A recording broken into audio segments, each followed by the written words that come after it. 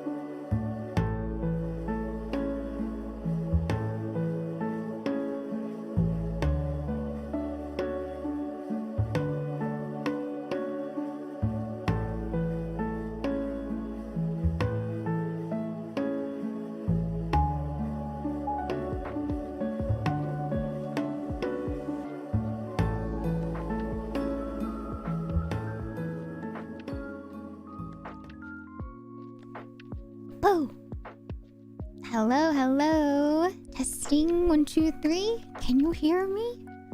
Hello. Ah. And then there's the ad break. Okay, I wait. I wait for the ad break to be over. But hello, everyone. Anyone that can still hear me, this is secret content. I don't know if you guys remember that, but I used to do that a lot back in the day when I used to stream at the very in the beginning, right? Ryuji! LV4K. Ryuji, thank you so much for the 45 months. I hope you enjoy your emotes as well as your sub badge. Oh! We. Addie Sue, thank you so much for the 10 bits. And Ryuji, thank you so much again for the resub at 45 months with 6 months in advance. I hope you enjoy your emotes as well as your sub badge. Welcome to the tea shop. Thank you, thank you. Thank you so much, UG. And Adisu, thank you for the 10 bits. Lelia, thank you so much for the resub at 6 months. At 8 months at T2. I hope you enjoy your emotes as well as your sub badge. Thank you so much for the T2 resub at 8 months. And please, you don't have to apologize at all. Life happens. It's a very, very busy time of the year. So no need to apologize at all. Thank you so much for popping on in. It's so nice to see you, Lelia. Thank you, thank you. And we also have Day! Congratulations on redeeming first today! Yay! Omedetou! Yay! Pachi, pachi, pachi. And also, thank you to all of y'all for redeeming your daily tea bags. I appreciate that. Thank you, thank you. Alright, ad break is over. So that's good. We don't have to worry about people not hearing me. So, hello everyone! A good morning, a good day, a good afternoon, good evening, good night. No matter what time it may be, I hope that you are having a very lovely Tuesday so far. A lovely start to your work. Hi Jin! Hello! Today is the day. I hope so. We're at the 5,000 points, so I hope today is the day. But hi Jin, how you doing? Can we get a shout out for Jin, please? How's it going? You ready for the October vibes? The Halloween spoopy, scary skeleton vibes? And that goes to the rest of chat as well. Are you guys excited? I actually forgot to update my overlays for the new season, and I actually forgot because I don't know, I set everything up and then I forgot to turn them on. I set everything up and I forgot to turn it on after I went to go grab my food. So yeah, bad memory. Daniel! 4 months already, LDOG. Daniel, thank you so much for the resub at 5 months. I hope you enjoy your emotes as well as your sub badge. Welcome to the tea shop. Thank you, Daniel. Can we get some sub hype and some sub love in the chat, please, for all those resubs today? My goodness gracious. Thank you, chat. But yeah, hello to everyone on oh, I forgot to do this, but hello to everyone. This is live for anyone that is confused. But yes, this is live. Let me do this real quick. Hold on. Oh my goodness gracious. Okay, alright. Okie dokie. Good. Hi Day, hello Belle, hello Plamina. Welcome on in. Oh, you're ready for sweater weather? I love sweater weather. That's actually, you know, aside from like the actual sweaters, I really enjoy that song. I don't know, it's like you got the iconic, you know, anthems of each season, right? You got like Summertime Sadness for the summer, and then you got Sweater Weather for the autumn season, right? And then Mariah, I mean, the one who shall not be named will defrost in winter, right? So yeah, we got the iconic songs of each season. Hi, New. Welcome on in. Hello. Not me. Why are you shouting out me? No. I am here to shout out people that come by, you know, drop in, say hello. Very kind people. I take the time out of their day. Hi, Misha. Where is the penguin? I don't know. I hope that we can see the penguin soon, TM. Yeah, back at it again. Someone was selling a Miffy and Junbi collab shirt for $60. Oh my god. Why? But why? That is... I mean, actually, no, I know why. Miffy stuff is, not surprisingly, very, very expensive, especially if it's put into a collab. So, yeah, I'm actually not that surprised, unfortunately. God, that is very, very, very abusive. Dun, dun, dun, dun. Hi, Chizuru. Welcome on in. How you doing today, Chizuru? Hi, CJ. Hello. Welcome on in as well. Hi, Shinobi. Welcome, welcome. Bum, bum, bum. Oh, yes, of course. Oh my gosh, yes. Of course it can go by Giddy. Let me go ahead and, I completely forgot. I slipped my mind. Sorry, Giddy. Thank you. I apologize. That is my bad. But yeah, if I ever, forget the name that you guys want me to call you by, just let me know. Give me a reminder and I will fix it.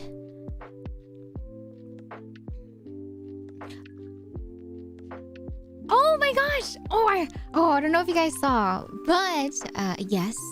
Can we get some 07s in chat, please, for the original Bible Thump? I don't know if you guys have been in the know or if you even know about this emote.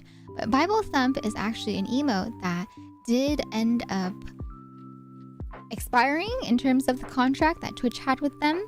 So Bible Thump is no longer officially a Twitch emote, but the person that has the rights to it, actually said that they're okay with the emote being on 7TV and Franker Phase C.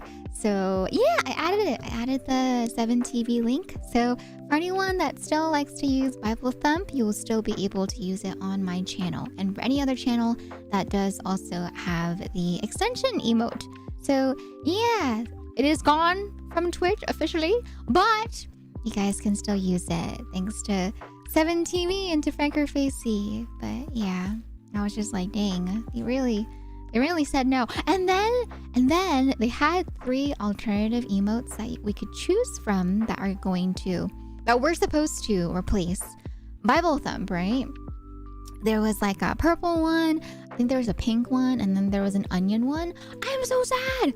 They decided, I don't know why, but apparently they thought that the onion one was not cute.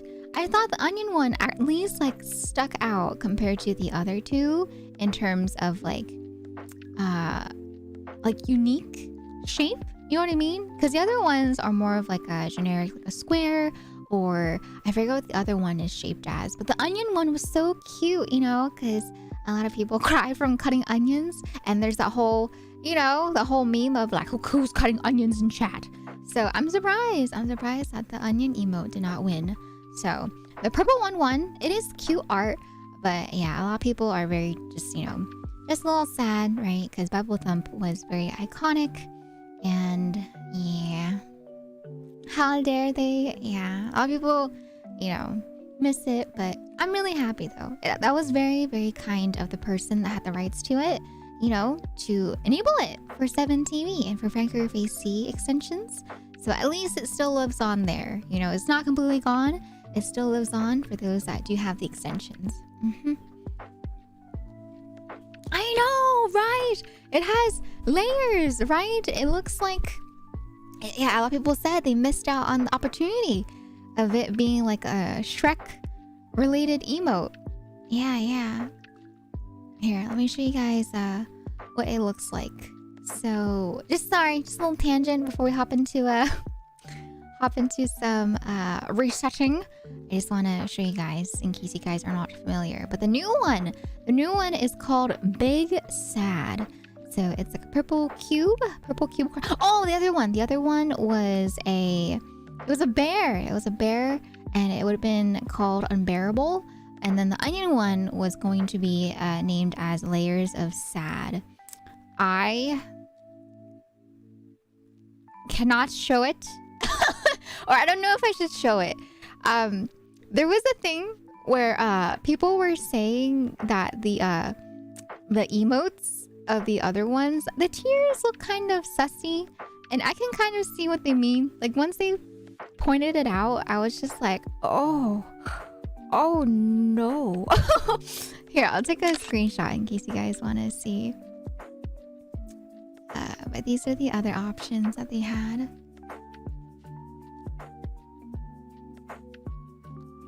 They honestly should have just added all of them. I mean, to be fair, it is a contract that they are going to be, signing with the artists. So I'm assuming that depending on which one they choose, right, that is the contract that will be made with the one emote. I'm assuming if they had to do more, like if they wanted to upload all 3, then they would need 3 contracts, right? So Maybe they're trying to save on costs, right? Because the more emotes, the more, the prices go up if, 3 emotes are going to be contracted as opposed to just like one emote, right? Being in the contract. So I get it. Maybe they're just trying to save on funds, But look, you see what could have been, chat? The layers of sad is so cute. I was really hoping for that one. I feel like that one would have been okay. I feel like that one would have been all right if it was the new emote. But, I guess big sad one because I guess it works. It's more generic, right? Oh, you see it? Yeah. So the original tiers, people were saying that it looks like a very specific shape. And, when it first showed on Twitter, right?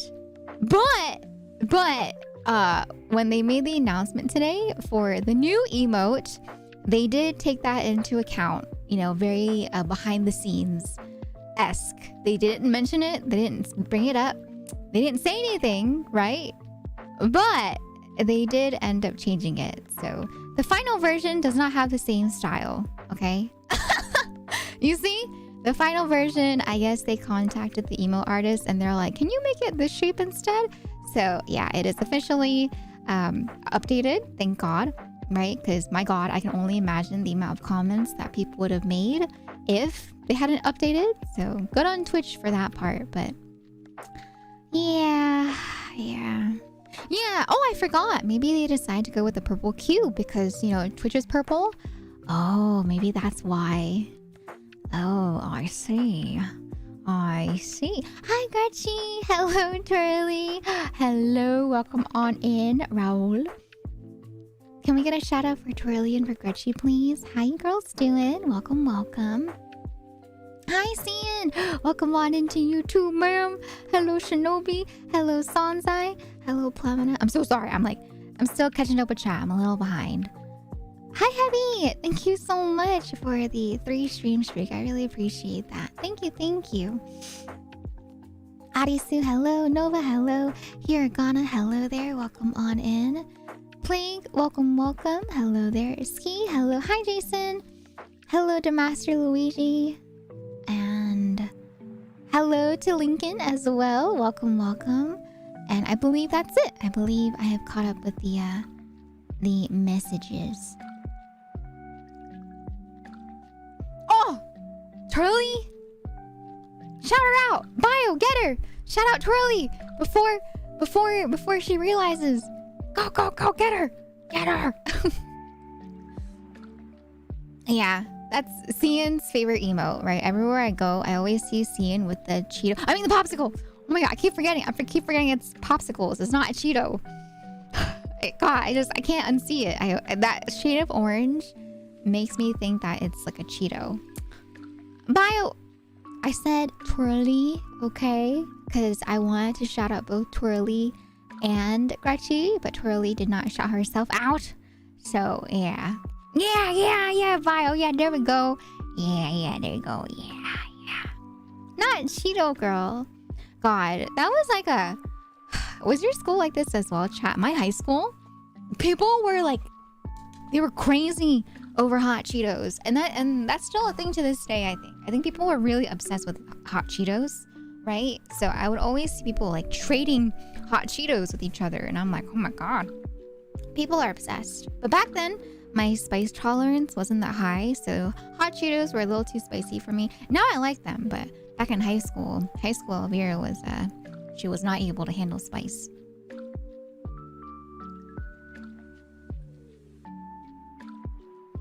Give me 1 second. I'm trying to connect.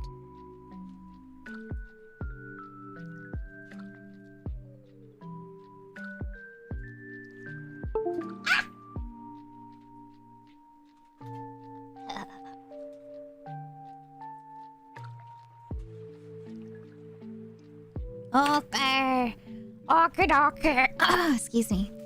I got my Switch connected. Oh, I need my controller. Give me a second. Oh God, static. Oh, sorry. Okay. You never tried Takis or hot Cheetos? That's okay. It's a very American snack, right? Very westernized snack.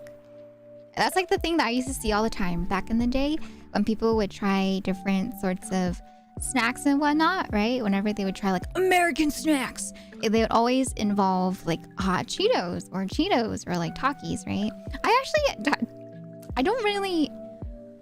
I'm not familiar with the flavor of Takis. I remember when I was teaching, a lot of the kids that I taught, they were into Takis.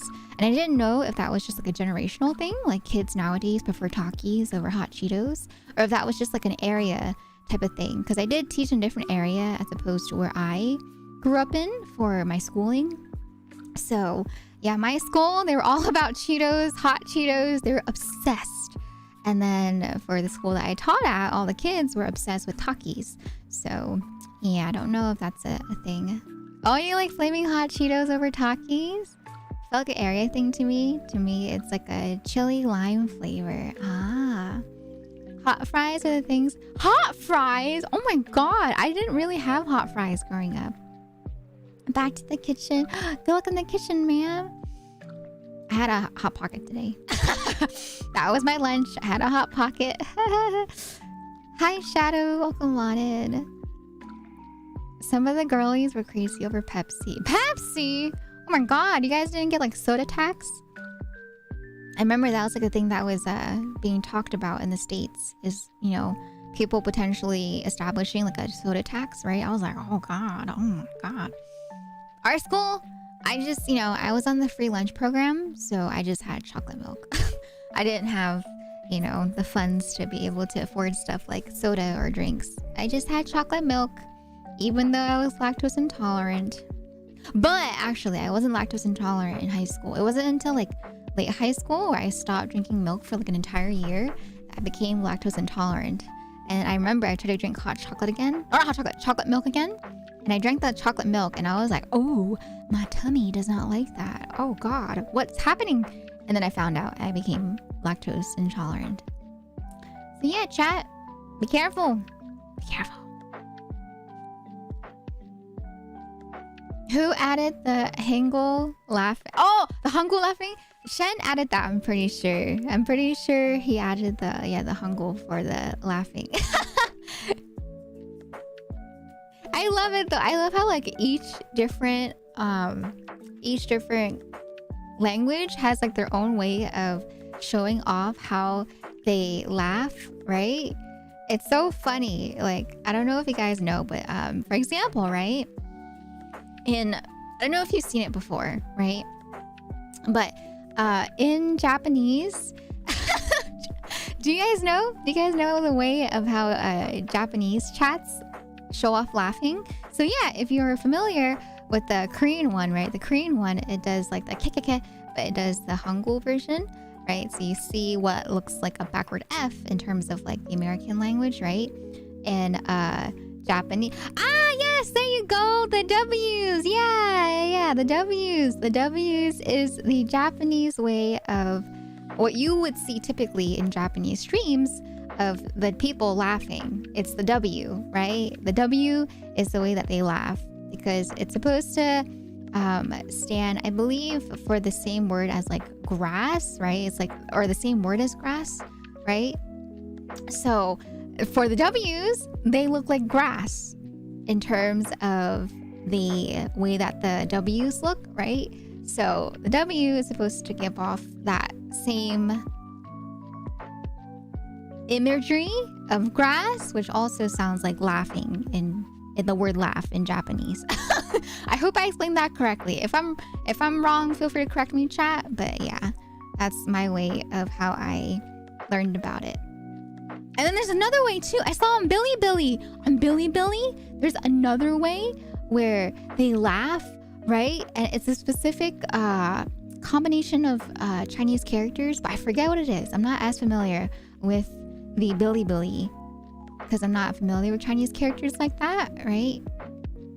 But yeah, I learned about the W way of laughing, right? From Hololive and from some other Japanese streamers, right? And I was like, haha, I get it. That's funny. Hee hee ha ha. Hee hee ha. Bum bum. Oh my god. Please. Okay. Alright. Let me see.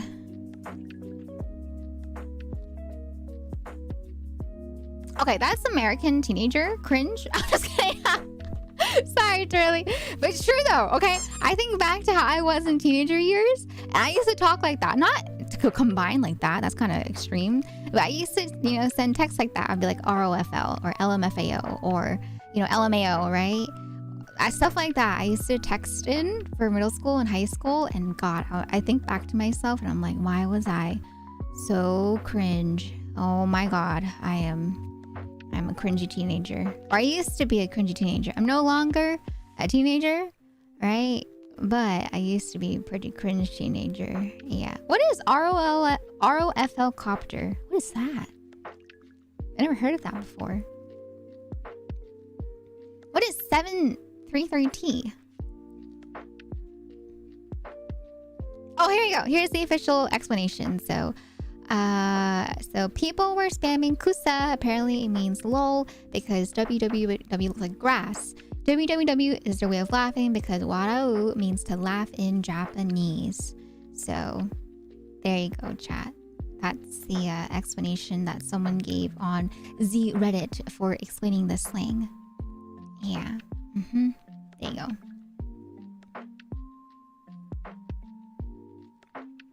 Lily, thank you so much for the 3 stream streak. Thank you. Look, let me search up Billy.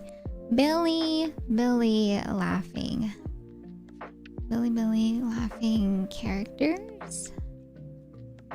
Oh God, I saw it in Billy stream, but I don't see it anymore. Or I can't find it on Google at least, but yeah, I did not learn my Chinese characters, so I'm not familiar with the, I can't remember what they were, but I saw them. Delmond, oh, come on in. How you doing today? Welcome. Hello. It's the Ain't No Way 7 TV emote. Wait, really? Huh? Oh, that one. Oh. I remember now. I kind of always use my streak before it gets high. Oh, it's okay. That's all right. No worries. Right, the streaks are there for fun, and things happen as well. Like for me, my stream, it crashed the other day. There was no warning whatsoever, right, from the crash. So yeah, sometimes streaks just break because of issues that I can't really help with. So I do apologize for anyone that has had their streak break because of stream. It's just something that just kind of happens and you're just like, oh, dang it. Oh, 733T is elite. What is elite though? Like I can see that, right? I can see the numbers. I used to talk like that, right? I used to be like, see you later. But I don't know what it means though. I'm not familiar with that one. But I used to type like OTL. Oh, elite stands for elite. Oh, I don't like elitists. Elitists, I've only seen, bad things come from elitists, right? When it comes to things like anime or gaming and stuff like that, I'm just like, okay, all right. Everyone has their own opinion, right?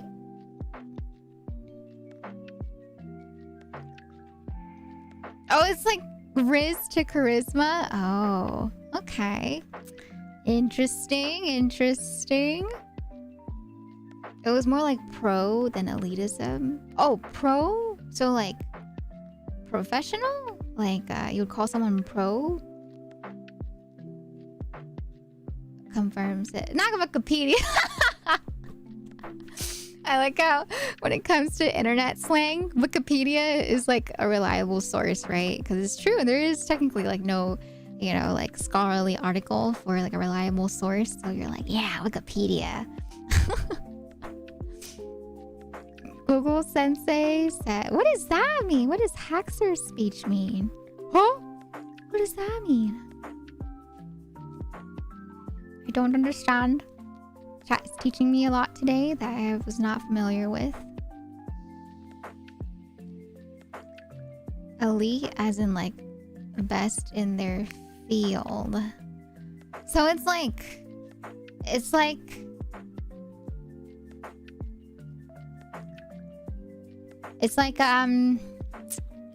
if I was like a pro at something game wise and then I did like a really cool play, for example in like Fortnite, then people would type in elite for that. Is that kind of the vibe ish? Stop, Shinobi, stop. Not the okay, I get it, not the it's like this. You know, some people can't read that. Some people can't. They're not familiar with the way that that's read, so they're just like, what did you just type? What did you just say to me? But yeah, I am not familiar with Lee. Maybe that's before my time. sorry, chat. I'm not trying to make anyone feel old, but I'm just saying, you know, I grew up with like the Tumblr era, right? So a lot of slang came from my friends that were on Tumblr, so I'm not really familiar with things like Lee. I'm not trying to make chat feel old. Oh God.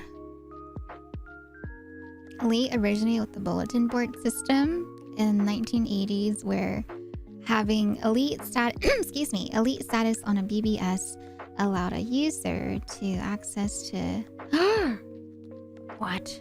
What is this? What is this, Blamina? What do you mean, what is this? What are you talking about?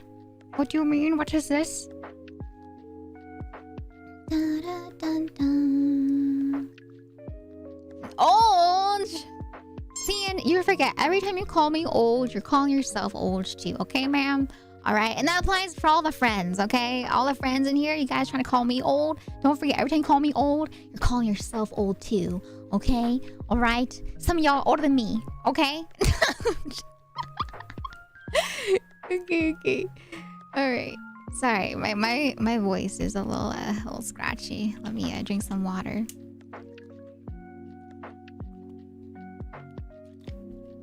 There's a lot of people though. There's some people that I met, right, a couple years ago, and when I found out their age, I was just like, oh, you're younger than me? I was just like, I was so surprised because I always felt so young, right? So when I found out people were younger than me in terms of like just like, you know, because usually when you grow in like a certain circle together, like for example, right, for the longest time, you imagine like, oh, everyone's gonna be like the same age as me, right?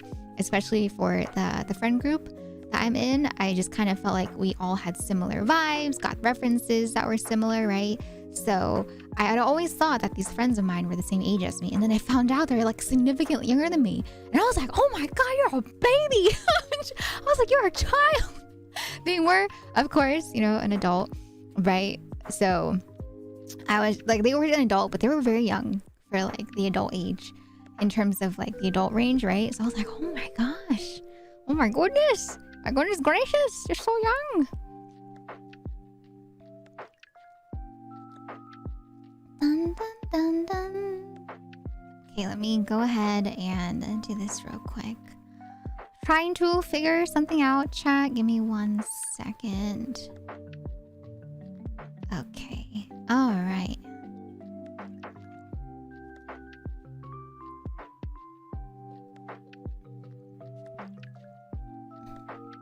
Hag!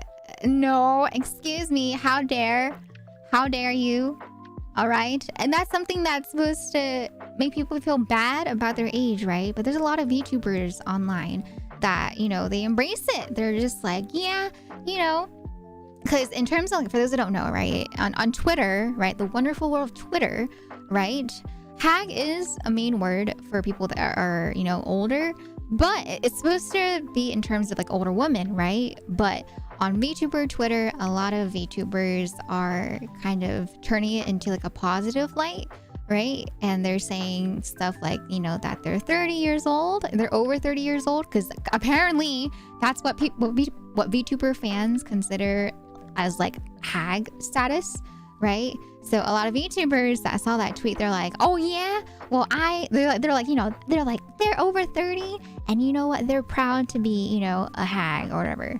So yeah, they're just like, if you're over the age of 30 as a woman on Twitter, VTuber Twitter, they're considered like quote unquote hag. I don't like the phrasing of it.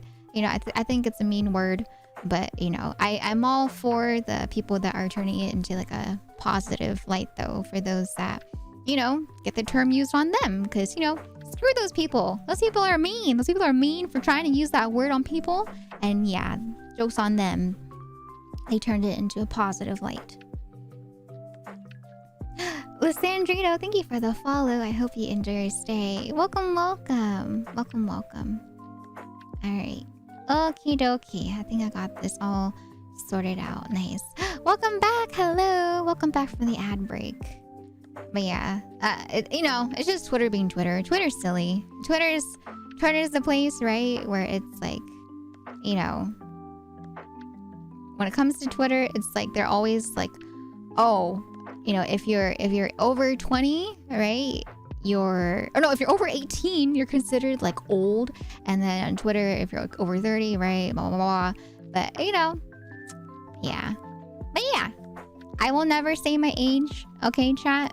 Ever, right? For all I could be 1,000 years old and you don't know. But yeah, I will never, ever say my age. So if anyone's going to try to figure out how old I am, don't, okay? Because that's creepy, all right? Middle age, we talked about this last time. So middle age is considered around, let me look it up again, the official middle age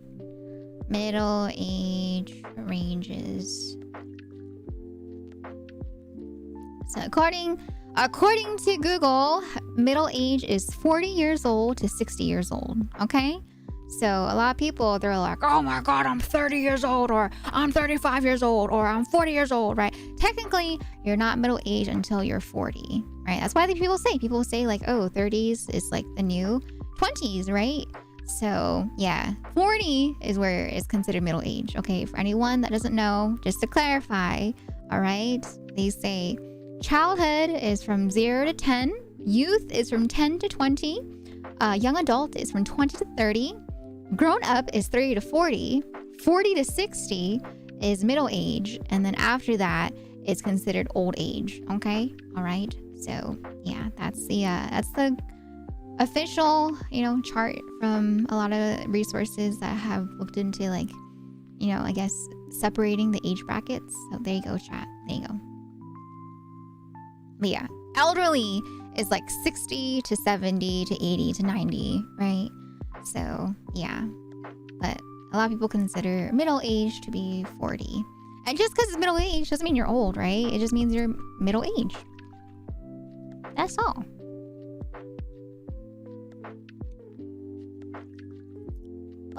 Like I remember when my parents, my parents became parents at a very, very young age. So when they were considered like a middle age, right? A lot of people would say things like, oh my God, your parents are still so young. And I was just like, really? I was like, oh, because, growing up, you're just like, oh my God, they're your parents, right? But yeah, you guys don't realize it. But yeah, 40s, still quite young. 50s, that would be considered like old, right? 60s, older. And then, yeah, after 60s, then you get into like the elderly ages. But it's also very, in terms of like look wise, right? And physical body wise, you can be old number wise, but if you are able to eat healthy, if you're able to keep your body healthy, right? And you keep your brain active, then you can be young for a very long time. Where a lot of people, see people that are like 80 years old or 70 years old, and they're like, oh my God, you look like you're 50. And they're like, yeah, sleep, eating healthy, working out, right? They're always like, oh yeah, those are the key factors if you want to make sure that you stay young for longer. Dun, dun, dun. Okay, give me 1 second.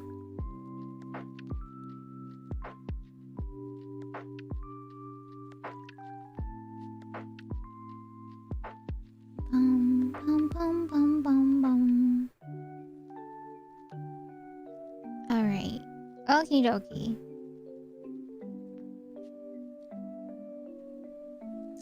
Let me do this real quick. Ice cream?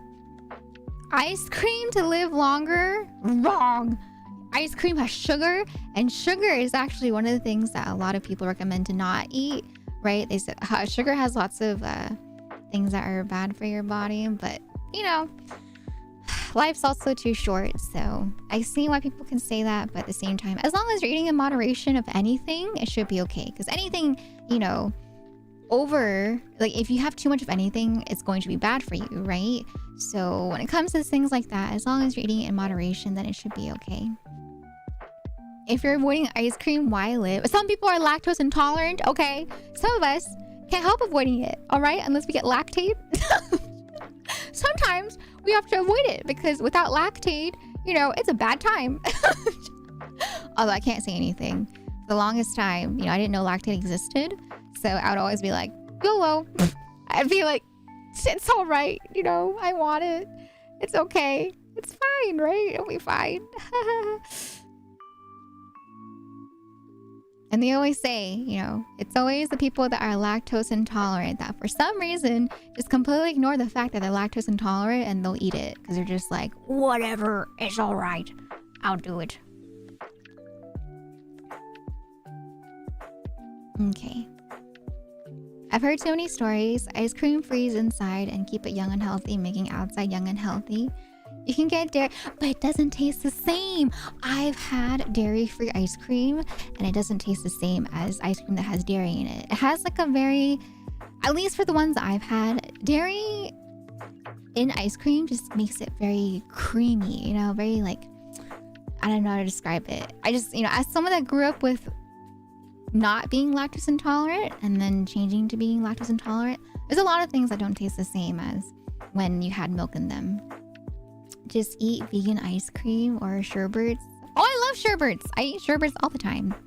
Trust me, I eat sherbets. Also, before I forget, let me go ahead and do the prediction before you guys start holding a riot. Okay, here are your points, chat. Okay. So, will I get a shiny Piplup by 5,025? That is our first estimate for the day. Okay, so feel free to vote. I'll give you guys about 5 minutes to vote if you want to vote. Okay, all right. Hi, Jakers. Welcome on in. How you doing? Grass allergy, similar in that vibe. I have it in the number of times I was told to mow the lawn until I just refused. Wait, what? Huh? Whoa. Okay, that's a little different. If people are telling you to do it against your will, that's not nice. Eventually, you just don't remember what regular ice cream tastes like anymore. No, Leo. No, I still eat it. Mom beer and dad beer, they like their ice cream, so I still eat it. You know, sometimes I'll just like eat it without lactate. What is the probability? So every time that I reset, every time that I open up a Pokeball, it is a 1 in 4,096 chance. Every single time. 1 in 4,096. Hi Kuma, hello Jojo, welcome on in. Snotty and red eyes, not harmful. The medicine didn't do. Oh no! If the medicine's not doing anything, then yeah, of course, that's a danger to your health right there. Oh my god. Jesus. See, thank you so much for the 10 stream streak. There are people who don't understand the appeal of dairy, and there are people who create lactose tolerance by fighting their own biology.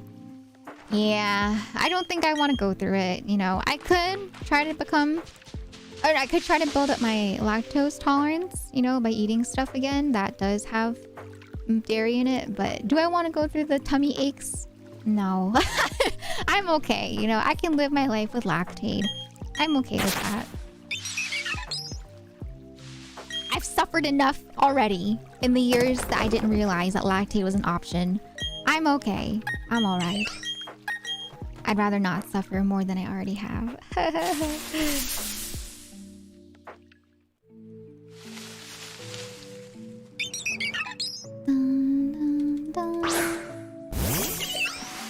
Have you ever had the Ben and Jerry ones? I have had the Ben and Jerry ones. Ben and Jerry ones were like the expensive ice cream brands. But my cousins, they had Ben and Jerry's, so I've had them, yeah. Bum, bum, bum, bum. A 94-year-old ran a marathon? That's amazing. I think that's so amazing when people that age are still able to keep up, you know, physically. Oh my god, that's really impressive. Dun, dun. Oh my god, no, Leo, not the Middle Ages. Not the Middle Ages was hundreds of years ago. You can't fool me.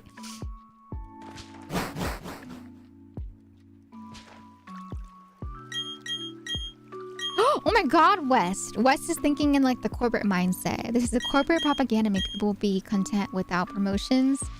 You're still young. Oh god.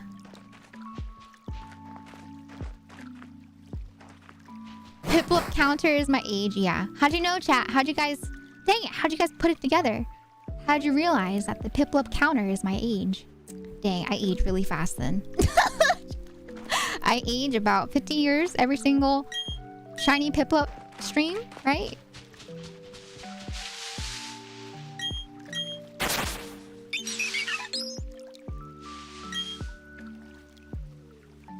Bum, bum, bum.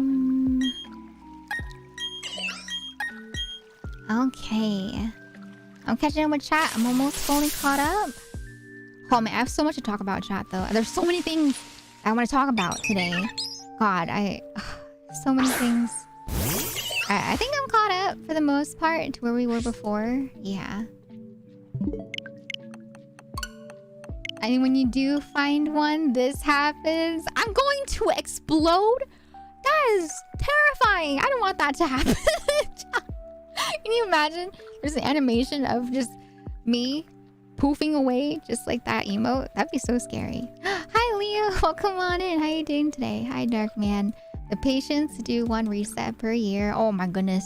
I do not have that patience. Hi, Fish Frogs. Welcome on in. How you doing today? Aging 50 years every shiny Piplup stream sounds about right. Yeah, you know what? That's true, new, right? That sounds about right. Yeah. Bum, bum, bum. Oh! People only got lactose intolerance through the black... What? How does that happen?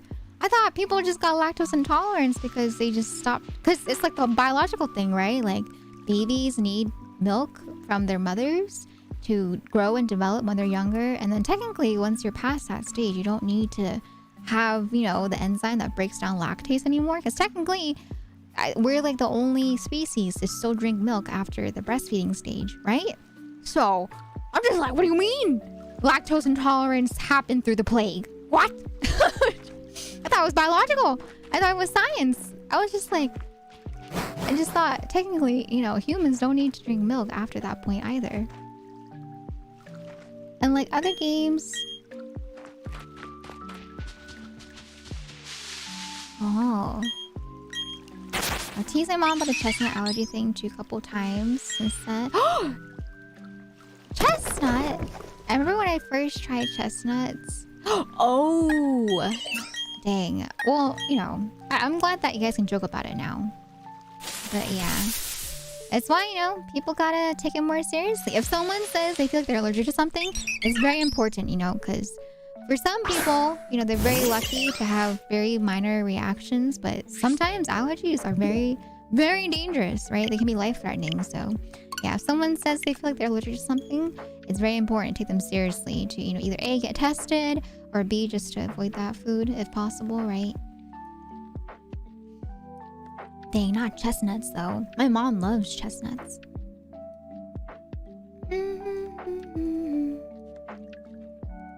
Hi Sarah, Rosie, welcome on in. How you doing today? Welcome, welcome. People were desperate, so they tried other forms of sustenance during the Black Plague, and that's how it evolved. What? Even if someone says they can't eat something, respect it. Even if they're just being picky, don't force people. It won't make it better. Yeah, right? Oh my god. I have friends that can't eat spicy stuff, right? And, you know, I can't imagine that there are people out there that would try to, you know, push someone to eat something because they don't approve of their likes and dislikes. Like, what the heck? How does that bother you? That's like their own personal preference, right? It's like the same thing with Genshin or any other sort of gacha game, right? People that are like, oh, it's the meta. You have to get the meta. It's like, okay, does it affect you? What characters I play with? No, it does not. So, you know, some people, man, some people just like to project their values onto other people.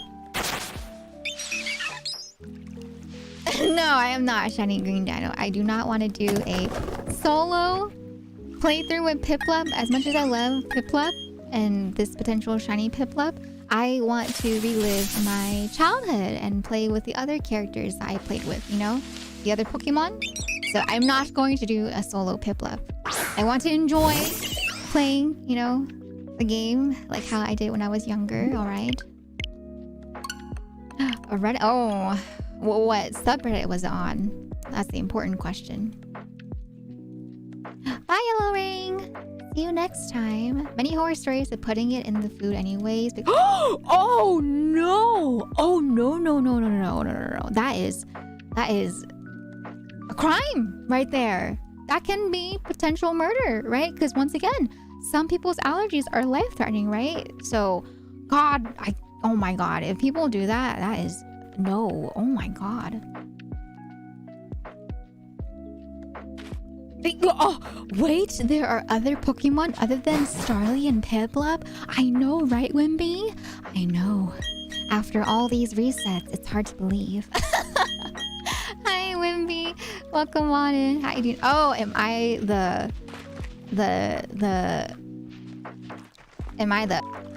I see. That subreddit. I see. Get part of the 33% that can drink milk. Nice! I'm glad, Leo. I'm glad you can drink milk. I'm happy for you, bro. I'm just kidding. I'm honestly really happy that people in chat, you know, can drink it. Like, oh my god, I feel it so much though. Like, I remember that whenever I tried to tell my parents, right, that I was lactose intolerant, my mom and my dad, you know, they were just like, you're not lactose intolerant. You just don't drink milk enough. And I was like, Mom, Dad, I have really, really bad tummy aches when I drink milk. And they're like, oh, that's just because you don't drink enough of it. Drink more. And, you know, technically they're not wrong in the sense that I would build up my tolerance if I drank more. But, you know, they were just like, oh, that doesn't exist. And I was like, there's a little pill out there that helps you if you're lactose intolerant. And they're just like, you don't need it. But my mom tried it recently because she also gets really, really bad tummy aches because I keep telling her she's lactose intolerant, but she doesn't believe me, right? So she tried it out recently and she was like, wow, yeah, I didn't have any pain from, you know, eating this cheesy meal. And I was like, yes, you know, you're probably lactose intolerant. But yeah. It's funny though. It's funny how like if they're not familiar with it, like they're ignorant about it, they're gonna be like, oh, it's not real. But thankfully, you know, now they have learned that it is very real, right? But yeah, for the longest time when I first told them that I was lactose intolerant and that was the reason why I had lactate pills from chat, they were just like, well, I don't need that. You don't need extra medicine. And I'm like, it's not medicine. It's just a pill to help with my lactose intolerance for like 30 minutes.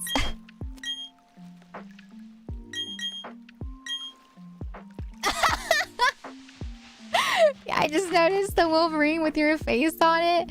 Yes. Chat has gotten very, very creative in our years of hunting for this Piplup, right?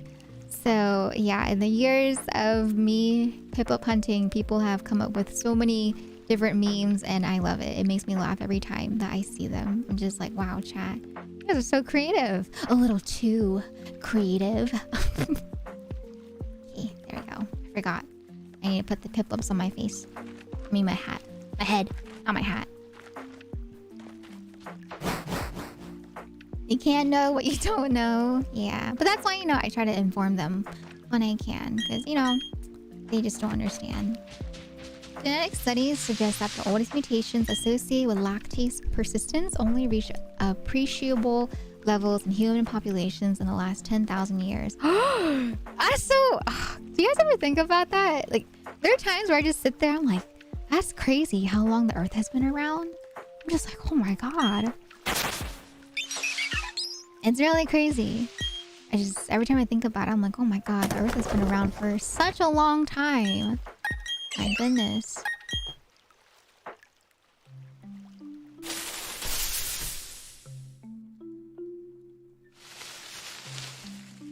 No, Dark Man, no. I used to eat soup normally, then the controlling elders attacked.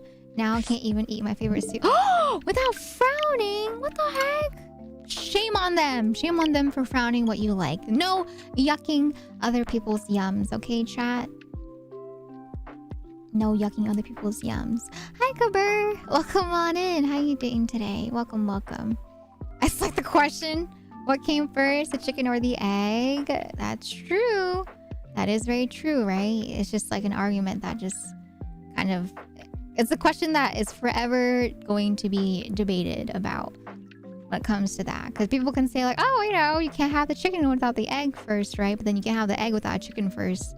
They're always like, oh, but who laid the egg? And then they're like, oh, but who you know, how did the egg get there in the first place, right? Without the chicken. But then how did the chicken get there without being born from the egg first? So it's always like a back and forth debate about like eggs and chickens. And I've seen so many arguments about it, right? And to each their own. If you guys believe one way or the other, that's okay. But yeah, it's just people will say things like, oh, if you believe the egg came first, they'll be like, how did the egg get there, right? And then people say the chicken came first, then they'll be like, how did the chicken get there? How did the chicken birth from the egg? If there was no chicken to birth the egg in the first place, you know? Or to lay the egg, not to birth the egg. Dun, dun, dun, dun, dun, dun, dun. But yeah. Oh, okay, new. That is when you get into like a whole different topic now. I remember we would talk about things like nature versus nurture, and then there's some like other controversial things that surround that. So I'm not gonna get into that, but yeah, it's like a whole can of worms right there that people might get into.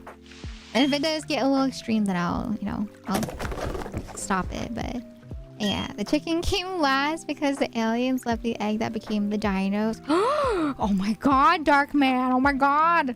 That's the truth right there. The answer to how Earth began. The dinos were from the egg. So it wasn't what came first between the chicken or the egg. It's the egg came first and then the dinosaurs. No chickens were involved. Oh my god, chat. We found the answer. Oh my god.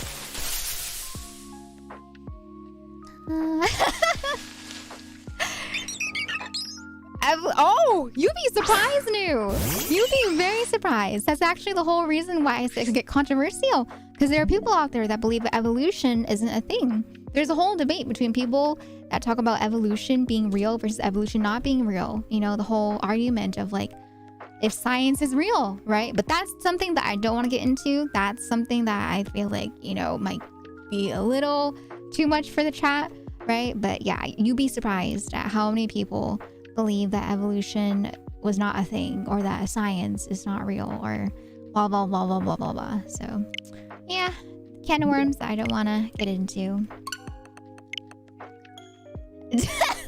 Okay, Dark Man. All right. Not did the alien or the egg come first. Oh my goodness. I had a pair of them knock to my door. Wait, what?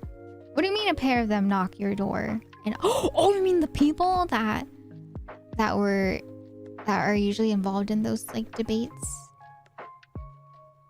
It's if a tree falls in the forest, does it make a sound? Yeah, exactly, right? It's another question, right? It's like, did the egg or the chicken come first? If a tree falls in the forest, does it make a sound? Whole like Schrodinger's cat, right? It's just a bunch of stuff that people like to bring up as like conversation for like fun conversation, right? First came... Oh, what is that, Plamina? Oh, the witnesses. Oh, I see. is a pressure wave? What's that? Oh, but derailing off to a different topic. Are you guys fans of Hololive? Anyone here an investigator? I don't know if you guys know. Nami, hi Nami. Welcome on in. How you doing today? Can we get a shout out for Nami, please?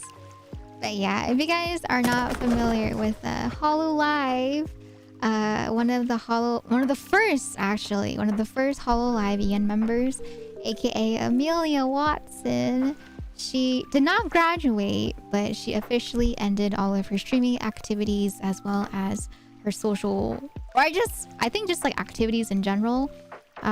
Yesterday was her last stream on YouTube, and I could not stop crying. I could not stop crying for the past 2 days.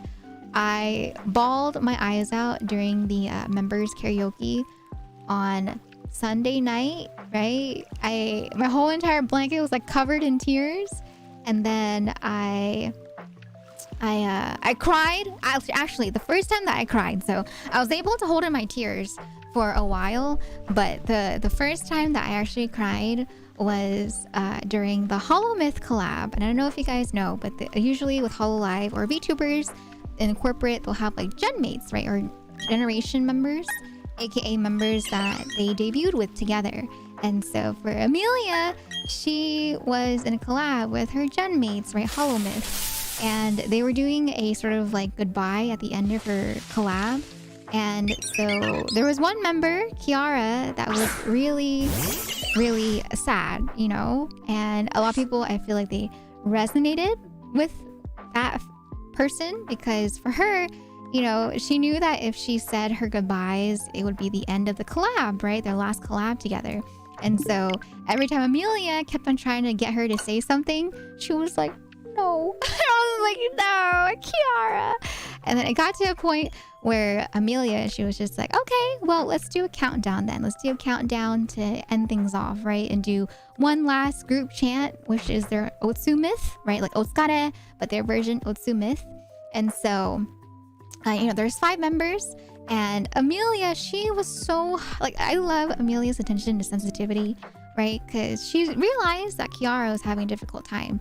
And so Amelia, she specifically gave number 1, like the countdown for the last number 1 to Kiara. She's like, I'll say 5 and then go off 4, 3, 2, and then Kiara, you'll be the one to say 1, okay? And she was like, no. So she was like, come on, you can do it. So she counted off 5, and the other members said 4, 3, 2, and then it got to Kiara, and she stalled for a very long time. She's like, I'm gonna keep on stalling. And so she just kept saying no every time that they tried to get her to say 1.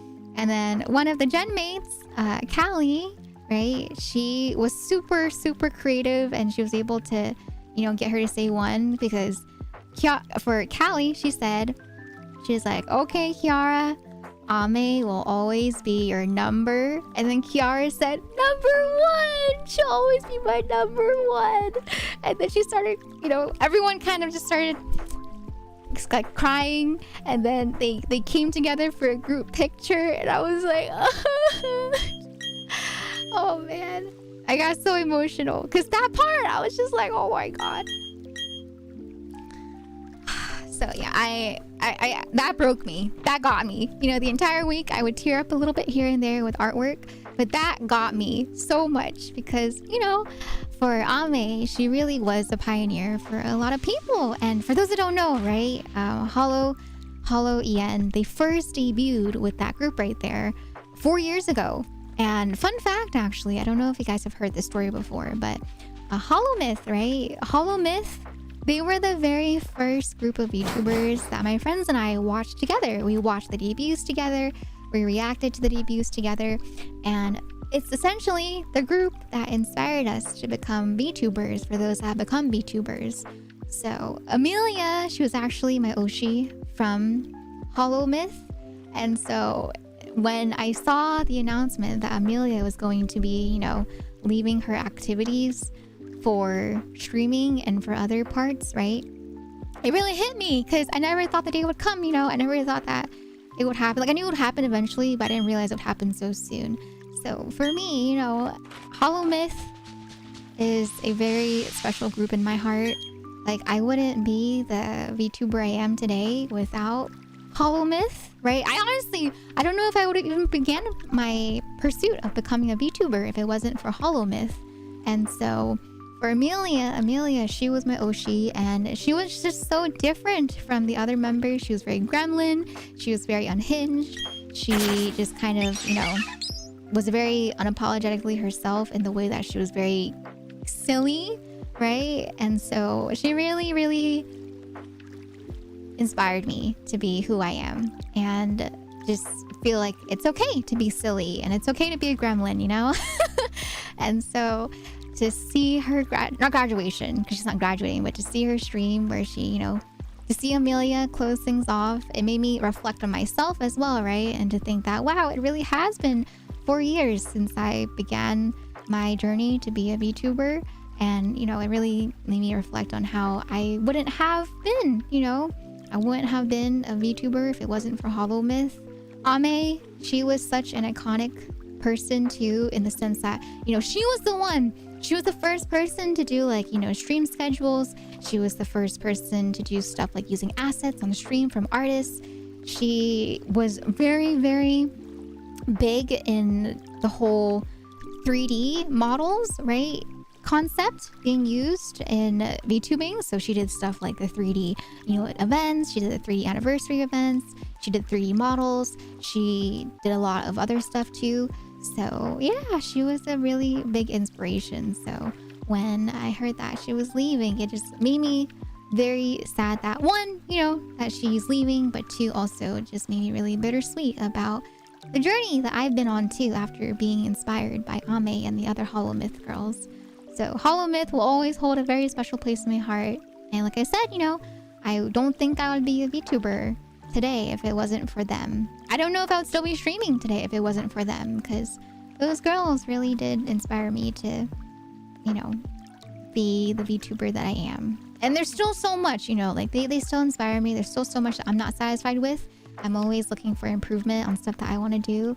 And so, yeah, it's always been fun to see them pop up whenever.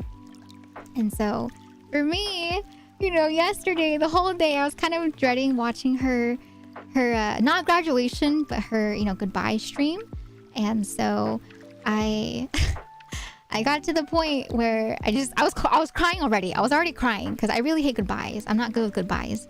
So I was crying my eyes out, looking at fan art the entire day, because my God, you guys, people in their fan art, it was so sad. There's so much sad fan art. It made me cry, and I was just like, no, don't do this to me. And so, yeah, I got to her goodbye stream, and her goodbye stream, right? She clarified that it's not a graduation because she's not leaving forever. She's still going to pop up for stuff like for songs or for projects, right? But it got to the point where we got to the stream where she would say goodbye until next time. And it was delayed a couple of times, so it was kind of funny. Everyone was just like, wow, it's iconic, because Ame, right? She's known to delay her streams. So they're like, wow, delay until the very end, iconic Ame. And then at the very end, you know, when she did finalize everything and she went live, the entire time, it was really sad. It was very scuffed. So it was very silly, very on brand for Ame. And at the very end, you know, she said goodbye. And she said, it's not goodbye. It's just until next time. And yeah, I was bawling my eyes out. I cried my eyes out. My blanket was covered all over again with tears. And I just, afterwards, I was just like, My brother actually, bless his heart, he is so sweet. His you know what Brovier did? So the day that Ame announced her leave on Twitter, right, and her stream, that was on like the 20th of September. And my brother, he came down to me, like he came down to the basement and he asked me, he was like, are you okay? And I was like, yeah, why? And he was like, I know Ame was your Oshi. And I was like, don't do this to me. Don't do this to me. And so last night after her stream ended, he texted me on Discord. He was like, "Do you need a hug?" And I was like, "No, I don't need a hug. I'm okay." I lied. I was okay, but yeah, I cried so much last night and on Sunday. So yeah, Sunday and Monday were very emotional days for me because yeah, Ame was my Oshi. She was my Oshi from Hololive EN. So yeah. I'm still emotional thinking about it, right? But, you know, I'm happy though. I'm happy for her because, you know, she seemed really happy. And, you know, she was such a big pioneer, right? In the holo, or just the English VTuber realm.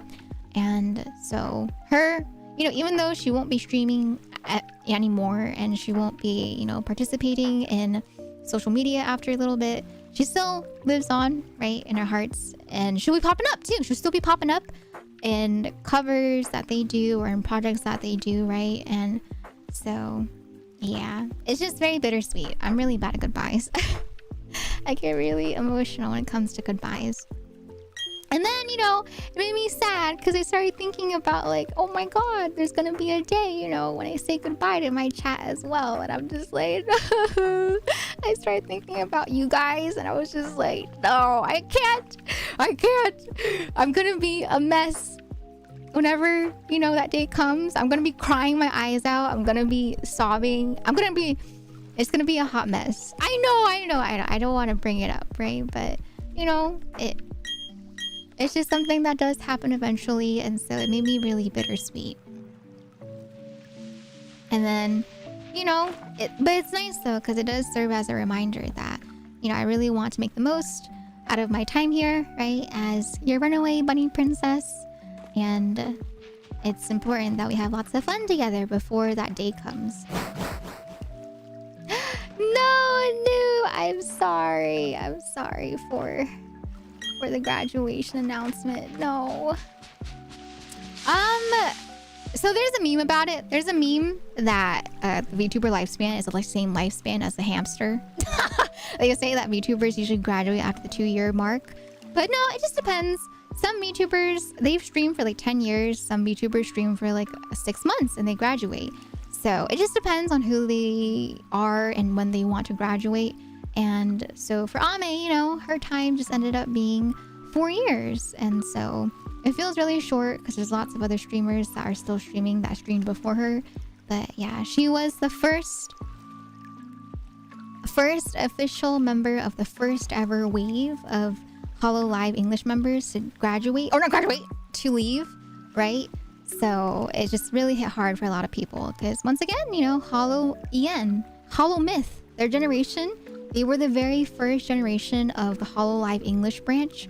So they really paved a path that for a lot of people in the English world of VTubers. Yeah, it's really cool she did it for 4 years. And in the 4 years, right? In the 4 years that she has been a VTuber in Hololive, she's done so much. Like there's so many things that you guys don't realize have been inspired by Ame. She has inspired so many people. Like a lot of 3D, you know, 3D was very popular back then in terms of like, you know, VR chat and whatnot, right? But I think Ame, a lot of people agree that Ame was like the first person to kind of bring 3D and really bring it into like a popular light in terms of like the VTubing world. Because back then, a lot of people did start with 3D models for VTubing, but you know, it shifted to like live 2D models being super popular. But then Ame and a couple other VTubers, they really got into 3D models and, you know, doing things like the Hololive anniversary events, right, in 3D, the 3D Hololive concerts, right? And she helped out so much and planned so much of those 3D events. And she's so knowledgeable about stuff like mocap, right? Like the thing that's used for the 3D. And so, yeah, she's seen as like a really, really big pioneer in a lot of these concepts that we're familiar with.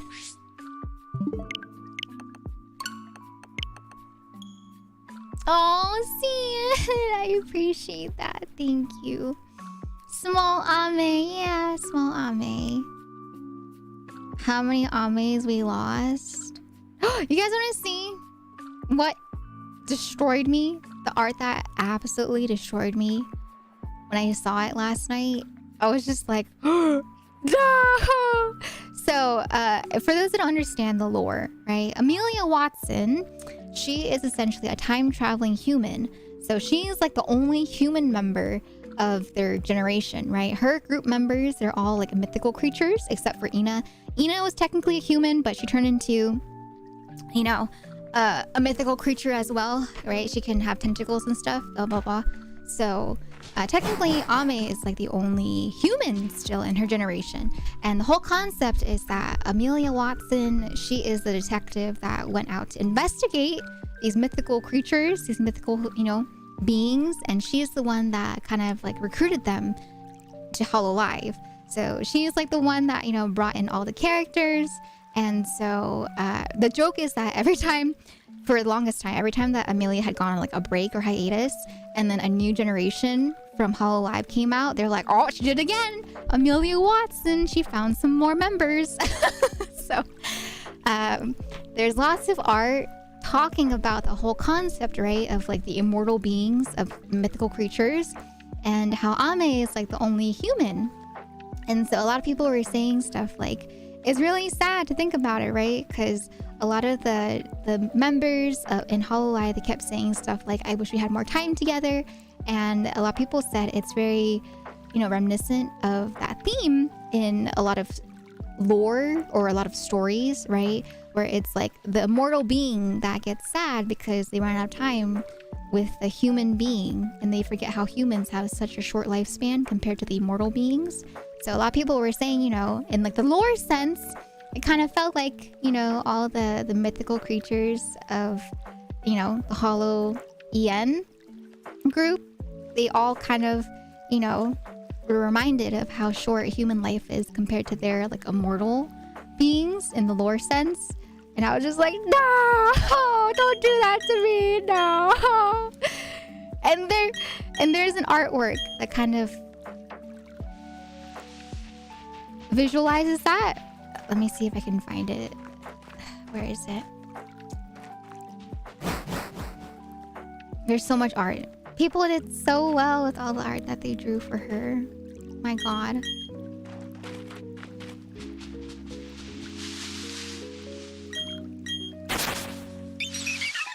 Okay, let me see if I can find it.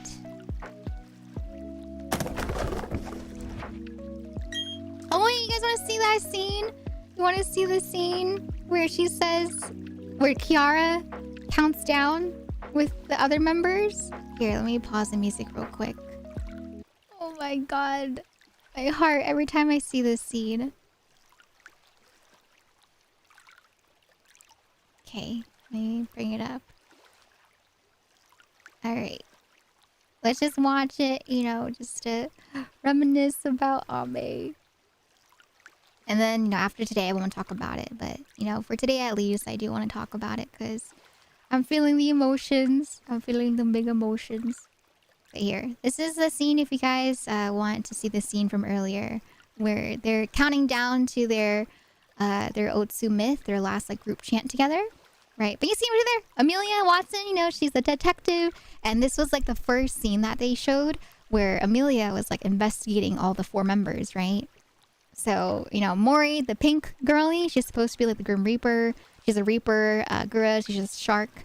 Kiara is the Phoenix. And then Ina, she's a Taco, or she has like, you know, tentacles like an octopus. So, this is the scene right here. Okay, how about we do this? I can start, and then we'll end with Kiara. I'll go 5. Ina can go 4. Gura can go 3. Callie can go 2. Kiara will go 1. Never gonna say one. You'll never say one. And then we all say 1 together, and then we say ultimate. Okay. Okay. All right. 5, 4, 3, 2. Do I have to say it? Ready? It's so nice of you guys to wait for me.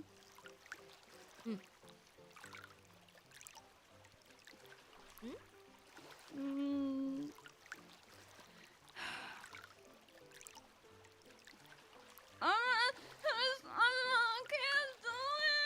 You can do it. Kiara. You can do it. You can do it.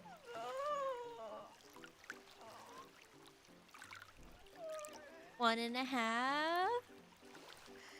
1 3/4. Why is that going up?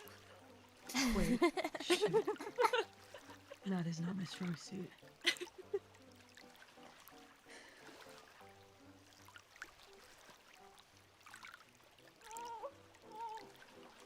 That sounded like a 1 to me. No? This was definitely close, but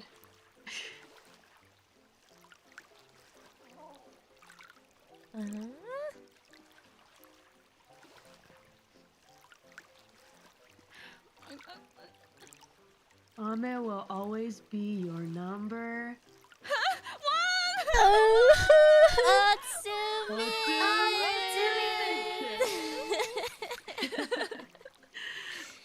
Oh my god, that broke me. That broke me.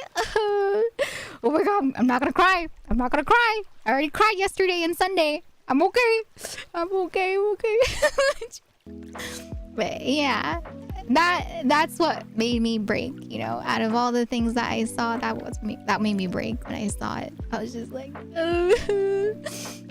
thank you for the head pat.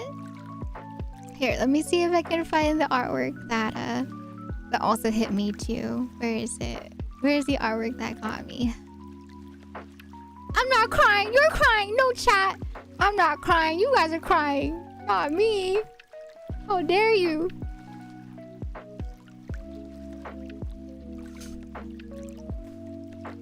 Okay. When there's art too though, there's like really funny art because there was a point where Ame also had like a buff Ame artwork. So whenever I see the buff Ame artwork, it makes me laugh. It's so silly compared to the other pieces of art that are really like sad and bittersweet. I'm just like, that's pretty funny. No, you're crying. No, you guys are crying, not me. I'm not crying. I cried yesterday and Sunday. I don't know what you're talking about. Hi, Derpy. Welcome on in. Can we get a shout out for Derpy, please? Thank you. Please and thank you.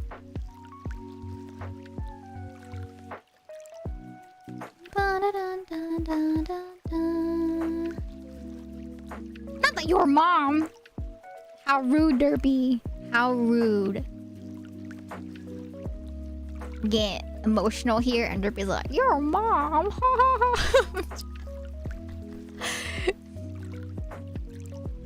No, I can't find it. Where did it go? Did I not save it? Did someone take it down? Oh my god. Oh, I found it. I found it.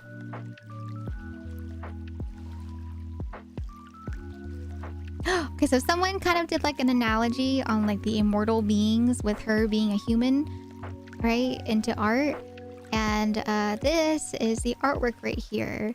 So it kind of has, you know, all the members, right? So you can see Ame as a baby. So it's like baby Ame, right? And then you see Ina as like a taco right there in the bucket. So you see Ina and Gura with Ame, right? Super cute. And then the next scene is older. So we have older Ame. We have Ina, we have Gura, who's still the same age, right? So she stays the same age. But you can see that, you know, Ame has gone a bit older, right? And then the next scene right here, you see Ame in a different outfit. She's holding what is supposed to be Kiara, I guess. I was just like, oh, Kiara? What happened to Kiara? Oh, God. But you have Kiara, you have Gura, and then you have Ame, right? And then at the very end, this is the last one right here. No! So this part, you see Ame is old now, right? And then you have Gura, who's still the same age. And then Mori, once again, she is a Reaper, right? So people were talking about how, you know, it's so sad that Mori is, you know, behind Ame. And they were talking about it. They're like, you know, Callie is there to kind of like show Ame the way, you know, her friend, show her friend, right? One last time, like help her friend out one last time. And I was just like, no. So yeah, that picture broke me too. That picture made me cry. I was like, man, why do they do this to me? Like I love time travel concept, but I hate it at the same time. Time travel concept, so sad and so heart gut wrenching, right? But I think that's why I love Steins Gate, because Steins Gate, you know, kind of has like that same vibe. It's really heart gut wrenching, or just heart wrenching, right?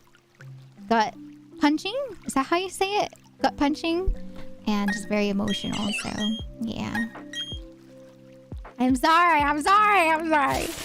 I'm just reminiscing. Just want to, you know, think about Ame for a little bit longer. Not Phoenix, right? No, the joke is Kiara. One of the things that is joked about with Kiara is that she's a turkey. If you guys never seen the debut trailer before, I'll show it to you. So in the debut trailer, right, it shows Amelia going around investigating. And there's this one scene where they're like, turkey? Is she turkey? Let me show you. Hollow Myth debut. Okay.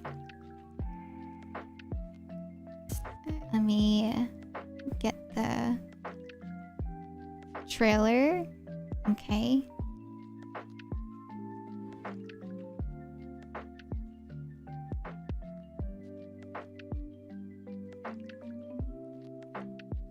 Yeah, her whole so for Kiara, her whole theme is like KFP. So you know how like there's Kentucky Fried Chicken? For her, it's Kentucky Fried Phoenixes.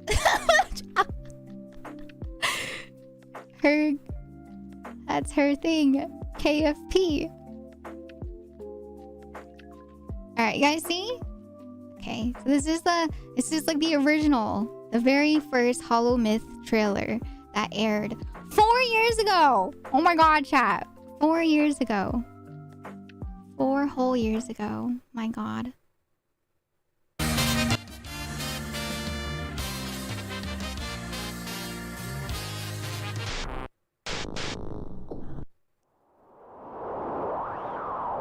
The first ever English Hololive group.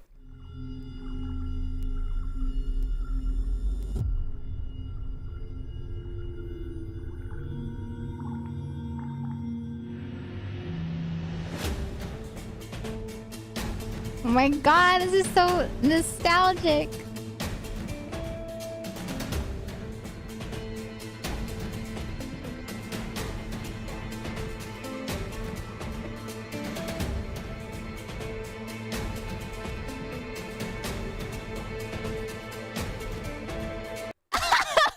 Wait, did they put Gap because she's supposed to be the Gap Moe character? I just realized. Oh, I see right here. See, turkey. So I think that's the meme in the picture right there. They're supposed to like reference the scene, right? There's always memes about her being like a turkey or a chicken when it comes to Kiara.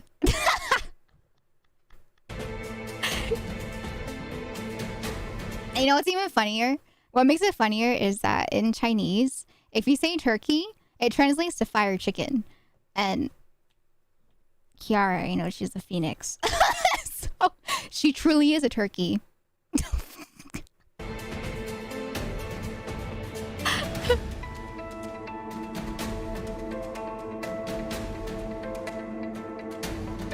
Ame.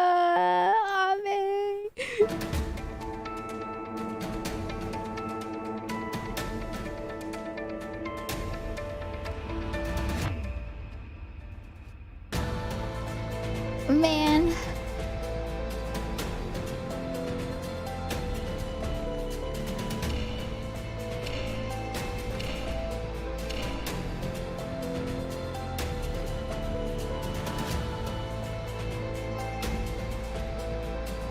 Yeah, I'm sad.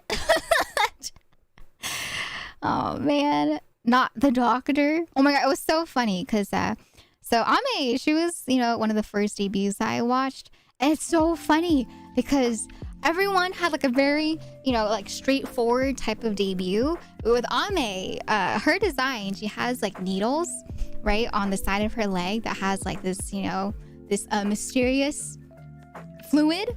And so in her debut, she uses the concoction on the chat, and there's like this like loopy animation that happens during her debut where she's like, whoa, and she was like, oh god, something's happening. So yeah, that I remember that was like the moment that I was like, oh my god, she's silly, she's my Oshi, she's so different from the other members. So yeah, she's been silly from the start. I know, Plamina. Yeah, because once again, you know, Ame was the one that kind of was the focus in terms of like, oh, she was the one that formed the group, right? Because she was the one that found all the members in the lore, and same thing with the other members, right? So yeah, Ame holds a very special place in Hololive EN.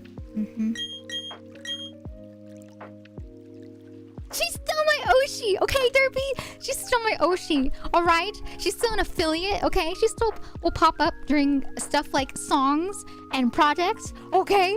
She's not gone. She did not graduate, okay? That is the difference between graduating.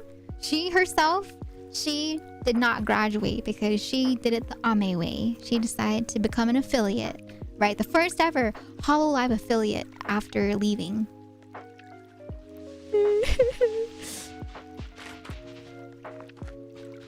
Yeah, I'm going to wait. Whenever I see her, it'll be like a nice surprise, you know? That's why for her goodbye, she specifically mentioned she didn't want her last stream to be sad, you know, because it wasn't supposed to be sad, right? It's not like she's leaving forever. We'll still see her here and there. So she wanted to make sure that it wasn't sad.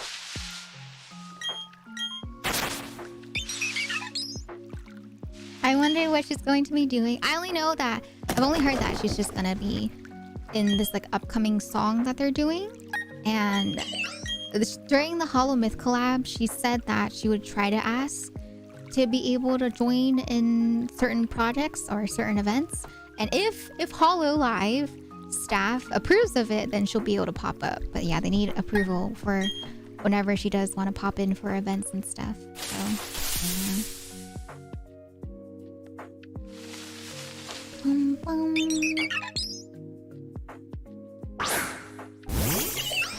but yeah, that's what I did on my day off. In case you guys are wondering, I did my schedule.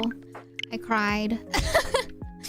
I watched Ame say goodbye or say see you later, and I did some other stuff too. I did some other work because, you know, I've been prepping for the outfit debut, right? So I've been talking to a lot of artists. I've been talking to a lot of people in regards to projects that I need / want to be done before the debut, right? So yeah, lots of back and forth going on with people that I've been working with. But I hope you guys are excited. There's exciting things happening in the next couple of months, so I hope you guys look forward to it. Oh my gosh, I'm excited. Alright, give me 1 second.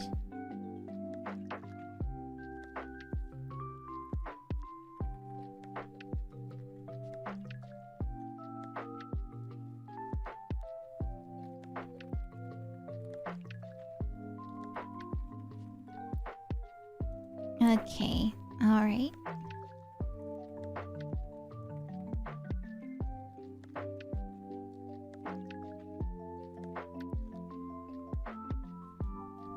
No, not the ad break. No. Oh man, I knocked out though because I cried so much over the past 2 days. I remember I was trying to stay up last night, but I knocked out. And I knock out, you know, from being tired here and there. But it was different. Like I knocked out and it felt like the deepest sleep that I've gotten, even though it was just a couple of like hours. I think because I knocked out around like 1 or 2 a.m. or something like that. And then I woke up around like 4 or 5 a.m. And I just remember it felt like those sleeps that you used to get when you were younger. I don't know if you guys ever had that before, where it's like you would cry yourself to sleep, right? You cry so much that you would fall asleep, and then when you wake up, you feel like you've had like the deepest sleep you've ever had because your body's exhausted, right? So it kind of felt like that. I felt like, oh my god, that was like the deepest nap I've ever taken in a very long time, because I guess, you know, I cried myself out. You know, I cried so much that now that, you know, she officially had done her last stream, it just kind of like the wave of exhaustion just kind of like came over me, and then I knocked out. Not the Watson concoction.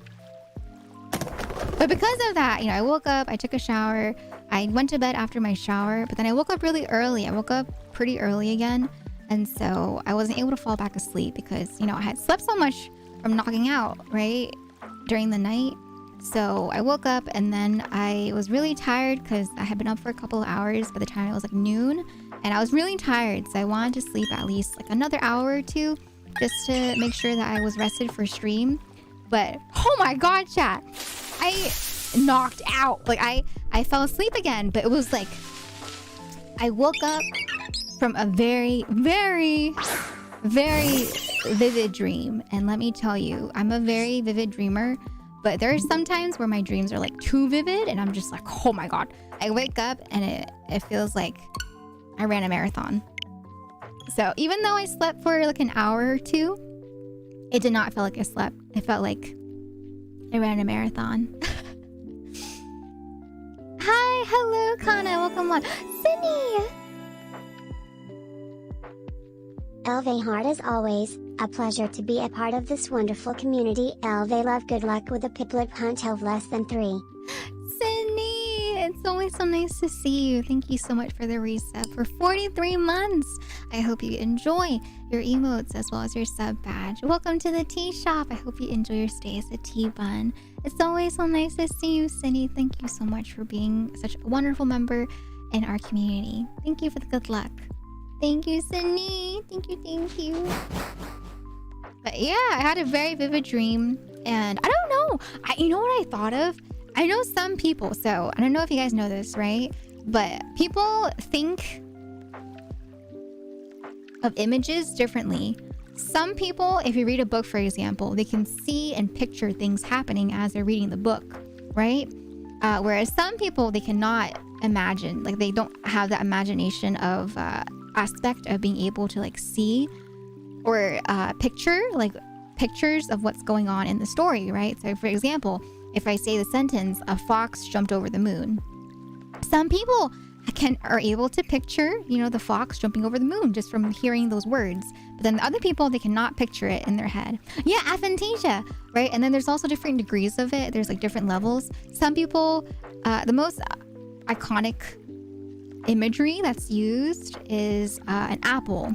So let me show you guys an example of like the apple imagery, okay? Apple image. Okay, so let me show you.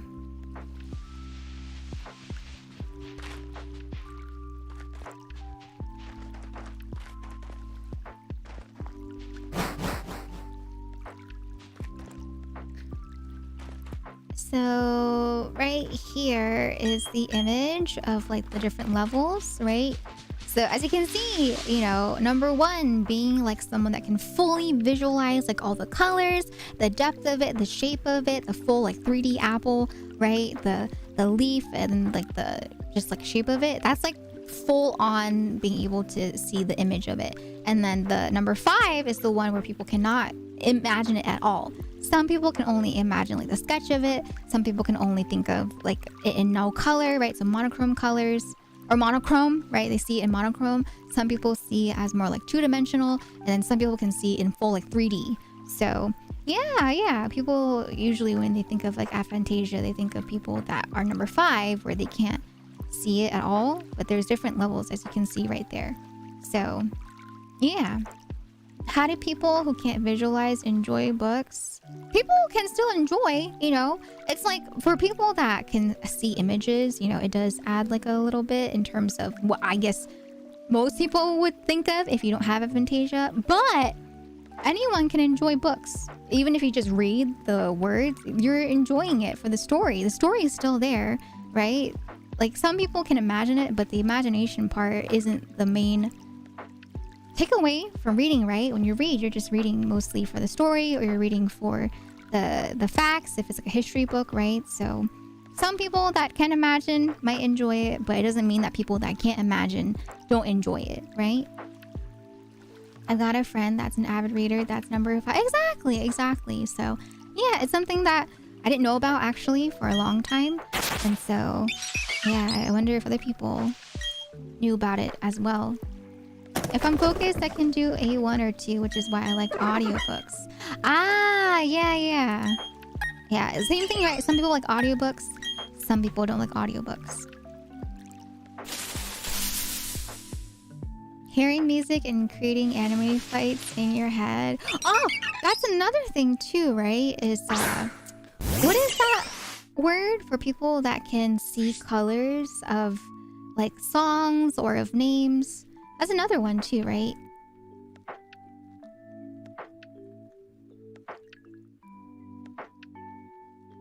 Oh, synesthesia?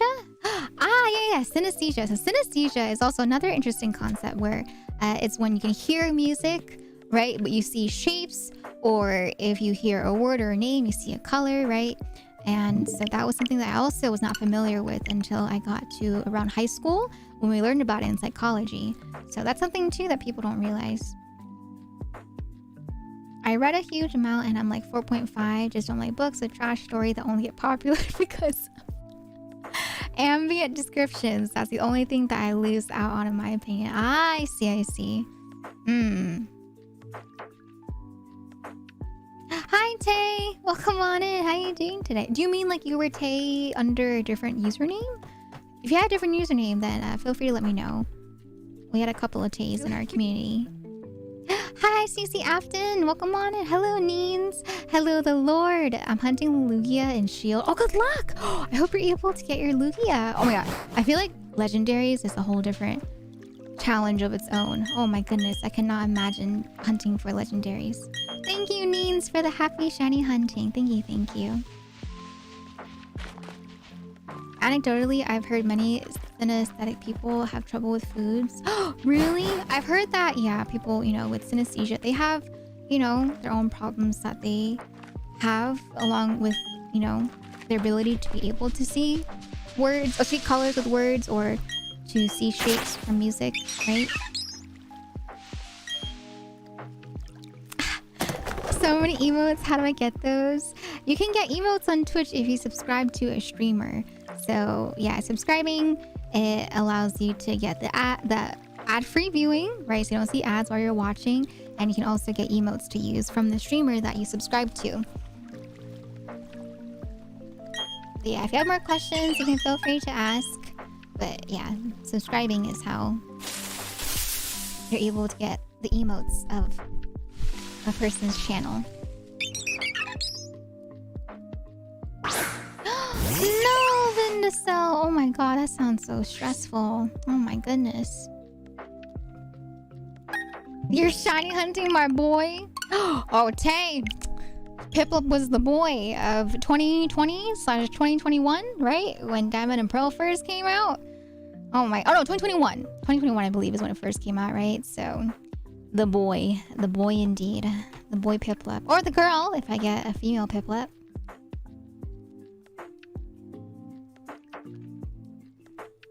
Hi, Vincel. Oh, come on in, by the way. I forgot why I brought up the aphantasia, though. I was gonna talk about something. I forgot.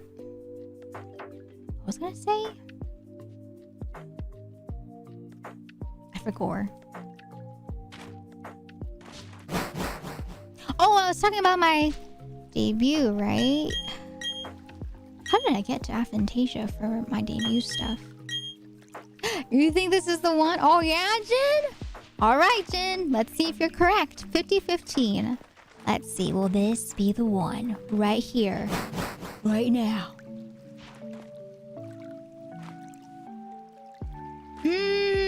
Oh, vivid dreams. Ah, yes. So I was curious actually about that, right? So that's how I connected. So I was wondering, for people that have aphantasia, I think of questions like, oh, people dream? And how do they dream if they have aphantasia? And I have heard that people with aphantasia do dream, but I don't know what type of dreams they have. So I'm really curious if that applies in the dream realm as well. You know what I mean? So yeah, I was curious about that. No, Jin, don't say that. Take that back. No, don't quit streaming forever over Piplup. What the heck? No. 50-15.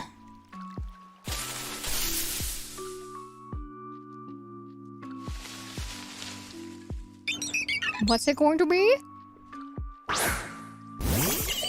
No! Sorry, Jin. I guess it's time for you to quit. I'm just kidding. Don't quit, okay? Don't quit. Stop it. Don't quit. I'm just confident. Oof. Oof, indeed. Oof. Not another Oshi down. Haven't asked, but I think so because from what people have explained, they think in concepts. So I wouldn't be surprised if they dream. Yeah. Oh, Amelia Watson. Hi, Rachel. Welcome on in. How you doing today? Oh, thank you so much. I'm glad you like my form. My 2D form. Oh, but yes. Oh my God, I almost forgot to mention. So, in regards, going back before I started talking about like aphantasia and for dreams, right? For my debut, I do have a little donation goal down there. As you can see, you don't have to, as always with any donation goals I've done in the past, you don't have to contribute.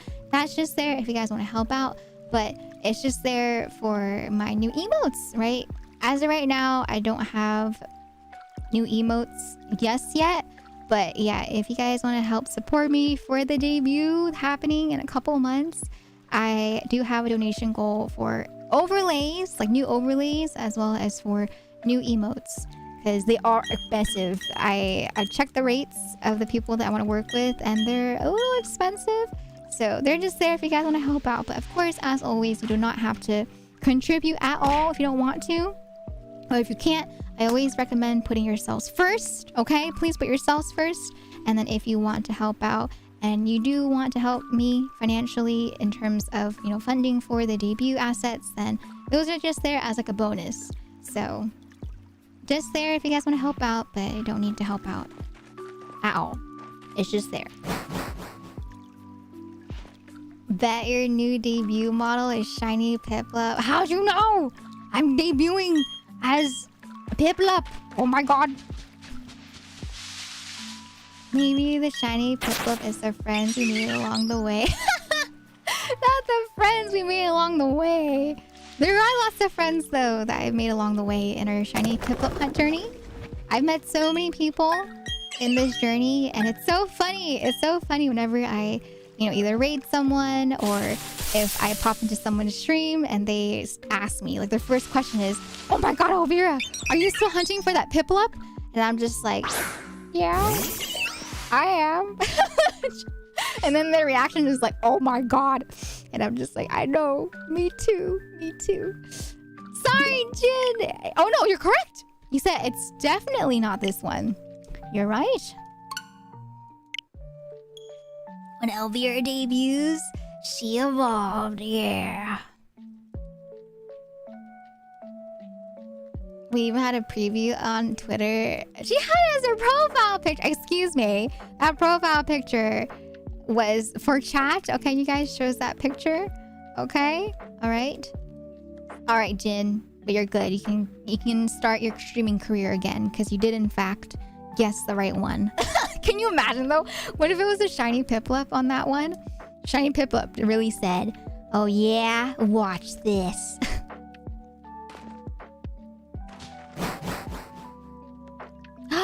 No penguin yet, unfortunately. I'm doing well, thank you for asking. Chat, thank you. You ever find a shiny Piplup while being a rabbit VTuber on Twitch.tv? That's what it's like to drive a Ford F... I don't even know what that means. I don't know cars. What is a Ford F-150? I'm gonna search it up. What is that? a 2025 car? Oh my god! That looks terrifying to drive. Oh my god. No, thank you. Oh my god, they're like off-roading.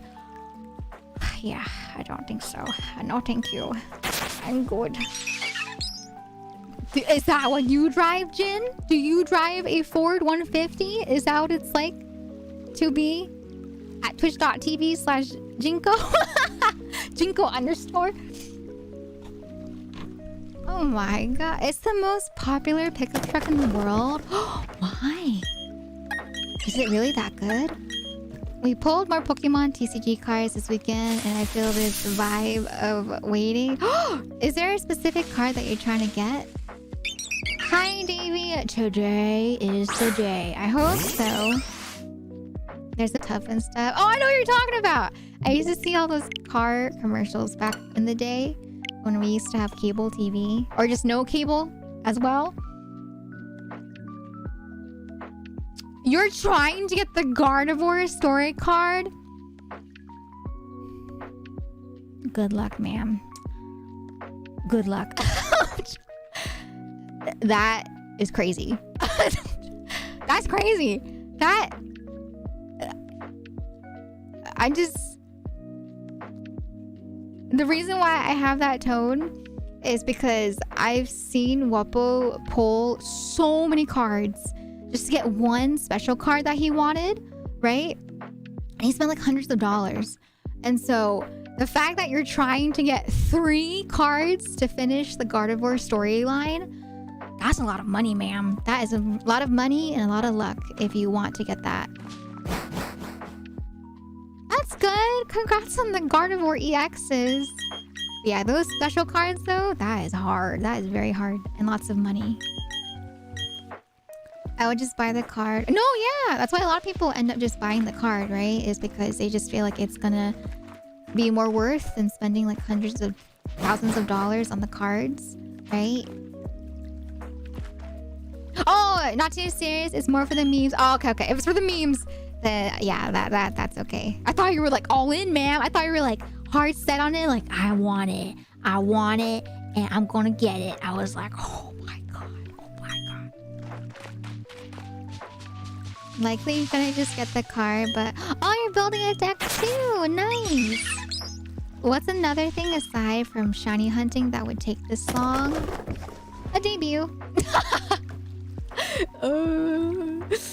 I think, let me think about it. So I debuted this model in 2021, right?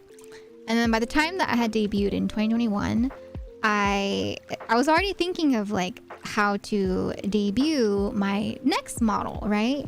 And so I spent like 2022 planning, and then 2023 was originally when I was supposed to debut, but a lot of things ended up getting pushed back.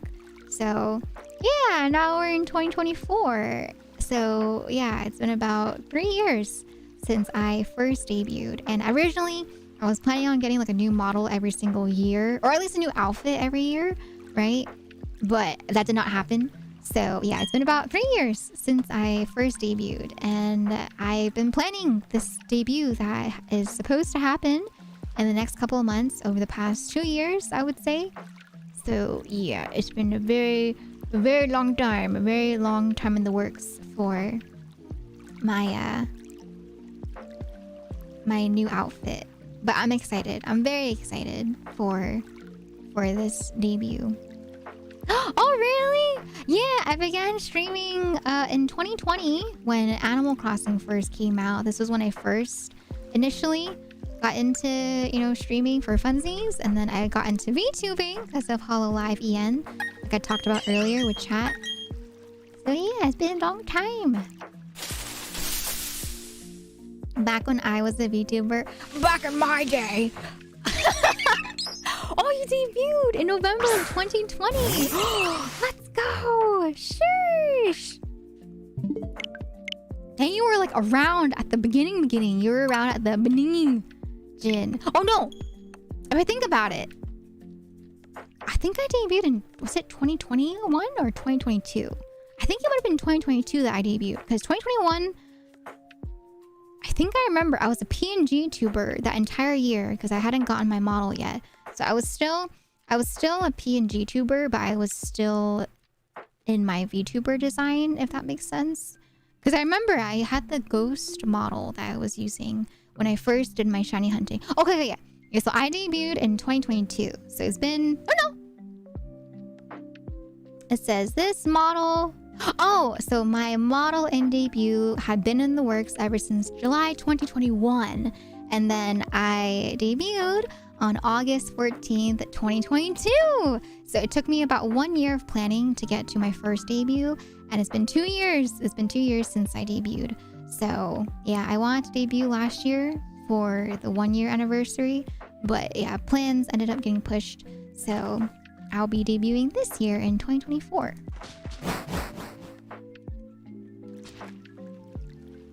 But yeah, lots of delays, but that's so disgusting about patience. Hey.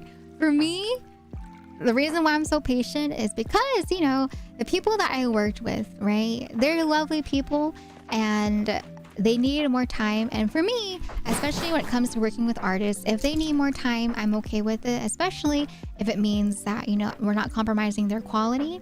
And for the person or people that I worked with, right? Moose! Hey Elle, hope you have a great October. Velvet cool. Moose, thank you so much for the resub at 19 months. I hope you enjoy your emotes as well as your sub badge. Welcome to the tea shop. I hope you enjoy your stay as a tea bun. Thank you so much, Moose. Thank you. I hope you have a very lovely October as well. Thank you. Yes, all the sub hype and love in chat, please, for Moose. But yeah. So when it comes to artists, right? I'm very patient when it comes to artists, especially if it means that, you know, it doesn't have to compromise the quality. I never want to rush VTubers if possible. Or not VTubers, artists if possible. Especially for VTuber projects like VTuber. Showzero gifted a tier 1 sub to Janko_. They have given 16 gift subs in the channel. Like VTuber debuts. Belle, thank you for gifting a sub to Jin. Jin, I hope you enjoy your emotes as well as your sub badge. Welcome back to the tea shop, or welcome to the tea shop, actually. Let me see. Yeah, welcome to the tea shop. I hope you enjoy your stay as a tea bun. Yay! Can we get some hype and some love in the chat, please, for the brand new tea bun? Thank you. Are you planning on playing horror this month? Yes, Nami! You want to do that? You want to do a horror game collab this month? I know we talked about it briefly, and I was going to reach out to you about it. But yeah, you want to play? But yeah, I have a couple games in mind. For example, for this Saturday, we're going to be playing Fears to Fathom. We're going to start Fears to Fathom. So I don't know if I'm going to play all the Fears to Fathom, but we're playing the first episode on Saturday. And then I want to play other games. Like I want to play the Bathhouse restored version from Chilla's Art. I want to play games like Escape the Backrooms. I think that's really fun seeing other people play. So yeah, I want to play games like those. Oh yeah! Okay, Nami, let me write that down. Let me see. We can talk about it in the DMs in more detail. Yeah, if you have any games that you want to play, let me know. Okay, I'm down for recommendations. Okay, I wrote it down. It's like that backroom pools game on Steam. Wait. I want to show you guys. Wait, there's this one video that I saw. Wait, okay. So let me see if I can find it. I want to play that one too. That one looks so funny. Where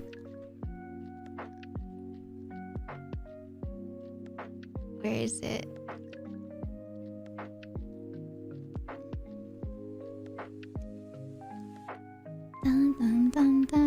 Okay. So speaking of the back rooms, right? I saw this scene pop up where you have these other Hololive members that are playing the Backrooms game, and the person posted this because they were talking about like how everyone was so sad about Ame being gone, so they wanted to laugh. So they brought up this scene right here, and I think it's so funny. I want to play games like this. Thank you. I don't understand Twitch. Welcome on in for the first time. I hope you enjoy your stay. If you have any questions, feel free to ask. I would love to explain Twitch to you, and for anyone else that might have questions. I too once did not understand Twitch, so I understand where you're coming from. But thank you. All right, ready? So this is the scene right here of some Hollow Knight members playing. Are you ready?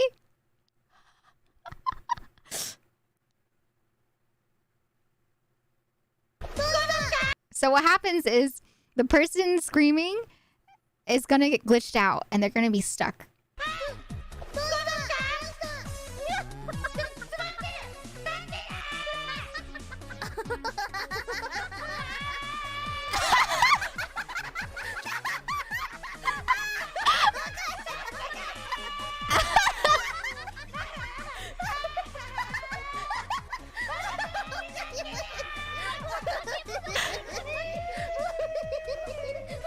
The monsters to the right of them.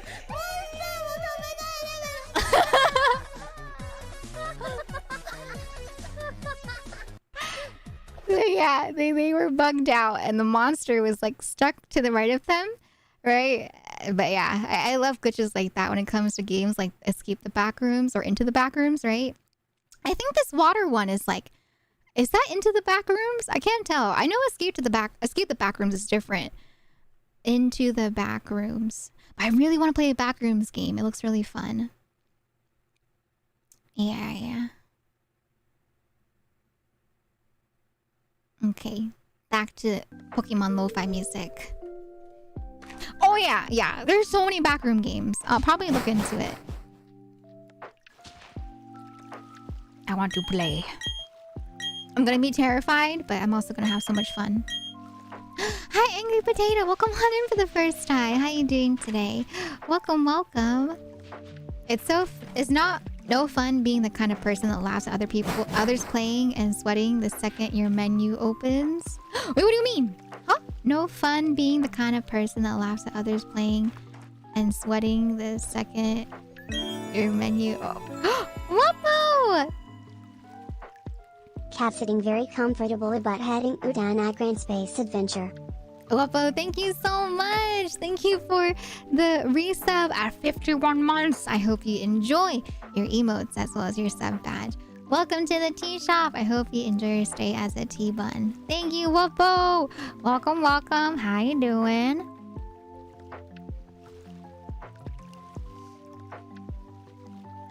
Bum. If you're talking about like, oh, do you mean like people that laugh at others and sweating when it's my turn? Oh, I know what you mean, right? Like in the moment, you're just like, man, that's not nice. But then for me, I just end up laughing at myself, right? I just think back to myself. I'm the same way too. Sometimes I'll get scared just from like, being in the menu or at the beginning, whereas other people aren't as scared. But then for me, right, it's like when I look back on the VOD, I just laugh. I laugh at myself. I'm just like, man, I'm such a weenie. I'm such a scaredy cat. But I think that's why I like playing horror games, you know? Even though I'm a big scaredy cat, I really enjoy being able to share that experience with either, you guys, chat, or being able to share the scares with people that I'm collabing with. We can be scared together. And I think it makes for a really, really funny / fun moment together. But that's why though, for people that are not comfortable with playing scary games, I would never pressure them into playing games, right? So yeah, for anyone that isn't comfortable, I would never invite them to a scary game. And then especially if they do agree to a scary game, I would definitely make sure to take care of them if they were playing the scary game. I don't know if you guys remember, but when it comes to horror games like that, for people that don't understand, Mom Bear kind of kicks in, and then I'll try to explain. Like I remember when we were playing Lethal Company with Banina, Mint, and Yuki. I was trying to explain to Mint and Yuki the whole time, mechanics and stuff to look out for. Whereas Nina, she was like the opposite. She's like the chaotic evil. So she was trying to get them to experience the chaos, right, from first-hand experience. But for me, I'm just like, okay, don't do this, don't step on that, don't do blah blah blah blah blah. Minecraft at peaceful mode is the real horror. Oh! You guys not see me play Minecraft? I almost got blown up by a creeper. Oh my god, there were so many creepers that were attacking me when we played Minecraft the other day for the collab. I am once again quitting stream due to poor foresight. Oh! Wait, did you bet again? Jin, did you... What happened? 50, 20... Oh, shit, I'm sorry. Oh my god, I just saw... Stop! No more. No more. Don't bet anymore. Okay? Stop. Have you played the game called Pool? I did play the game called Pool. It's on my, it's in my YouTube archives. I played it when it first came out. I haven't played it since it came out, though. I did play Pool. Yeah. Ad break over. Oh my god, I don't think Rachel might have heard me. But Rachel, in case you didn't hear me from the ads, I did play the game called Pool on Steam. I played it when it first came out, but I didn't play after that first day, right? But yeah, I played it, and it's one of my first YouTube streams that I did actually. So the VOD should still be there if you want to see the chaos from me playing Pool. Of course, no problem. Spend money to get more points. Not your firstborn, huh? Excuse me? Okay. This is 5021. Dun, dun, dun, dun, dun, dun, dun. Ah! Uh-oh. Uh-oh.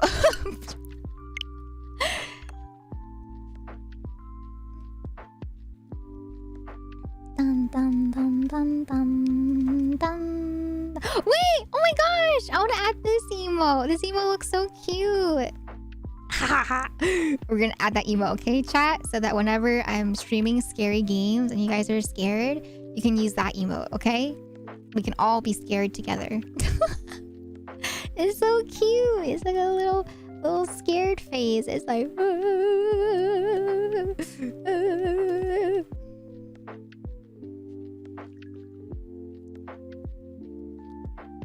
Okay, let's go. Bum, bum, bum, bum. It is gone north generic, but I don't know if you heard from earlier, but what happened is they actually allowed for it to be uploaded to 7TV and FrankerFZ from the official person that has the credits to that emote. So yeah, it's available now on 7TV. So I did add it to our channel. So if you guys want to use Bible Thump, it is still there on our channel. You can still use it.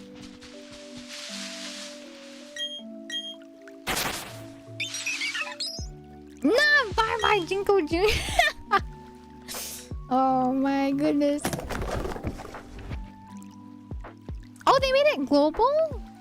Really? Alright, let me remove it from my directory. I thought you had to add it. Hold. Let me remove it.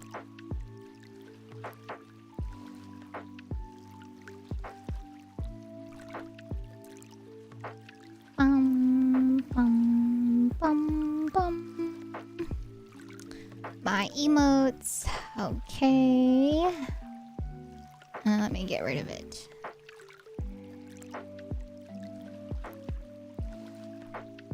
Wait, no, it's not. I don't remember seeing it earlier, Derpy. Because someone came into my chat and they typed in Bible Thump. And that was the whole reason why I added it into our 7TV emotes. At least from earlier when I was looking at it. Let me turn it off. Let's see if I get rid of it. Alright. Disable. Okay.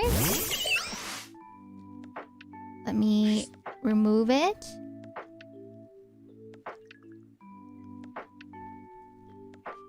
Dun.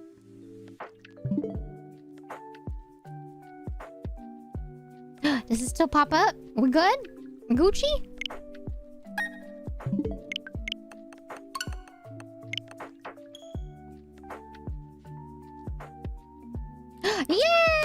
Okay, it works. Nice. Oh, then that's weird. I don't know why earlier it didn't pop up when chat was typing in Bible thump. I was just like, oh, I forgot to add it. But that's good. That's good that it's there. Nice.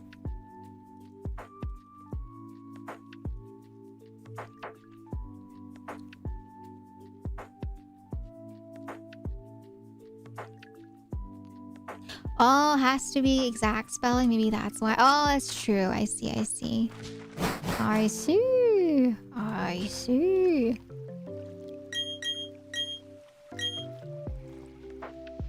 Oh my god, Derpy. Let me send you an emo. There is an emo that Derpy likes, but I will not allow it to be on our channel ever. Okay? Not even as a joke edition. Alright, Derpy? But Derpy has an emo that he added that's very scarring. And they made like a Halloween version. So I'll send it to Derpy.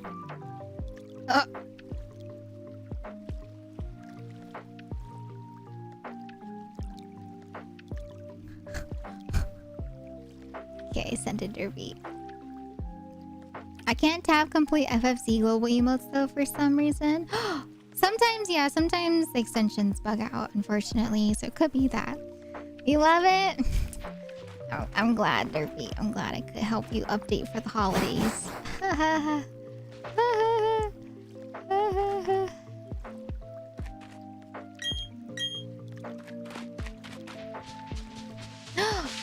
Bible thumb doesn't load for me. Do you have 7TV and Franker Face C? That in particular is a Franker Face C global emote. Or not Franker Face C. 7TV global emote. So if you don't have 7TV, then it might not pop up for you. Dun, dun, dun, dun, dun.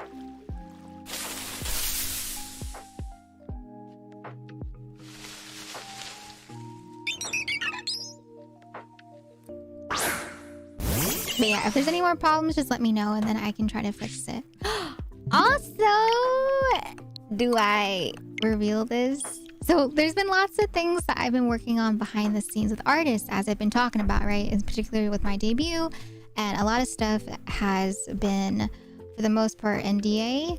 And so I myself have tried my best to not share anything because I want to share. Like, I want to share so badly, but I also want to keep it a surprise because I love surprises.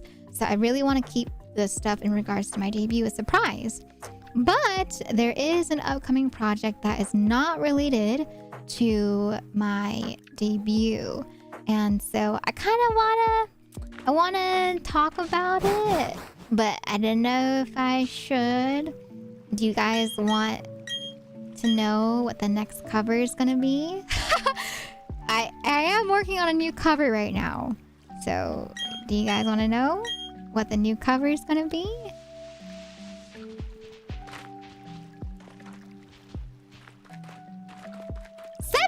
New types of spoons. What the heck? Not the 17 new types of spoons. You have a lot of 7 TV emotes. Yeah, you can thank all the mods that have added a bunch of emotes. There's so many there's so many so many emotes that have been added that I just sometimes I get overwhelmed by it. But I'm just like, you know, if you guys want to use it, you can feel free to use it. No, Derpy, get rid of that. Stop it. What the heck? What are these emotes? Okay, the wizard cast banishment. That's pretty funny. I like that one. Okay, you can leave that one. You can leave the wizard one, but not the gun one. Not the cat with the gun. What the heck? Get that out of here.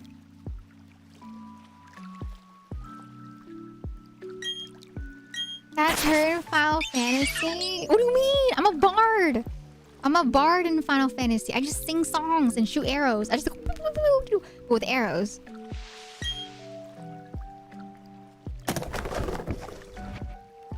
Not the banishment. The cat wizard ones are funny. Gatitos with guns.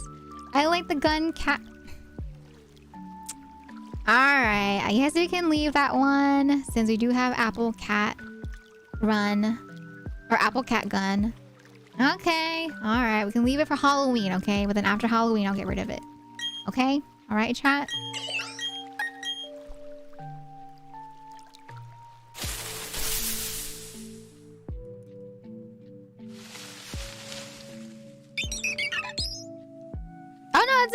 Derpy. No worries, it's okay. I forgot we have the apple one. Apple cat one. Oh, okay. Thanks, Derpy. Thank you. It is not noticeable. Oh! Yeah, it looks...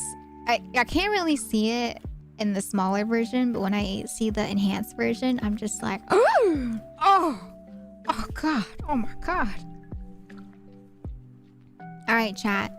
You ready for bet number 1? Bet number 1 is 50-25. So let us see if you guys are going to be winners or not. Yeah?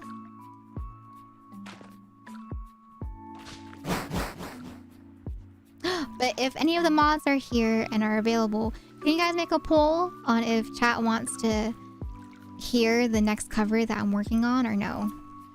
Like, yay or nay? Do you want spoilers about my next cover coming out? Or do you want no spoilers? Hack Feather, I hope you enjoy your lurk. Thank you for lurking. Thank you. Bum, bum. Dun, dun, dun, dun.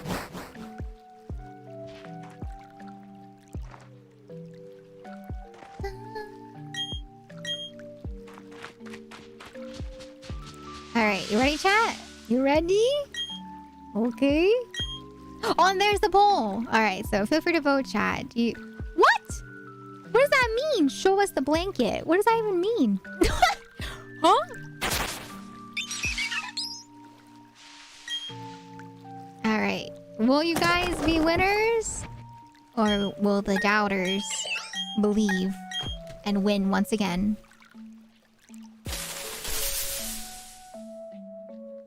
Okay.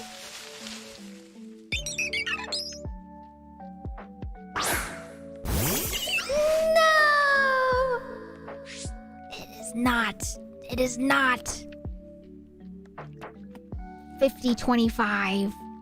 Alright. I will give you your points.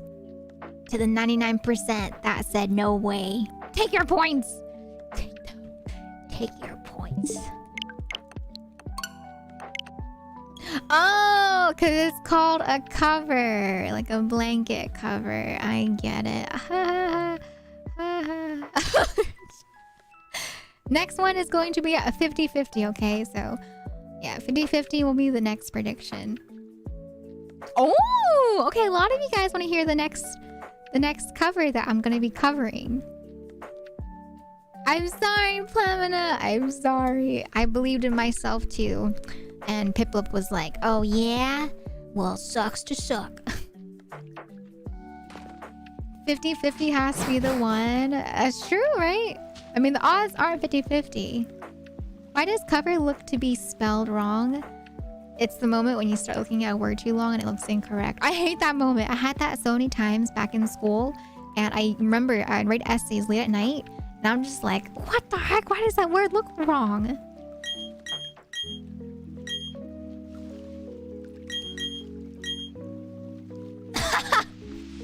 Oh no, Rachel! It's okay, it's okay. Not that you shall not pass. Alright, here, I'll pause it. Okay. I'll play a snippet for it in case you guys know the song. If you know, you know. If you don't know, then it's okay. But I'll play a snippet of the song, okay? You ready?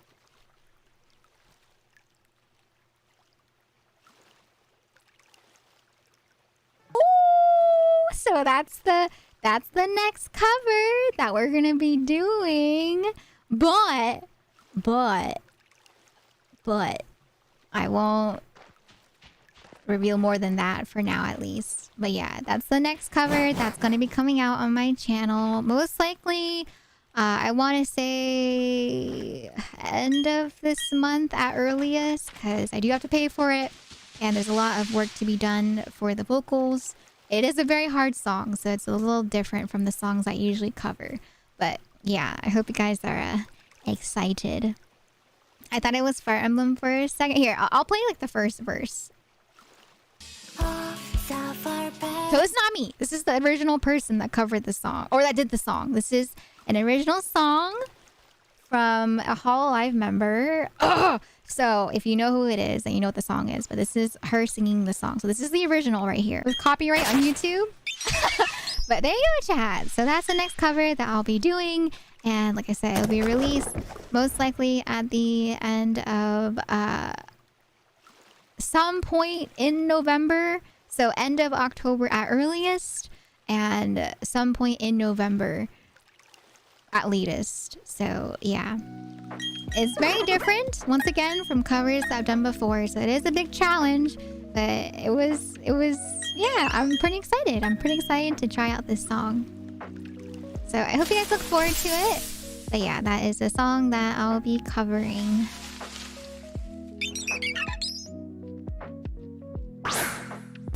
There is going to be a guest. I will not name her name just yet, but I am going to be covering this with another person. And she was the one that actually suggested this song. So yeah, she suggested the song and I hadn't heard of the song yet until she brought it up to my attention. And I love it. I really like it. So yeah, her and I will be covering the song as a duet. And I don't think we've seen anyone do it as a duet yet. So it'll be like a duet of the song that was originally not a duet. So it's also a challenge of its own because it is a duet, right? So it's gonna be interesting. It's my first time making a song into a duet that wasn't originally a duet, or just, yeah, wasn't as it's intended, if that makes sense. So yeah, special guest will be revealed on the day of the announcement. But yeah, this person that I'm working with, I've been wanting to do a cover with her for a while now, and so I'm excited to do this cover with her. I'm just like, oh,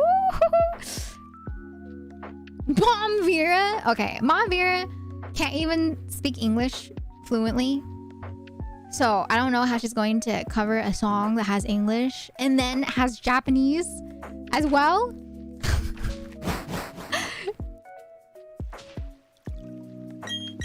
Heavy metal screaming. Oh, I can't scream. I can't do heavy metal screaming.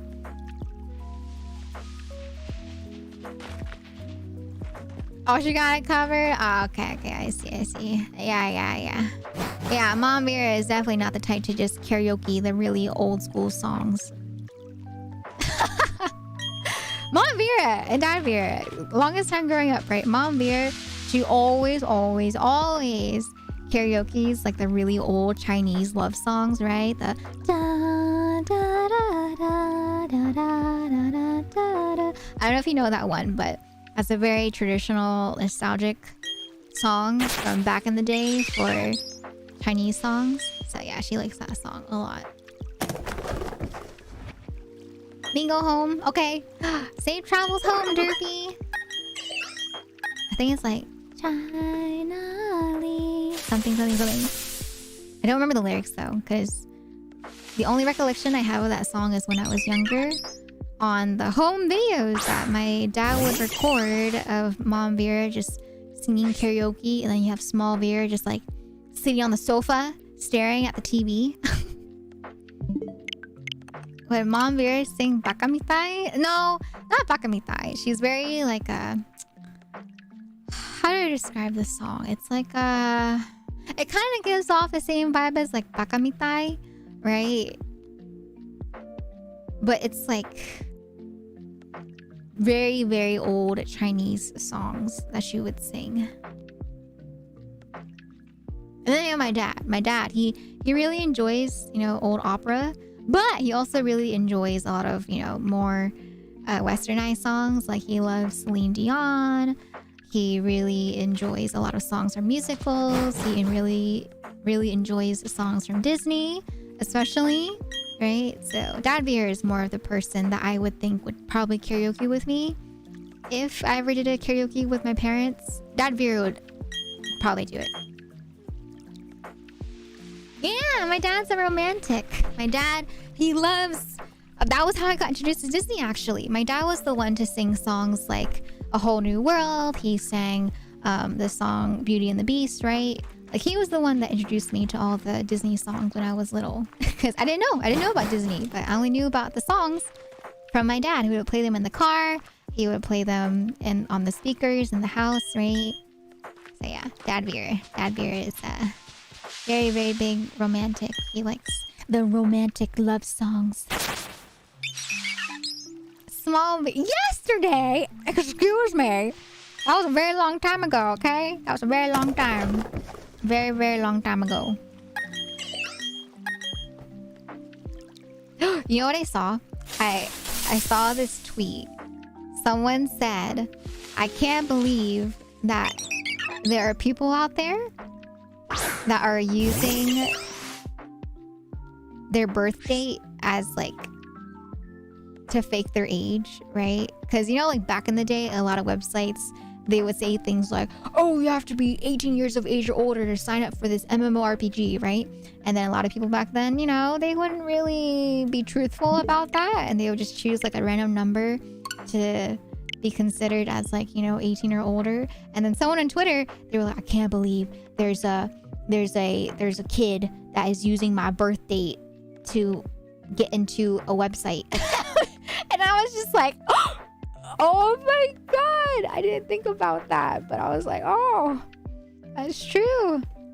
A lot of people here, you know, our birth dates have probably been used for like a random kid that wanted to download an MMORPG or some other sort of, you know, game where they had to technically require an adult to sign up, right? Everyone who set their birth date in January 1st, 1900 who are still alive today.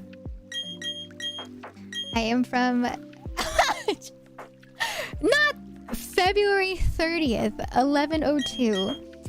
I think the farthest you can go back is like does anyone know what the farthest you can go back is for years?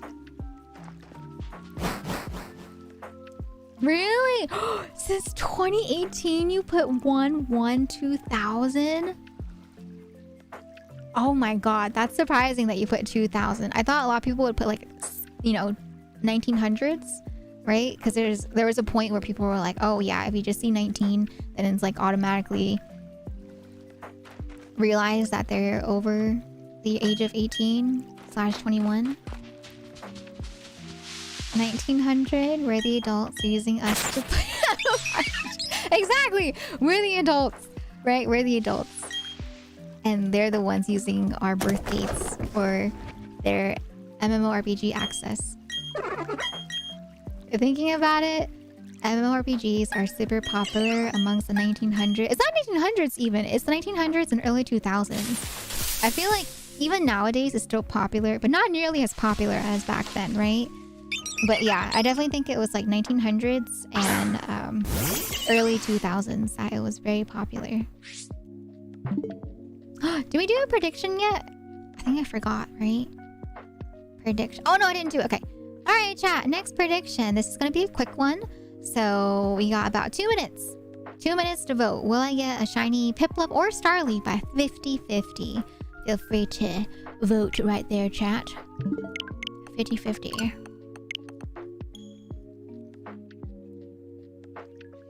The fact that you can do 1/1/2000 broke some part of me that still believed I was young. Oh no!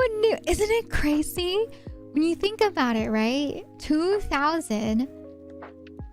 People that born in 2000, it's so easy for them because they can just look at, you know, the year that they're in and they can see their age. Whereas some people, right, after a certain age, you kind of forget how old you are.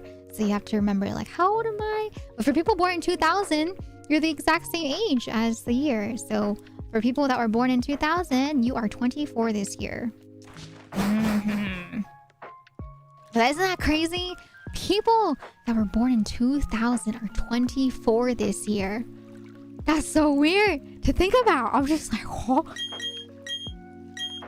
Sounds like a grandma. How old am I? 2018 was the year where every person born in 1900s was of voting age. Oh, I see.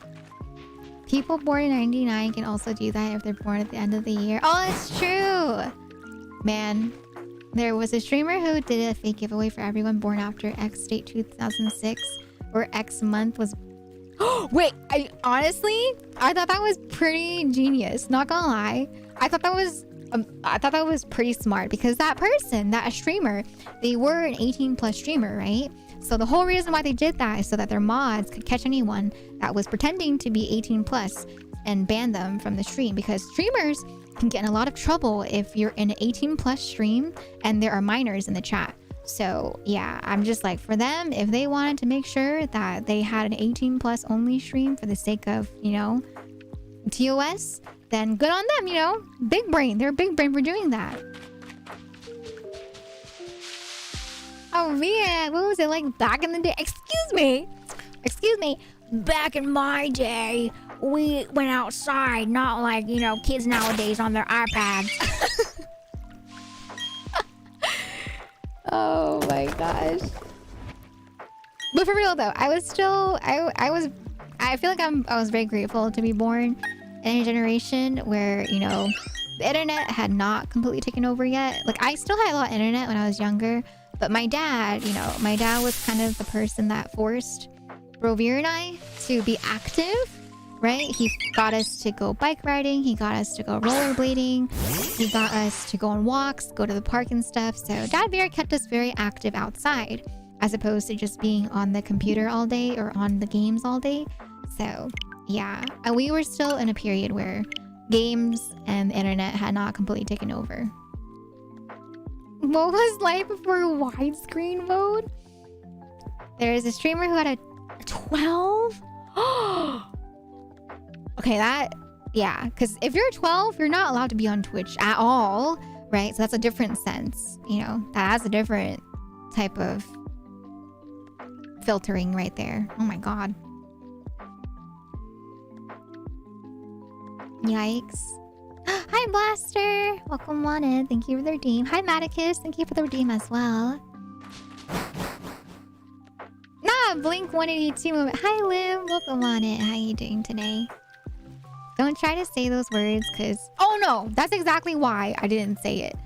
I don't say stuff like that because yeah, a lot of people, not even just from bots, a lot of people have been banned because they've said those words even if they were joking about it. So I'm very, very careful to make sure that I don't say words like that, because even if it's a joke, Twitch can take them very seriously, especially if someone reports it, right? So yeah. Oh, really? It applies to chatters as well? Oh, I did not know that. All right, chat, you be careful too. What the heck, Flamina? Oh my gosh. I mean, technically, okay, just to clarify, if you're in a stream where it's not mature rated, right, where it's not 18 plus, you're allowed to be on Twitch as long as you're age 13 or older, okay? So Twitch allows for people to be on Twitch if you're 13 years of age or older. It's only if it's an 18 plus stream that you have to be 18 to be on that stream. No, not the ad break. Wait, I will wait for the ad break to be over before we show it. There is a massive wave of people disappearing during that giveaway. They got their accounts back, but it was a huge thing. They were auto-suspended. Oh my god, that's pretty scary. Oh my goodness. Oh, but speaking of, yeah, I think I don't know if you guys remember, I talked about it, I think last week, right? Where a lot of VTubers were getting auto-banned, or they were getting banned without reason. And so I'm really happy. I'm really happy that they decided to change it now, so that if you do get banned, you do have to have like a reason to go with it on the banned email, right? So I was glad about that. But it was kind of scary though, not gonna lie, to see so many people get banned even with that, because there was a system that just picked up on a lot of people with the whole like bits problem. So that was scary, but I'm glad that that situation did end up getting cleared up as well. I want to ask what word, but no one can tell me, and the streamer was just laughing after realizing what's happening. Oh no, yeah, exactly, right? Sometimes it's like as a streamer, right, I can't vouch for everyone, but you know, as a streamer, when it comes to seeing stuff happen live, right, it can be very jarring and it can be very hard to process, especially with, you know, it being live. That's why whenever we talk about things like, news that is heavier, right? We always talk about how we should keep that out of the stream because one, it's unfair for the streamer to have to react to it live or have to process it live, right? And then it's also a shock for chat as well. So yeah, for all we know, that streamer could have been in shock, right? And some people, they resort to just nervous laughing for their defense mechanism or just because of them being in shock, right? So yeah. So for them to have that happen all at once, it could have been that they were laughing because they thought it was funny, or it could have been that they were laughing because they were in shock. So we don't really know unless we hear it from the streamer themselves. Hi, Velt. Hi, Super. Welcome. Also, welcome back from the ad break chat. We were just talking about Twitch policies. By the way, one positive thing that I can say about Twitch, as of late, with all of the scary stuff that's been going on, is that they officially are accounting for raids now when it comes to people that are partner pushing, right? So for those that are partner pushing, if you guys want to raid your friends, you no longer have to be worried about raiding them. Because the thing with what happened in the past, right, is that if you were pushing for partner, if you were to raid your friends or raid people that are partner pushing, it actually did more harm for them than help. Because back then Twitch only wanted to see your average CCV or your average per stream based off your own numbers. So if you were to raid somebody, one of the emails you would get in return if you tried to apply for partner is that they would talk about how they wanted to see your numbers without raids. But now they talked about it. I think the message was that they wanted to not deter people from, networking and from, supporting each other, right? So they changed it now so that if people do raid each other, raids do count towards people's partner pushing. So I was really happy to see that because there's so many times where, I've seen so many friends that are partner pushing and, they have so much support from people that have raided or people that stuck around even after the raids, right? A couple days later. And unfortunately, it did not count because Twitch considered the raids as something that was not authentic. So yeah, I'm really happy. I'm very, very happy that now, now they do allow for raids to count for partner pushing. So yeah, if you guys know some friends that are partner pushing and you yourself stream, right?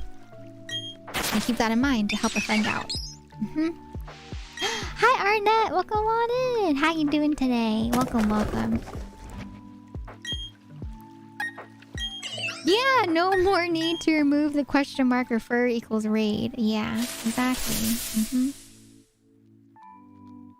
Hi CJ! I have been hunting for 3 years, but not continuously. I've been hunting with a break in between, so it's very different. Not 3 years straight. Oh my god. I think I would cry if I hunted for 3 years straight. That's a very, very long time. Oh my god. I am doing well. Thank you for asking. I am doing well. Thank you. I'm doing a lot better today than yesterday and Sunday, where I was crying my eyes out over Ame. Oh man. Oh, okay, Arnett. You like that back? Okay, all right. It is with my pleasure to bestow this pink diamond upon thy name. Ba-da-da-da. Yay! Arnett, welcome back to VIP for the next 3 months. I hope you enjoy being a VIP. Welcome back. But yes, as you saw right there, if you guys do see that you no longer have your VIP status, don't worry. I just usually reset every 3 months because I do want to, save space for people that are going to be redeeming VIP, right? So I usually try to take off the VIP after it's hit the 3 month mark. But you guys are always welcome to redeem it again. You're always welcome to get it back again. Hi Ellisons, welcome on in. How you doing today? But yeah, once again, if you guys want to support your friends that are partner pushing, right, feel free to rate them. It is now Okay, you're okay to do that now. Yeah. You're doing okay? I'm glad to hear you're doing okay. Nice. Bum, bum, bum, bum, bum, bum, bum, bum.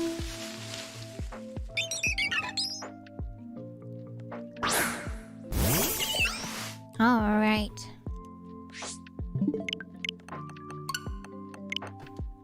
But yeah, in regards to the updates for my debut, I'm kind of deciding because I do want to show sneak peeks on the sub chat, right? For those that are sub to me.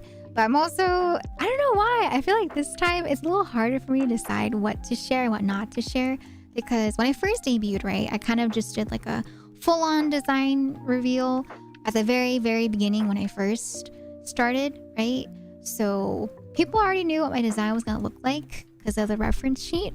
But with this one, I'm kind of debating because I know some people, what they'll do is with debuts, some people will just reveal it at the date of the debut, right? Like the design. I think that's really cool too. So I'm still kind of like debating, do I want to, you know, reveal the design on Twitter publicly? Or do I want to wait until I debut and then kind of show you guys on the day up? You know what I mean? So I'm having a bit of a hard time trying to show what to show as a sneak peek versus like what to hold as a secret. So because of that, you know, because of indecisive, I just don't show anything. So I haven't really showed anything, right, in a while. And I'm just like, oh man, I feel kind of bad because I do want to show sneak peeks. It's just that I don't know what I want to show. I think it'd be cool to see a reveal on the day too. Yeah, right. Because I've enjoyed both. You know, I've enjoyed seeing the process of someone that has their design and then seeing them get stuff and then, you know, show their model on the day of. But at the same time, it's also really fun to kind of just wait until like the very last day. So I feel like with this one, I kind of want to wait until the day of just to try it out. And then from there, right, from there, I kind of want to, you know, decide moving forward, like, do I want to stick with the whole, like, reveal of the design beforehand and then kind of build up towards the model? Or if I just want to do the whole, like, reveal on the day of everything, right, as, like, a big surprise. So we'll see. Maybe I'll just wait. But, yeah, I'm kind of still indecisive about how I want to go about this reveal. Show angles as a sneak peek and then chat will have to see on stream. I mean, technically, I did show the design if you guys were here, right? I did show it for one of the rewards during a subathon. So if you know, you know, but I didn't say what the design is. So some people know the design, but they don't know what it is because I haven't said the concept yet. So kind of, you know, kind of there, but kind of not there-ish. It's like a, if you know, you know, kind of thing. Not the ankles for free. I know, right? So scandalous. The ankles. At least back in the day, right? Back in the day, if you showed ankle, they were like, oh my god, ankle. Show again. I can show in mod chat. I showed a lot in mod chat. Mod chat has seen the most.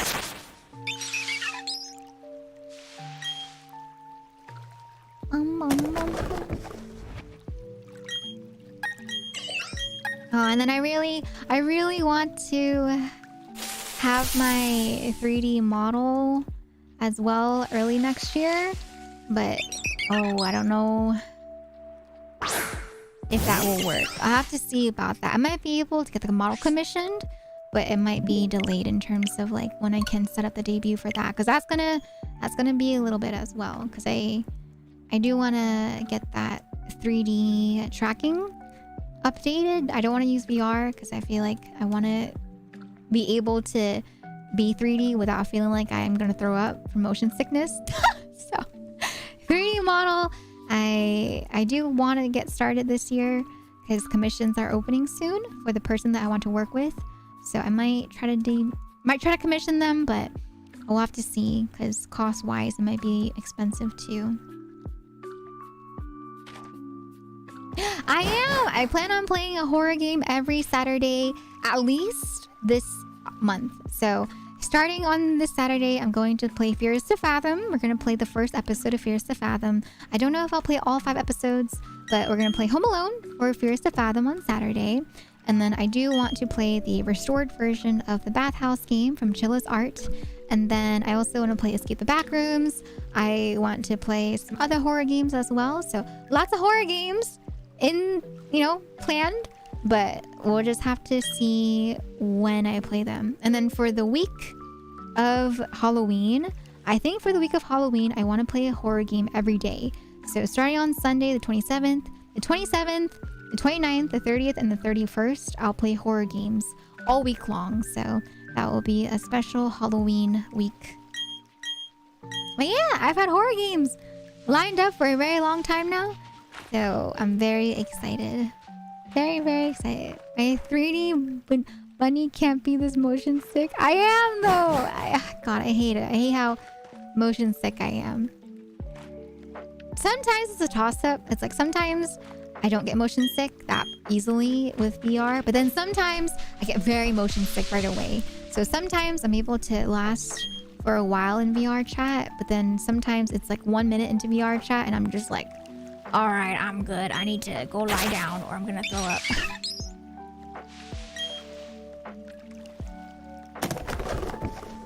But yeah, I'm hoping to get some tracking so that I can attach it to my body. And that way, if the tracking is on my body, I can do a system called Warudo. Warudo will allow me to track my face with an app. So that way I don't need to worry about, wearing something that goes in my face for 3D tracking. Band-Aids? What? How do Band-Aids help with motion sickness? And also, I think without the VR headset too, if I do 3D, it's also going to be a lot better because I can just be able to go longer in 3D without straining my eyes. Because VR chat and VR headsets are also very straining for the head in general. Alve wave, Vadu! alve lubbers, alve og, alve hug, alve sheer. Vadu, thank you so much for the 100 bits. I really appreciate that. Thank you, Vadu. Welcome on in. How you doing today? Using the ears to balance yourself is a strange way. Oh, I mean, yeah, ears, right? Ears are a pretty big part of your focus.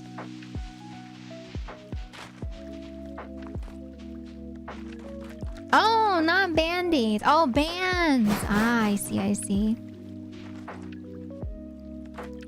Yeah, it's like I could get Dramamine, and Dramamine could help me if I take it before I do VR chat, right? But then it's like if I don't get motion sick, then there's also like pressure headaches that can happen if you wear your headset for too long. So I wouldn't be able to wear the headset for too long either. So for example, if I want to do like a 12-hour stream in 3D, I wouldn't be able to wear it for that long because that's a long time to wear a VR headset.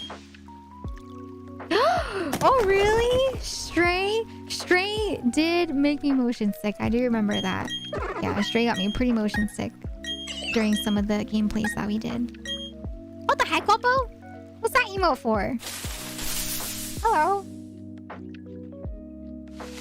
Dun, dun, dun, dun, dun.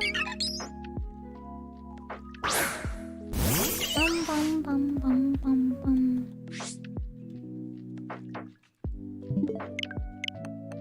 Yeah, when the monster chased you, right? When you're running down that long corridor, that long, like, back alley sort of way.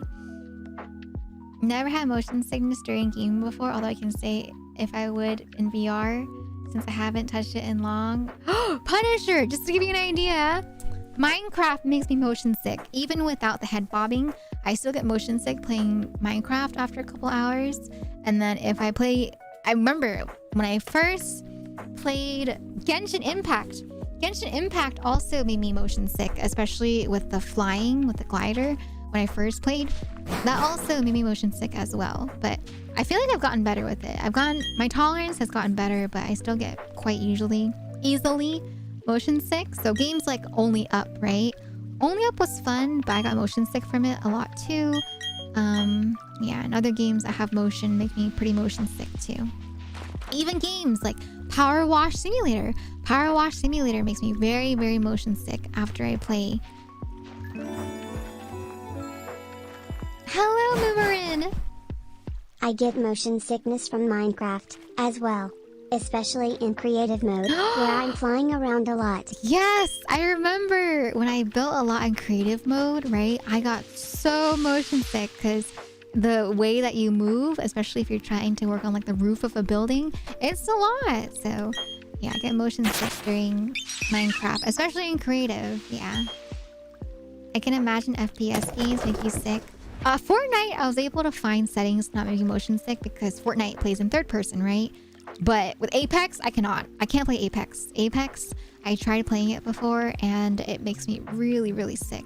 So I can't do Apex, unfortunately. But I can do Fortnite. I played Overwatch too. I feel like Overwatch isn't that bad because you're not moving as much, right? But yeah, I can't do Apex, unfortunately. Yes! Crime scene cleaner does make me motion sick as well. But for the most part, I don't really mention it on stream. If I do feel motion sick, for the most part, what I'll do is I'll kind of just like tough through it until the map is over at least. And then off stream, I'll just, you know, take medicine or drink something to help with it. But for the most part, you know, if I am streaming something that makes me motion sick, I just kind of tough it out until the stream is over. I guess gifting Elvira and Shen a flight with the Blue Angels isn't a good idea. What is that? What's that? Have you seen the funny looking... I have! You mean the ones where people wear them? It's kind of like beer goggles and stuff where they get to... Or no, do you mean the ones that help with motion sickness in the car? Oh, Bloom. How come? How come you can't leave Bloom on in any game? Because it's too graphic intensive? I turn off things like motion blur. So whenever I play games, I always turn off motion blur. I always turn off bobbing movement. For example, like in Minecraft, like the bobbing movement when you walk. Stuff like that. I always turn it off. The first time I ever got motion sick in a game was this year with Final Fantasy 14 when I was doing Dawn Trail Extremes. Oh god. I feel like, not gonna lie, sometimes I do get a little motion sick with Final Fantasy 14, especially having to turn the screen so often, right? I do feel that. Sometimes after a couple hours of playing, I start getting like a headache and I'm like, oh. First, the car ones. Yes, I have seen those ones, yeah. I think for me, the way that I counteract the car sickness is I just stare out the window and I zone out. I don't know if anyone else does this too, but yeah, growing up, I was never able to play games. Like I tried playing my Nintendo DS game on the way to the Asian supermarket that was like an hour away from where we lived.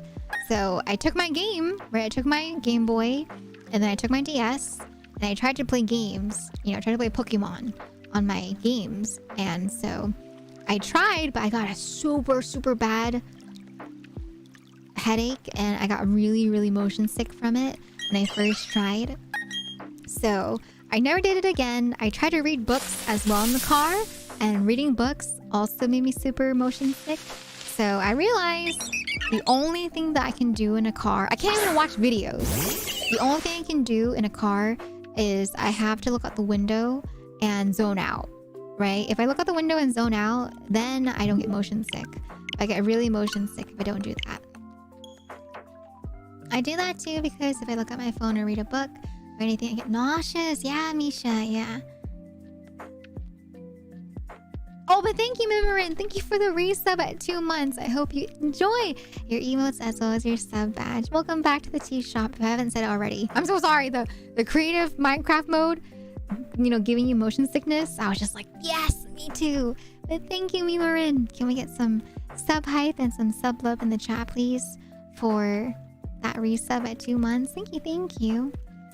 Do you get sick from rhythm games as well? No, because if it's like a rhythm game, like for example with Muse Dash, I'm okay with that because for the most part, I just stare at the character who is still right? Or rhythm games like for example, like with Tap Revolution back in the day, I would just look at the circles at the end of the screen.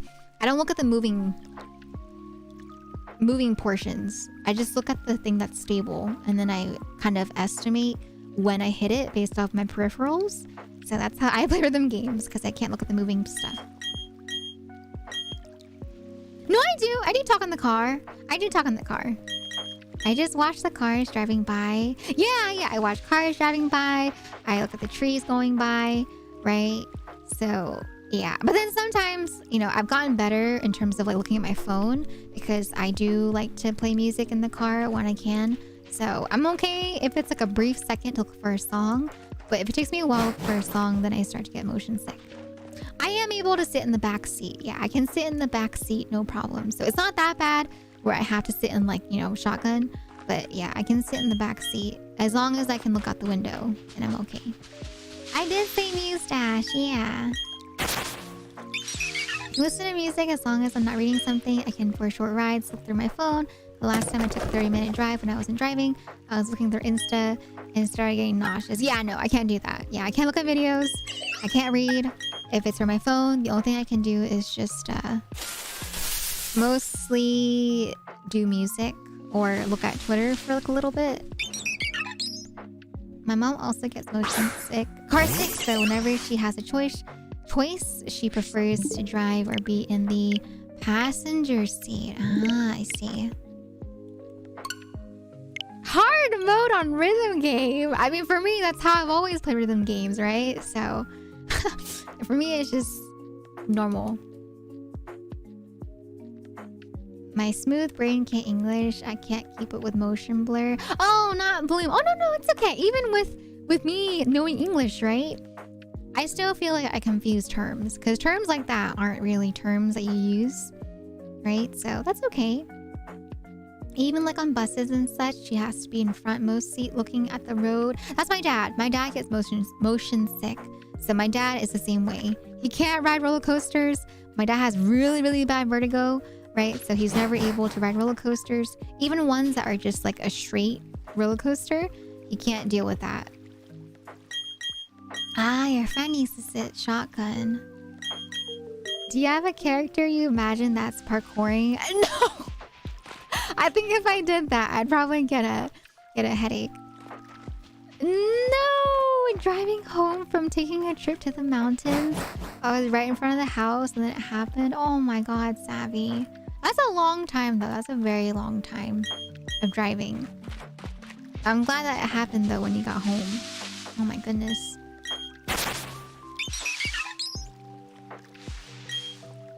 That was so long ago. Do you feel like your tolerance has gone up in terms of being able to drive long hours like that?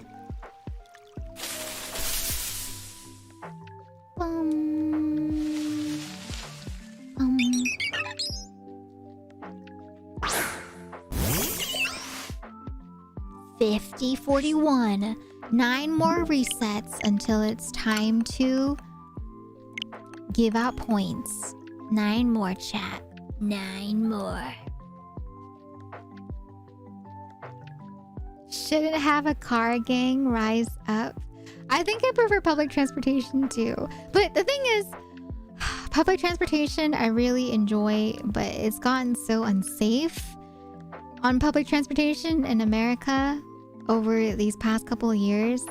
And so I'm sad because even with public transportation, I no longer feel safe going on public transit by myself, right? So, yeah, it's a little sad. I wish public transportation was treated more like how it's treated in Asia. Because I feel like in Asia, you know, public transportation is properly cleaned. It's properly, you know, checked on by security. So, yeah, unfortunately, it's not as safe anymore here in the States. I went to conventions that were long and even longer. Oh my god! Okay, Savvy, alright. No issues if I'm the driver though, but I think 4-hour drives have been the longest I've driven by myself. Haven't done longer drives yet. I think it was mostly the difference in how high I was compared to the ground. Oh, I see! Oh, was it like seeing the difference of the height outside that made you motion sick? Depends on public transit too, depending on places that you live. I don't know about that, so but for example, in New York, I don't know if you guys have seen New York public transportation, but New York public transportation is kind of scary. Even during the daylight, oh my god, you got kind of people out there that are kind of scary. And to be fair, even if it's like safe, quote unquote safe, I don't know. With it being in the States, I still don't feel comfortable traveling by myself on public transportation, right? I get really scared on public transit. I don't know if it's just like the whole phenomenon of like as you get older, you get more scared. I feel it though. As I'm getting older, right? I feel like I'm getting more scared, especially, you know, being by myself on public transportation. I'm just like, I'd rather have, you know, someone like my brother or, you know, Shen with me, because it's scary being on public transportation.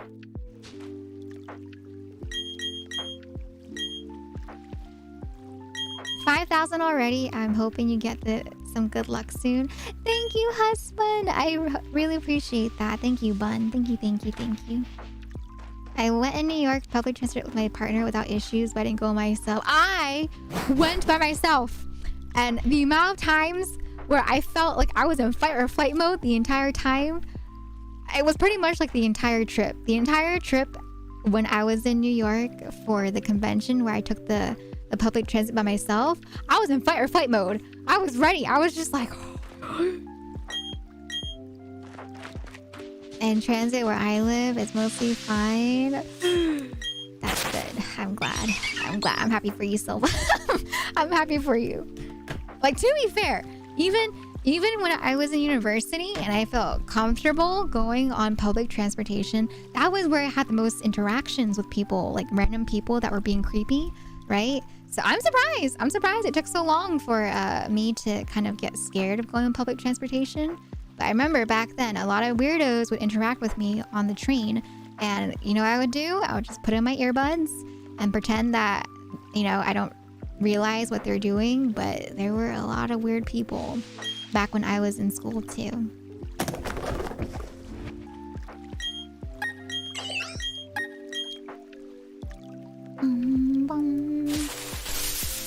It sounds, it is miserable. Like I felt, man, there were so many things that I was too scared to do while I was in New York by myself, right? Because although I did stay with my friend at her apartment, you know, I was really scared in New York by myself because, you know, being at the convention was okay, but it was mainly just like, you know, going on public transportation by myself to and from her apartment that made me scared because, you know, it wasn't just one like train that I took. It was like I had to take one train and then I had to transfer and then I had to walk outside into like a neighborhood to transfer to a bus, and then from the bus I had to transfer and then walk like 10 minutes down the road from where the bus dropped me off, right? And that neighborhood felt kind of, you know, suspicious as well. So it was really scary just like going to and from the convention while I was there by myself. So yeah, and then I'm really small too, right? I'm a really small person. So I get really paranoid, not gonna lie, being so small. Because one, I feel like, you know, people might not see me that easily. And then two, you know, I do think of like worst case scenarios because I'm very, what's the word? I'm very cautious. I'm very cautious when I go out by myself. My friend's sister and her best friend went to New York City and walked around at 3 a.m. including the subway. Both are tiny, 4'10" and 5' Asians. My friend lives in Brooklyn and freaked out when he found out. Oh, see? Like, if it was like with my friend, right? I wouldn't be scared going by myself in public transportation. As long as I'm with someone, I'm okay, right? Right? Like, I remember the Sunday where I, you know, went home after the convention, I went with my friend. You know, it was my friend and her roommate. And the two of us, right? Or three of us, I should say. Me, right? My friend and her friend, right? The three of us, it was really fine. I was just like, I'm good. This is the most relaxed I've felt, right? If I'm by myself, though, it's really, really scary. It's super scary by myself. And so I remember, like, the first day, right, where I was in New York on Friday, I left the convention at like 7-ish, right, like 6:30, and I remember it started getting dark and I got a little lost looking for the bus that I was supposed to go on. And not gonna lie, I was pretty scared because I wasn't familiar. The buses and the trains are different at night as well. So I was trying to figure out what bus I was supposed to go on, but also, you know, being in a place that was more quiet.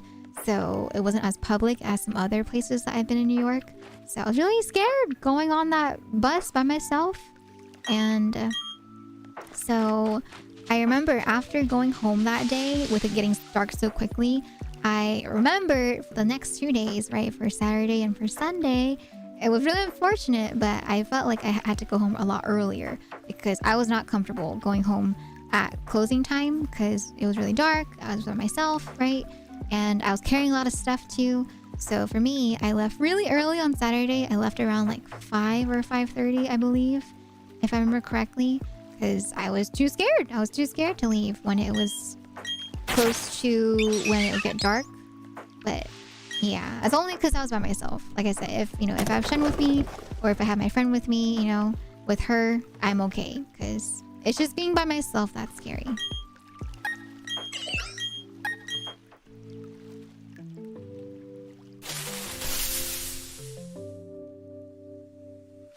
Hi, Mewy! Subby badge from Twitch looks funny. Oh, it's the September badge. Oh, I guess if you like participated in September, right? You have the September badge. Cute. I hope you guys like it. Super cute. Oh my god, Silva! Don't say that. Stop it. I don't want to hear you say that. No. No. Don't say that, okay? But anyone can get interactions on the subway. It just depends on the type of people that you encounter, right? So, yeah. Just to make sure to only commute between 9 a.m. and 10 p.m. Not much later. Should be safe though. I've heard after hours is when you have to be careful. I got really worried after 7 p.m. because I did see some people that were drunk on the train. I saw some people that you could tell were, you know, under the influence of something else, right? Like a substance. And that happened pretty much every time that I went on the train in New York. So it was a little scary, not gonna lie. It was a little scary.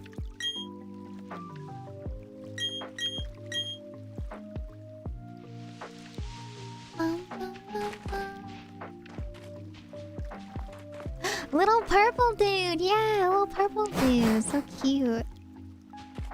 It counts, I think, for the bits as well, right? Because there was a little bit of September where bits also had bonus bits that were given by Twitch. So I think if you gave bits as well during that period, it counts for the September badge.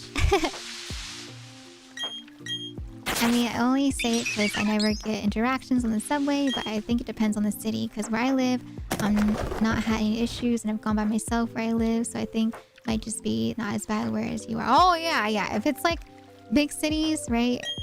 You know, it's more than likely that you're going to encounter more people that can be problematic, right? Like when I was in university, the transit that I took, it wasn't just like, you know, like the train. I had to transfer as well to get to my university because I commuted, right? So every day I would be leaving, you know, super early in the morning because I would do classes at like 10 a.m.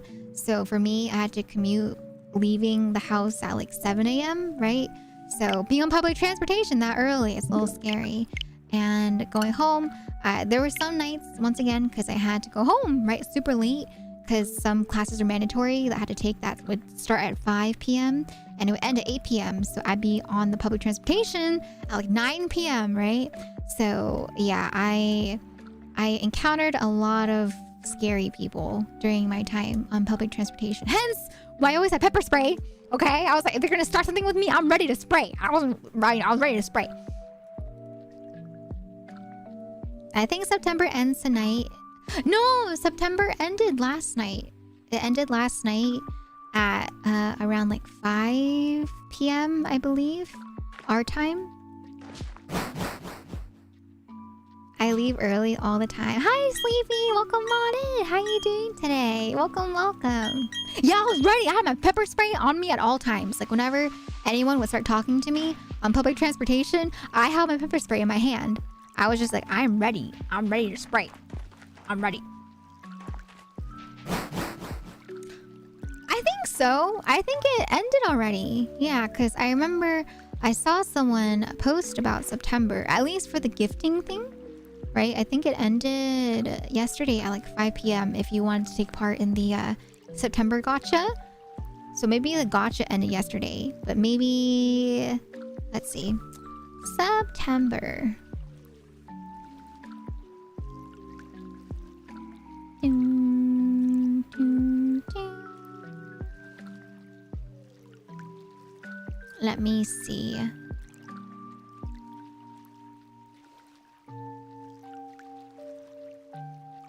Bonus applies only to new 1 month subscription. Ends October 1st, 2021 at 12 a.m. Ah, yes. 12 a.m. So it did end technically at 12 a.m. or 3 a.m. I guess for us on the East Coast last night. Yeah. I see. I don't know why that. I don't know why people were talking about how like the gifting ended at like 5 p.m. yesterday. I was just like, what? That sounds kind of early. But yeah, it ended at 12 a.m. Pacific time on October 1st. Yeah. Okay. No, it's okay, Silva. It's okay. Thank you for checking. Yeah, because it's always good, right? Like if deals are still happening, it's good for people to know. Oh, that's true. It could have been 5 p.m. their time. That's true, Enya. Yeah, I probably wasn't paying attention to the time zone. Oopsies. Oh, last year it was until the 2nd of October. Ah, I see.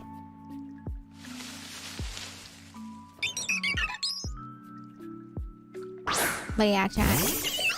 The amount of stories. I feel like there are so many stories I have in regards to my public transportation excursions that I've gone on. Oh my god, there's so many. But you know, I don't want to trigger anyone, so I'm not going to talk about them. But yeah, there's been many interactions I've had, and I'm just like, some of the interactions that I've had, I'm just like, is this real? Is this really happening right now? These people in this day and age are really asking me this question? I'm just like, hello?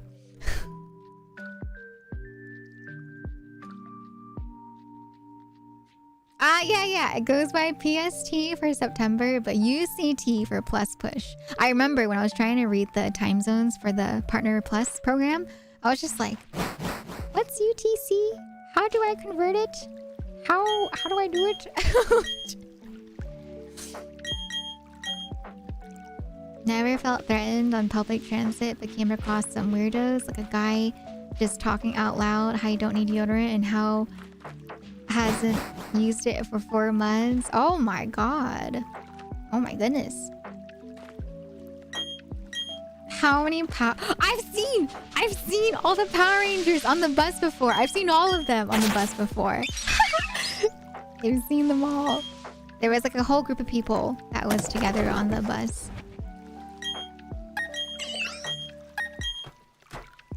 But yeah, for the most part though, I think a lot of the interactions that were weird can either be grouped as in like racist interactions from people that interacted with me, or the other ladder falls into like people that are trying to like hit on me back then when I was on transit, or C, it was just people that were under the influence that were trying to talk to strangers on public transportation. So yeah, that's probably like the three categories of weird interactions that I've had on public transportation.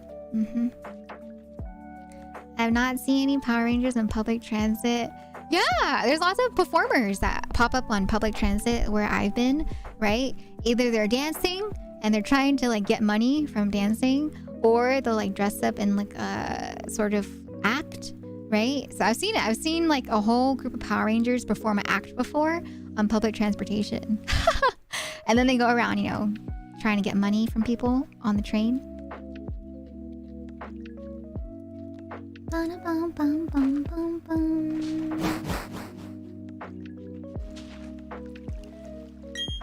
But yeah, stay safe, chat. If you guys are in public transportation, you know, just be careful. All right, please be careful.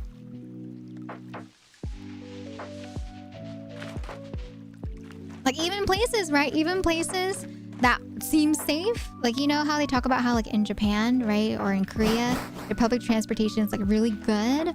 You gotta remember those places. They have that feature where if you have a phone, it's mandatory that the phone makes a shutter sound if you take a picture with your phone of any kind. So that's a thing that they implemented because a lot of people were doing, you know, upskirts in terms of like pictures or recordings, right? So they had to make that a mandatory law that was implemented for their phones because of the problems that they had over there.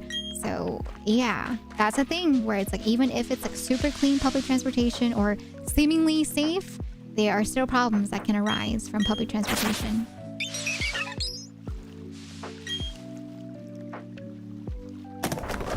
Sucks that it's so uncomfy and unsafe where you live. Yeah.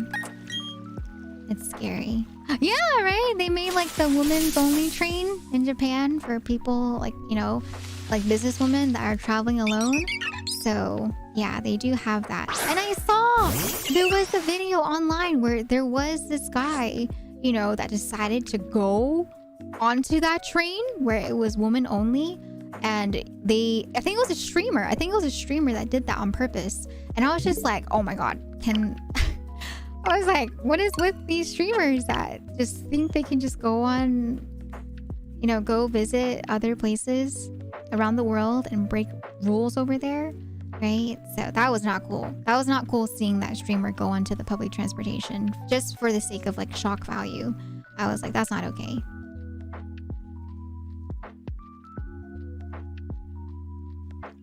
You can get on the women-only trains out of rush hour, though, even if you're not a woman. It's only during rush hour that the woman-only is enforced. Yeah. Hi, Kieran. I am still going at it. Yeah, we're almost at 50-50. How do they regulate it? No software option to disable it for phones sold. Yes, yeah, it's phones specifically sold in Japan. I don't get why people treat Japan and other countries like their playground. Yeah, some people, you know, some people just don't have, you know, common sense or etiquette of, you know, respecting other places that people visit. You know, people just think like, oh, you know, they're here for vacation, right? And they just are very, unfortunately, self-centered people that just think that, you know, everything that they do is okay. Like, it's one thing to be ignorant, right? It's perfectly fine if people are ignorant and they don't know, you know, the etiquette over there, and they learn how to, you know, have proper etiquette and proper respect for people and how they live over there. But it's another thing, though, when people, yeah, are rude, they don't want to understand or learn how to behave over there, right? Like how culture is different over there, how customs different over there. So yeah, we've seen that happen a lot at the beginning of this year with a lot of streamers, unfortunately. So yeah.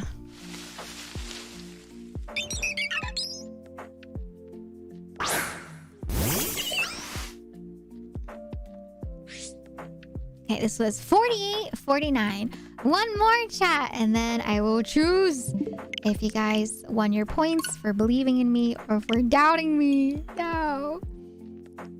Some people lack the understanding about consequences for their actions. Yeah, not to say it's not an issue, but it's definitely not as bad. Unruly tourists are getting all foreigners banned from lots of places and businesses. Exactly, right? And it's unfortunate because, you know, for some reason it happened after the pandemic. A lot of people just felt like, you know, they could go there and do whatever they wanted. Hello, Kieran. Welcome on in on the YouTube side. What were Power Rangers on the bus? It wasn't like the legit Power Ranger actors. It was just like people that dressed up as Power Rangers, you know, people that dressed up in costumes to entertain, right? And then they try to get money from people for watching the entertainment. Unruly tourists are getting all foreigners banned. Oh, there.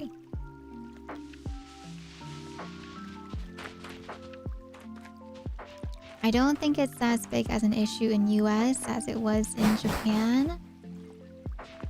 US, it's like US has problems, but there are a lot of other problems that happen in the US, so it kind of just blends in together with all the issues that the US has, right?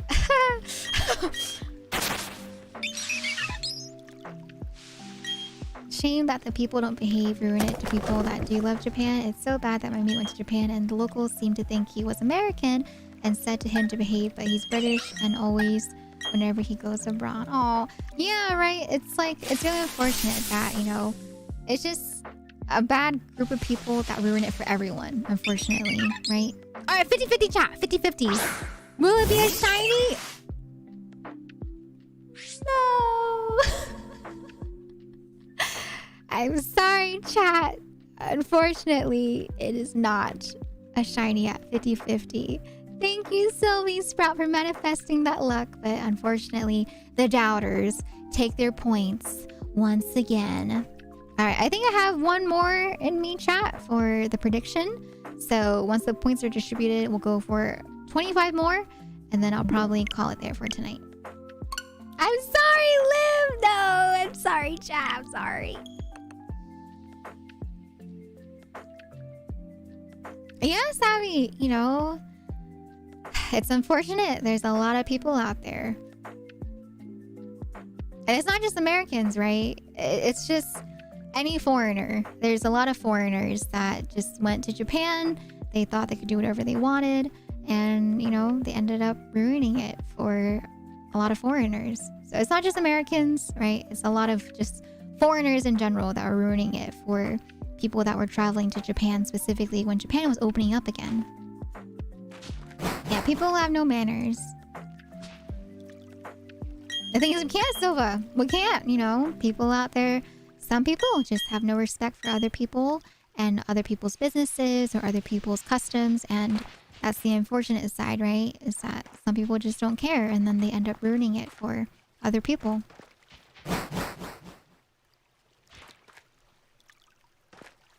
When I was in Chicago during college and med school, there was a guy who impersonated... No! Oh my god, Robo. I don't know how I feel about that. What the heck? That does not sound okay. That is not okay.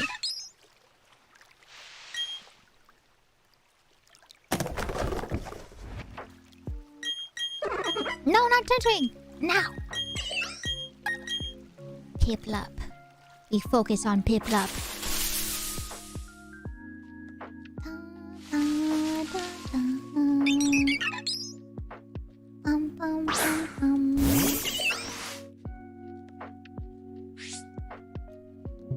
Oh!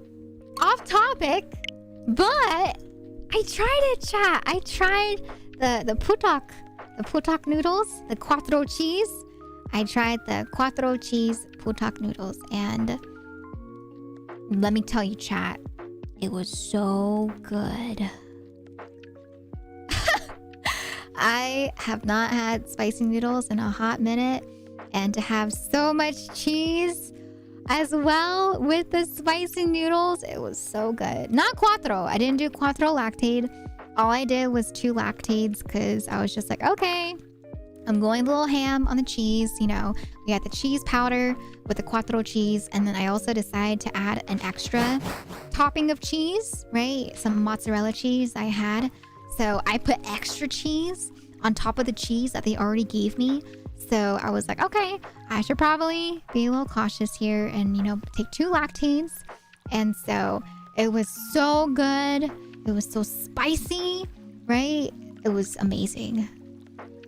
It was like the type of spice where you start to feel kind of faint. I haven't had, you know, fire noodles in a while. So it was kind of spicy, but oh my God. Yeah, it was getting to the point where I felt kind of faint from the spicy. And that's when I was like, oh yeah, that's the stuff. That's when you know it's spicy. So yeah, it was pretty good. I did have a tummy ache at night. So I did face the consequences of my actions. But it was good. It was really good. It hit the spot. The only thing that I didn't have was I didn't have seaweed with me. So I didn't have seaweed to put onto my noodles, which I was really sad about. I was just like, man, I don't got my seaweed. So yeah, I the quattro cheese fire noodles. And I did put on some sesame. I put in some sesame oil. Oh, it's so good. I put in some cheese. I had an egg. I had a soft-boiled egg. Oh, yeah. It was good. It was so good. Very tasty. Very yummy. But not gonna lie, it kind of made me crave some more fire noodles. And I'm sad because they're so expensive. They're so expensive. Let me see. Let me see. Someone, last time I talked about it on stream, they said Amazon. And I want to see if it's cheaper on Amazon. But yeah, if you guys are not familiar with why I'm talking about, you know, fire noodles all of a sudden, it's because the fire noodles actually came in the snack box that we reviewed on Sunday. So yeah, I had the quattro cheese putak noodles and it was very good. So if you guys are into cheese, if you guys are into fire noodles, I highly recommend it. It's very tasty. But I think that the carbonara ones, the cream carbonara ones are still my favorite because it has a hint of like sweetness to it, right? Put some putak on my throat. I will look if it's cheaper than the ones that I see at the stores that I go to, then I'll add it. But if it's not cheaper, then I will not add. Oh my god, it's still $10. Oh my god, Chad, why is it so expensive? It's on YouTube. It's also on my Twitch VOD. But yeah, it's in the YouTube VOD and also on the Twitch VOD. So you can check them out there if you want to check them out there.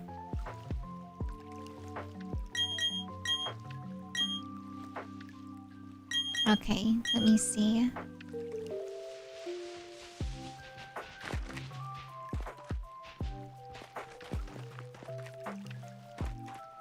It's the same, chat. It's the same as the ones that I see in store. You get a pack of 5 for $10. Oh my god, someone's trying to sell a pack of 5 for $20? Oh my god, that's so expensive. They're supposed to go for like $6 or $7 or $8 at most for like a pack of 5. But $10? That is like the most expensive that I've seen the putak noodles sell for. $10 for a pack of 5. My god. And if you guys don't know, you know, ramen, right?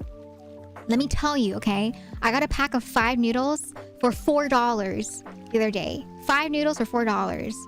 But yeah, carbonara, or not carbonara, but usually like putak noodles, they're supposed to go for like $8 for a pack of 5. And that's still kind of expensive.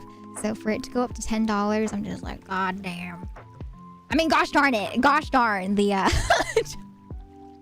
The pricing has gone up a lot. I'm just like, oh my god. Why is it so expensive now?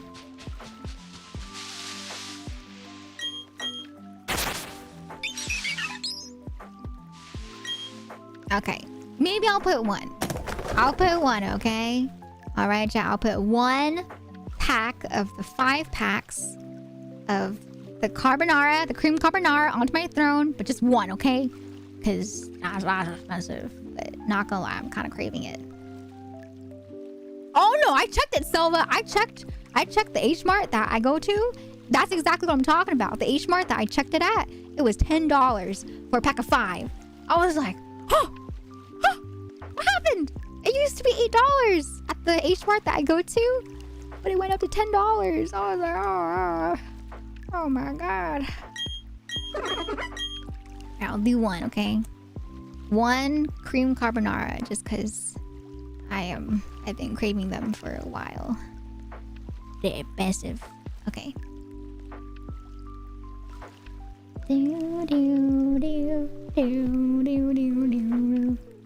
Craving.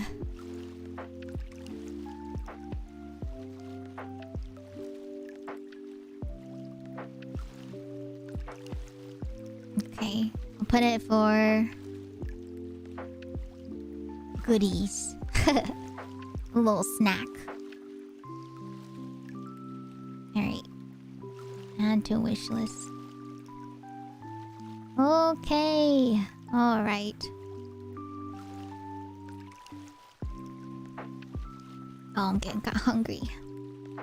That hot pot. The hot pocket was not enough. I should have had 2 Hot Pockets. 2. Alright, I put it on my throne. As always, no pressure, chat. It's just there to be there just because I have been craving it for a while and I'm like, oh. It's pretty much the same price, unfortunately, but it is what it is. Oh, you know what I want to try? I saw they have like a lime futak flavor. I think it's like habanero lime. And I want to try that. But apparently, if you don't like cilantro, it tastes like soap. So I'm just like, oh, it tastes like soap. Interesting. So yeah, if you guys ever try it, let me know what it tastes like. But yeah, apparently it tastes like soap if you don't have the gene for cilantro, right? Oh, I also want to try oh my god, there's so many. They have curry. They have tomato pasta. Oh, I love tomato pasta. I've had the jajang one. The jajang one's pretty good. I've had the regular carbonara. Oh, there's a kimchi one. Oh, you guys know what I've been craving recently? I don't know if it's because of the weather getting colder, but I've been craving like kimchi jjigae or budae jjigae. It sounds so good. Budae jjigae and kimchi jjigae. If you guys don't know, it's a kimchi stew, or what do they call it for budae jjigae? It's like military stew or something like that, right? But I've been craving all like the spicy soups, or I really also want sundubu jjigae. I want that one so badly. Oh, I'm craving all the spicy soupy stuff. Bum bum bum.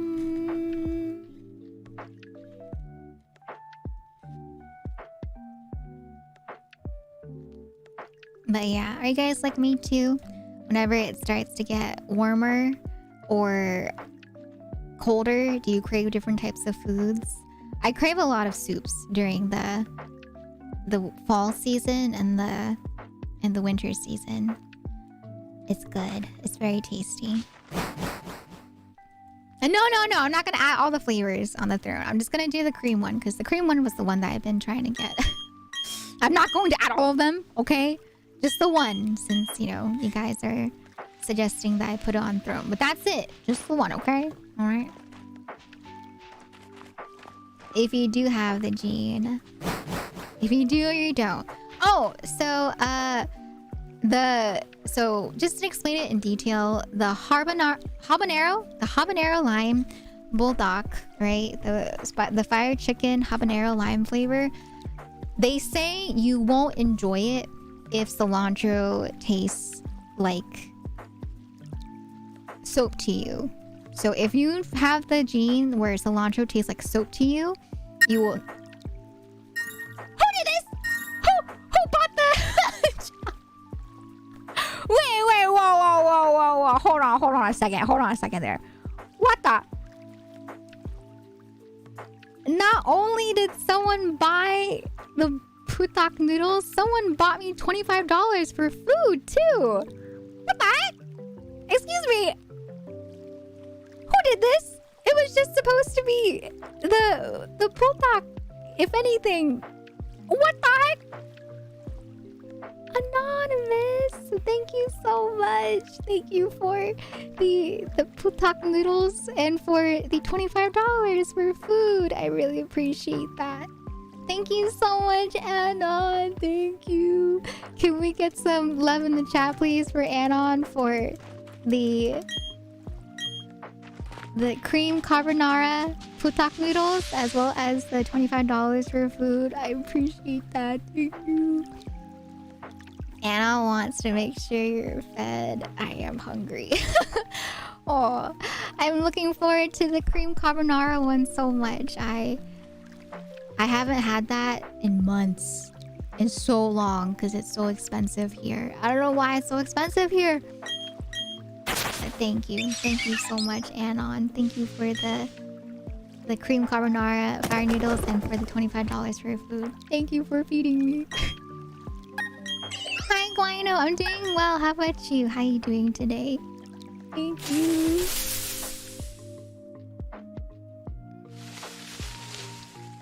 And then too, right, with the bulldog noodles, whenever I get it, I usually share it with Brovira, you know, because Brovira does like the bulldog noodles as well. He doesn't handle spice as well, so usually with Brovira, he'll have like a little tiny bit of spice, or he'll just have no spice, right? So thank you, chat. Thank you so much for the food. I'm gonna share with Brovira as well, so he'll get to enjoy the cream carbonara too.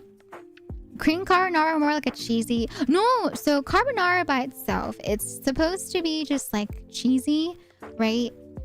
And I feel like the carbonara by itself, it's more of like a cheese flavor than anything. It doesn't really have like depth to it. But the cream carbonara tastes more like carbonara than the cream one, or than the regular one, right? It's actually creamy. It has more of like a sweetness to it, and it adds to the cheese flavor. So yeah, the regular one, it just tastes kind of like cheese to me. Whereas cream carbonara has more of like that sweet, creamy texture that you get from carbonara. So yeah. I personally think the cream carbonara is yummier compared to the regular carbonara. And I think a lot of people that eat the carbonara also vouch for the cream carbonara one. Mm-hmm.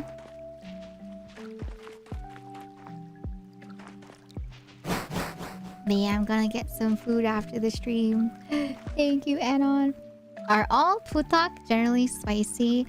So with the way that putak works, usually they have like a sauce packet, right? The red sauce packet is like the super, super spicy pack of it, right? But if you have like the carbonara one, for example, you can not add the sauce. All you need is the powder, right? So I've seen people just use the powder without the spicy packet. So yeah, if you do the cream carbonara, you can use just like the powder and keep out the buldak sauce if you don't want the buldak sauce, right? So you can just go with the powder by itself if you can't handle spice. Yes, you can! That's the bottle that I talked about. Remember when Shen used to stream? There was one day where Shen just like, he squirted a couple drops of the buldak sauce straight into his mouth. Because for Shen, his spice tolerance is insane. Like he has so high of a spice tolerance that for him, when he eats stuff like putak noodles, they're not really spicy to him. He can just drink the sauce by itself and not really have like spice. He can handle spice really, really well. So yeah, for him, his spice tolerance is like through the roof. But yeah, if you guys want the putak sauce, you can just get the sauce in a bottle by itself. So yeah, you yourself can just add like the putak sauce to your noodles, for example, if you make noodles without getting like the packs by itself. Not me! I can't do that. I cannot drink the sauce by itself. That is too much for me. For me, I usually add like half of the packet or like a quarter of the packet, depending on, you know, how much I want to suffer later. So, for me, I usually do like half of the putak sauce packet at most. I don't put all of it. All of it is too spicy for me. So I do like half of it. Depending on the type though, like if it's like the carbonara ones, I usually will put more just because, you know, it has cheese and stuff to help counter the spice. Same with the quattro cheese. The quattro cheese, I put almost the entire packet because once again, there's so much cheese mixed in that I don't really taste the spice too much. But if it's like, for example, if it's like the jjajangmyeon one, the jjajangmyeon one's a little different. So for the jjajangmyeon one, the jjajangmyeon sauce is mixed in with the putak sauce. So that one you can't separate sauces. The sauce is combined together. So you have to put the sauce in if you want flavor, right? So with that one, it is spicier because there's no cheese with it. So usually I'll do like a quarter of the sauce just to give it some flavor. But I can't do like half the packet or like the entire packet for the jjajangmyeon because there's no cheese, there's no cream, there's no dairy to counter the spice. So yeah, that one I can't really eat as much. Oh yeah, Plamina. Yeah. Shen's the type to use pepper as like ketchup. Yeah. To use like the putak sauce as a ketchup, right? It's just the flavor. It's not really spicy. Win Page! I have the same issue, but I use lactate pills, and those are really good if you want to, you know, eat something cheesy without having to deal with your lactose intolerance. Bye, Guino! I'll see you next time. Thank you for stopping by today. It goes well with fries. I've seen people make putak fries, and not gonna lie, I kind of want to try it. It looks good. It looks really interesting. Elle should do a putak mukbang on stream. I could! I mean, I don't know if people want to hear that though, because it's really like... You know how people say like there's like dry ASMR sounds and like there's like wet ASMR sounds, right?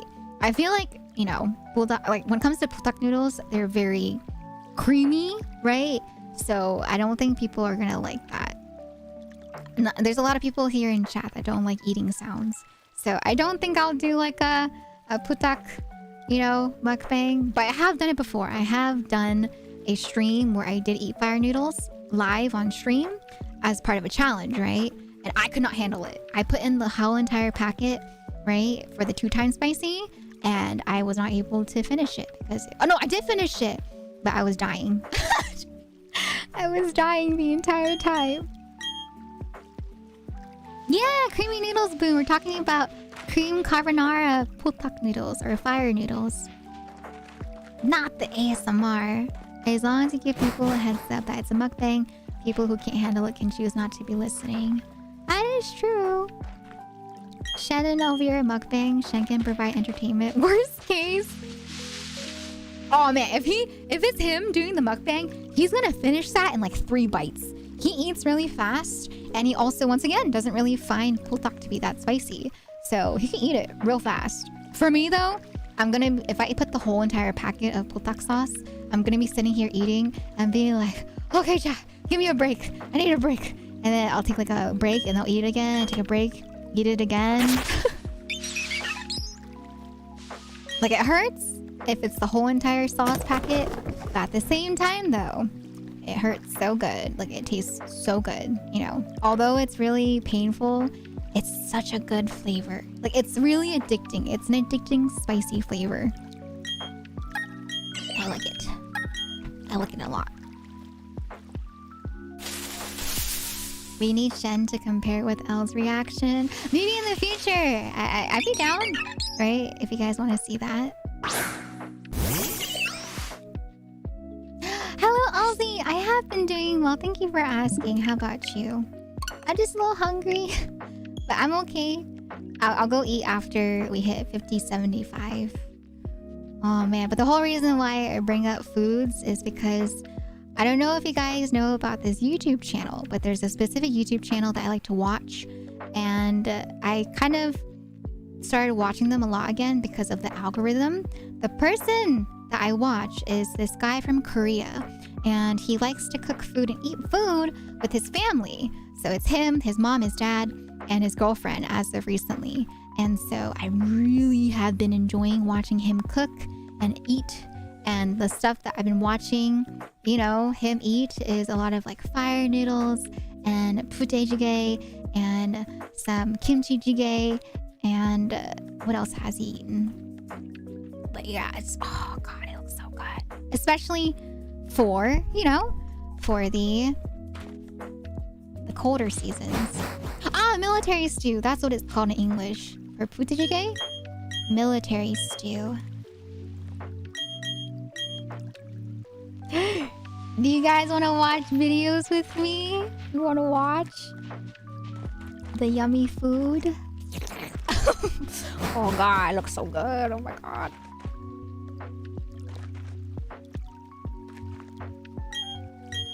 But yeah, if you guys don't know, when it comes to Fudejjigae, usually it's ramen. You'll have stuff like sausages. You'll have spam, usually, right? You'll also have like green onions. You'll have egg. But yeah, the reason why it's called army stew is because a lot of people in the army used to just eat the stew because it was just like a bunch of leftovers put together, right? So yeah, that's why it's called army stew. And then you have tteokbokki sometimes. Oh yeah, that's how I like it. I like tteokbokki mixed in. Have you heard of plutonita? I saw some people eat it and react like it was instant damage potion. I don't think... Have I heard of that? Let me see. Plutonita. Oh, is it like warheads? But new? Like, is this supposed to be the warheads of our generation?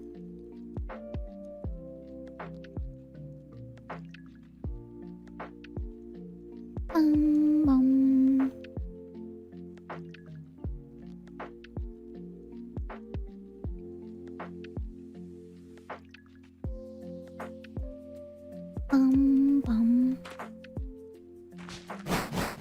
Wait, you know what? Here, instead of watching this person, because this person, they are a mukbang channel, so I know some people might not be a fan of the eating sounds, right? But let's watch some cooking videos, yeah? Oh, I want to see cooking videos. Alright, let's see. Let's watch the people that I usually watch. In case you guys are curious about who I watch on YouTube when I'm just chilling. But yeah, a lot of times if I'm hungry, I'll just watch other people eat what I can't afford. Because stuff is expensive nowadays, right? So I just usually watch other people eat and live vicariously through them. I'm just like, oh yes, eat that food for me. Yeah.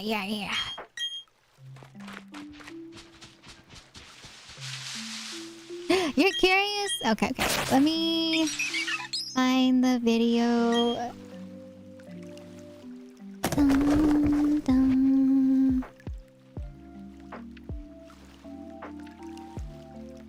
Don't know. I think Mexico has them. Oh. Maybe it's not an American thing. Yeah, maybe it's something that isn't really known in America because I don't think I remember hearing about it. Bum, bum, bum, bum.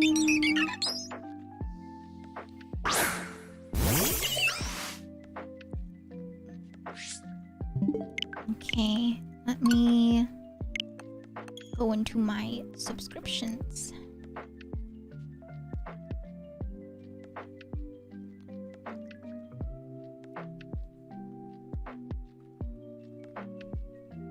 Bum, bum, bum, bum, bum, bum, bum, bum, bum, bum, bum. Dun, dun, dun, dun. Okay, let me look real quick. All right.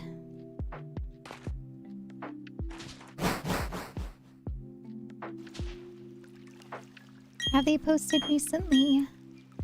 Oh my god, someone made a... I don't know if you guys remember the baking channel I used to watch, but they made a no-bake lotus apple cheesecake. Oh, that sounds so good. But I'm not too big of a fan of cakes, so... Cakes is like hit or miss for me. Sometimes I like cakes. Sometimes I don't like cakes as much.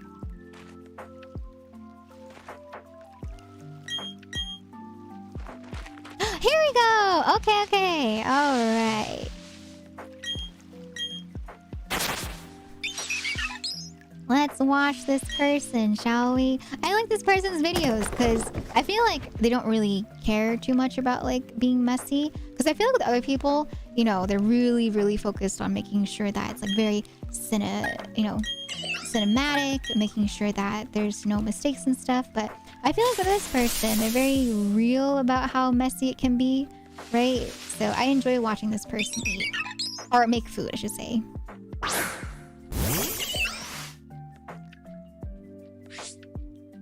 Dun, dun, dun.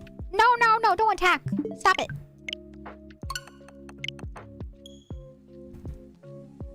Dun, dun, dun, dun, dun. dun, dun, dun. Bum, bum, bum. Give me a second. Oh, and then there's that new trend recently too. There's that trend with the cucumbers. Have you guys seen it? It's where they like make the spicy cucumber. That was kind of good. I was like, oh, it looks pretty tasty. Dun, dun, dun, dun, dun, dun.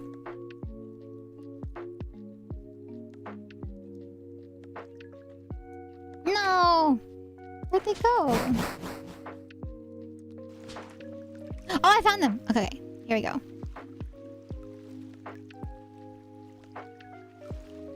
So very simple. They usually just do like solo living in Seoul, right? So they do lots of meals that they just kind of like prep for themselves during the week.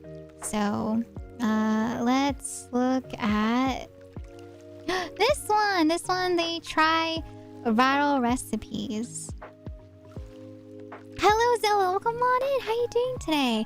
Konbanwa. Welcome on in for the first time. Just played this earlier this week. So cool to see you streaming. Oh yeah, do you like it so far? If so, what is your favorite part of the game so far? Hi Ren, thank you so much for the good luck. I really appreciate that. This right here, right now is the run. I believe right here, right now.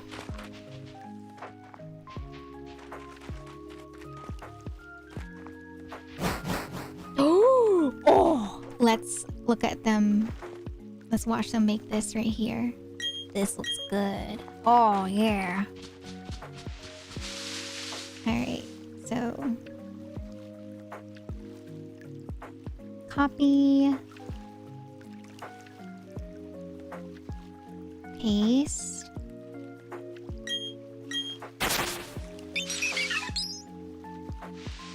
Whoa, whoa, whoa!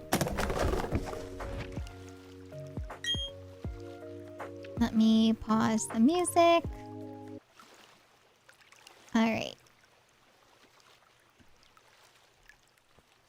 Oh yeah, we're going after Piplup. That is correct. Piplup is the shiny starter that I'm going for.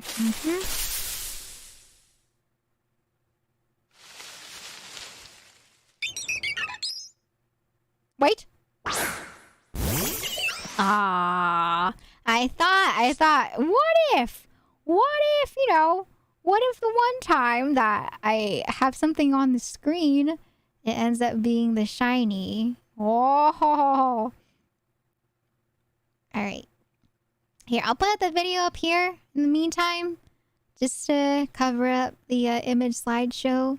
We can watch as we reset, okay? We can look at yummy food together. Alright.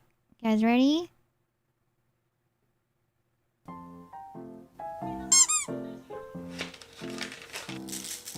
Oh!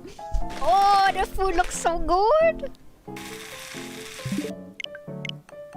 Thank you for the water, Boon!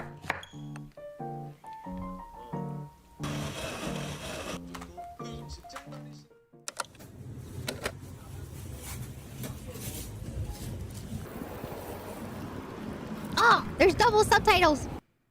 Okay.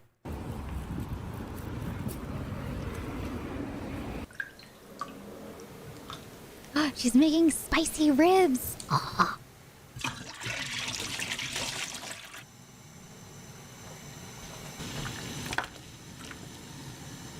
Let me shrink that a little bit. Okay.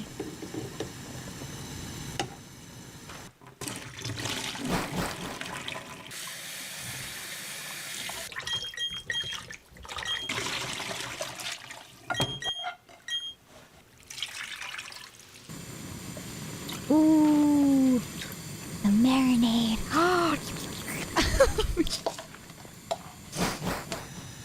my god, it looks so good. Oh, fighting Cynthia was your favorite part. She was the hardest boss that you fought. Yes! I'm so happy to hear you say that. She is one of the iconic, champions to fight, being one of the hardest ones. Oh, teriyaki. Oh, sounds so good. God, I love garlic. Oh, gochugaru. Gochugaru. I need to buy gochugaru. I have gochujang, but I don't have gochugaru. I need to get gochujang.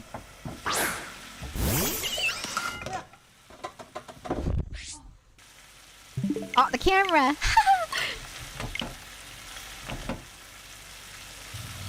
Oh, the spicy sauce. Oh, looks so good. Oh, you see that color, chat? That looks so good. Garchomp is broken. Garchomp was the Pokemon that I was scared of when I played against her. Man, I'm so sad we don't have sesame anymore. Sesame is also expensive. I need to buy more sesame. It is Jackie, yes. I will properly play the game once I get it. That is correct. Oh, it looks so good. I know, right? God, I love sesame oil. Sesame oil is so good.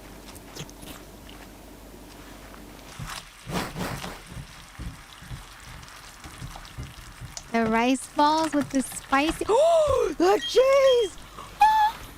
Oh my god, look at all that cheese, chat! Oh my god.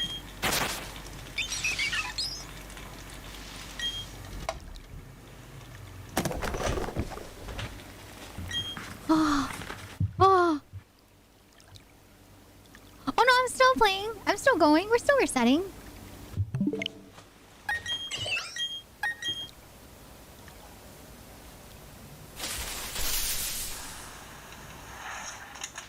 Oh, and then they show like a little bit of them eating it too. Right there on my head, you can see the difference. The left one is the shiny, and the right one is the non-shiny. Look at that cheese pull! Oh my god!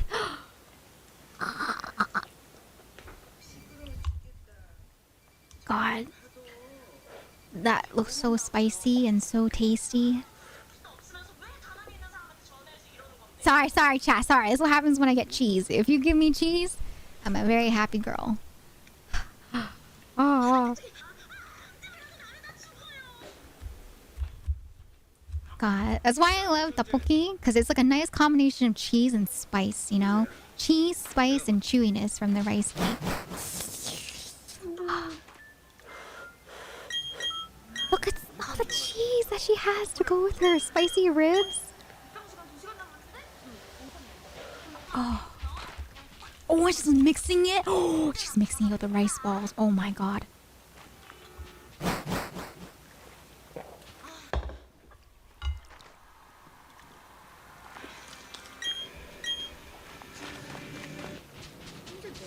Oh, Zilla, I feel like if you're doing something to go along with the hunt, it makes it go by a lot faster. Like if I was doing it by myself, I think I wouldn't have as much patience being able to do this. But because I'm here with chat, you know, chatting and just watching videos and talking, you know, it's really nice just to sit back and relax. Ooh, what's she making? Oh, scones! Oh, she's gonna make scones! I wanna try making scones. But yeah, all these videos make you want to try cooking. All these different foods that they make, I'm just like, oh, I wanna try. Thank you, Sleepy. Thank you for cheering me on. And Zilla, thank you for the follow in case I forgot to say that earlier. Thank you, thank you.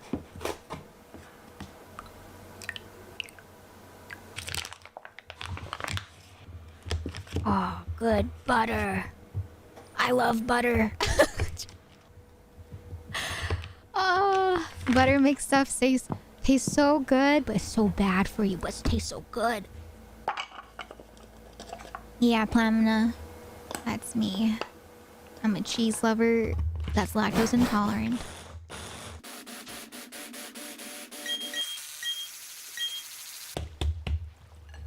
I think butter is better than oil. Yeah, I try to use butter when I can instead of oil. Butter, butter, butter. Oh, yeah. Thank you for the luck, Marissa. Welcome on in.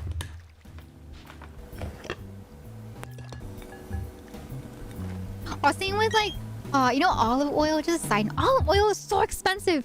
I was gonna get olive oil, and then I saw how expensive it was. It was like $16 a bottle, and I was like, never mind. I can live without olive oil. A lot of recipes do call for olive oil, but I'm just like, it's okay. I'm alright without olive oil. No, my favorite Pokemon is Chikorita. Chikorita is my all-time favorite Pokemon. What about yours, Zilla? Oh no, you forgot to buy olive oil? No! I hope you're able to get olive oil soon.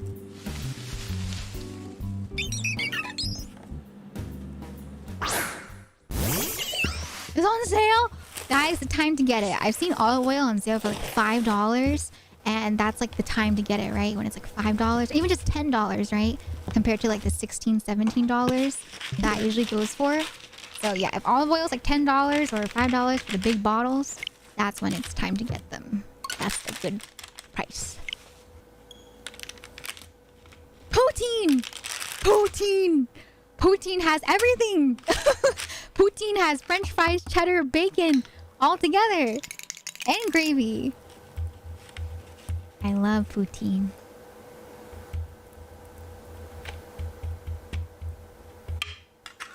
Oh, Blaziken! Wait, I love Blaziken. Torchic was my starter for that generation, so Blaziken has a special place in my heart. Yes, Boone! Yes! Welcome, welcome to the game of Lactaid, and if Lactaid will save you from your lactose intolerance. Yeah. Right? That's how I felt too. The first time that I had Lactaid, right? When I ate something with dairy, I was just like, this is how people live? This is how people go about their day after eating dairy? You guys are cheating in life. Oh, I go for grass? Ah, I see. Oh, look at the scones. Oh, they look so good. Oh. Oh my god. Oh, and she has like a latte. Oh, that's good. Yeah, Windpage. There's like different kinds, right? Some parts of the world call scones differently. Some scones are just biscuits, and then other scones are other types of scones. That was good. I love muffins. I love blueberry muffins. We have blueberry muffins at home, and I've been eating them for dessert. Oh my god! A dog! Cute! Little dog guest appearance.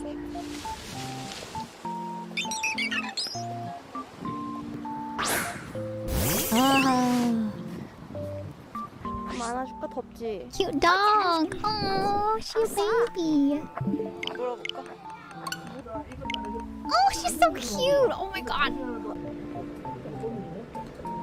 Oh, happy dog. 앉아. 옳지.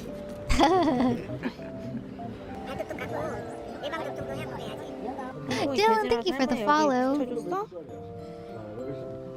Oh.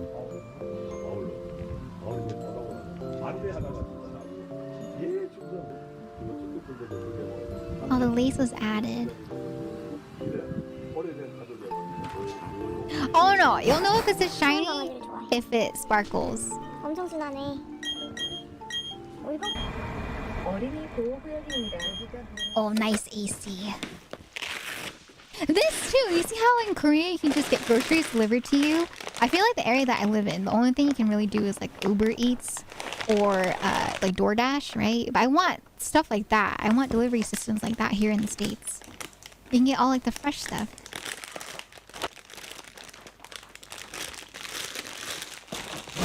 Oh, the dog! No, it didn't sparkle, so it's not a shiny dog either. Yeah, they have them in bigger cities, yeah.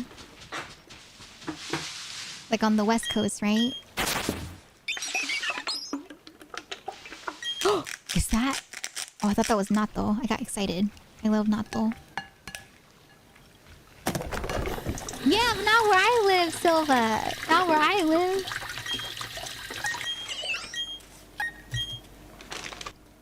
It's on the West Coast. West Coast has those services more than on East Coast. Oh, that looks so good. That looks so good. Oh my gosh. Put the whole cucumber in. What the heck? Never seen someone do that before, but I guess that's pretty smart because you just cut it, right? Oh, that's so smart. Oh my god. That looks good.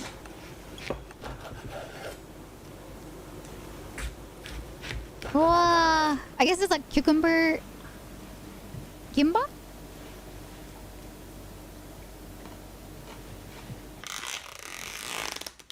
I love tofu. Do you guys like tofu? I know some people aren't a fan of the texture for tofu. But I love tofu.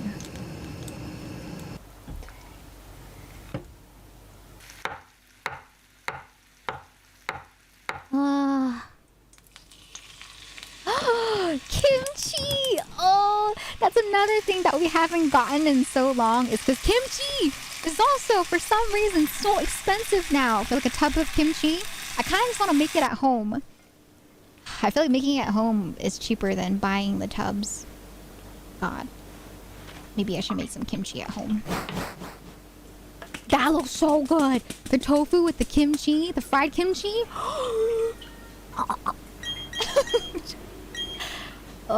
Yeah, my mom loves sweet tofu. That was actually the first way that I ate tofu when I was younger. My mom had like the tofu with like the brown sugar on top that was melted. That looks so good. I love kimchi.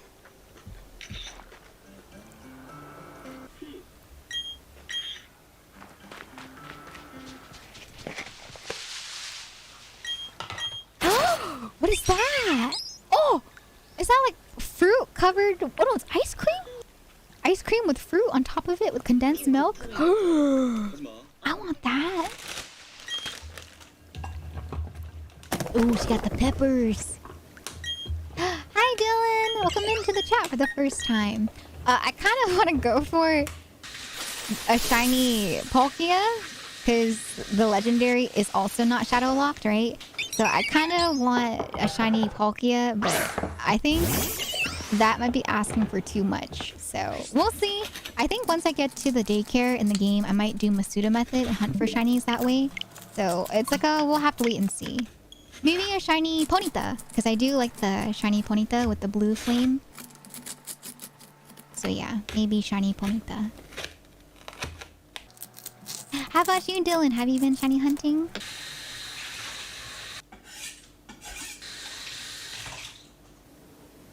Oh, kimchi stuffing.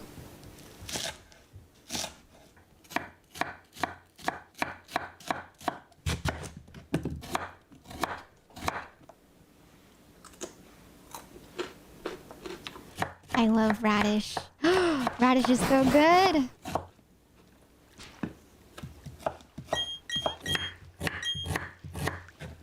I want all the Pokemon that we saw in Gen 5 pop back up again for Za. I don't know if they'll do that because they tend to have like a mixture, right? So I'm kind of open-minded. Maybe for the starters. Maybe...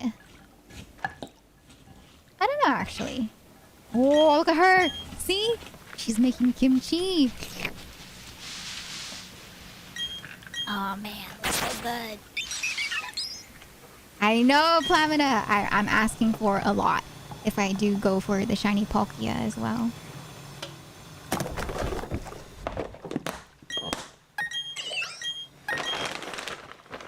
Oh, is that cold noodles?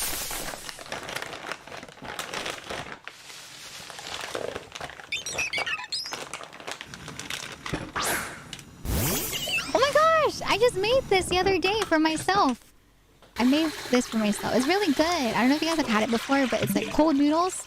Usually it's like cold radish soup noodles, or you can also put in right there, like the spice version with the gochujang seasoning. And then, yeah, it's cold. You eat it cold. And it's really good. No, not japchae. Not japchae.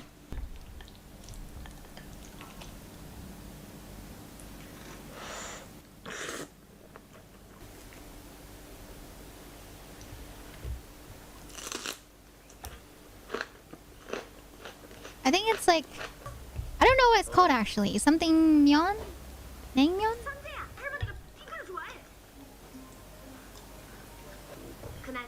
A shiny team? Okay, that might be a little much. What's she making now? Ooh.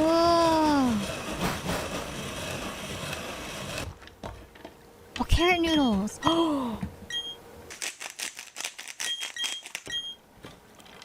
Oh, carrot relish?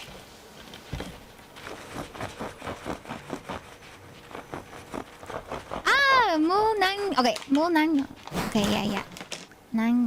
Naengmyeon. Oh, cheese! Oh, cheese! I see it, chat. I see it. I see the cheese. It's carrots, yeah.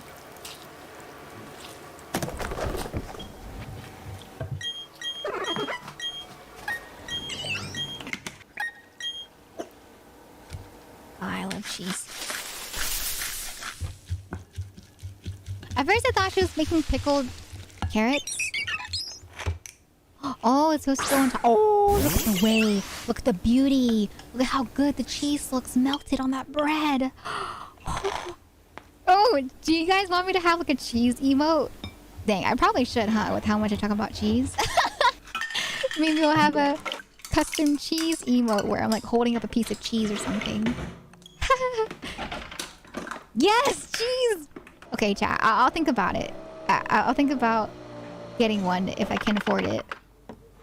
We'll get cheese Elvira. Oh, she made it a sandwich! Oh.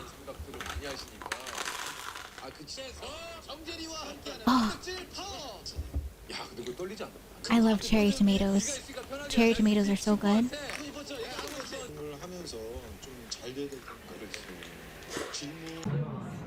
Oh, where's she? Oh, tteokbokki! Oh, I love tteokbokki.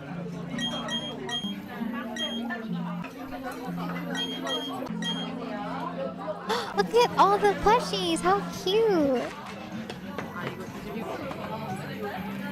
Oh. Oh my god. That looks so good. Oh, fried rice with the cheese. It looks so spicy, but so good. Oh, cute cafe. A nice little cafe spot. That's it. No. No, I want more. Okay.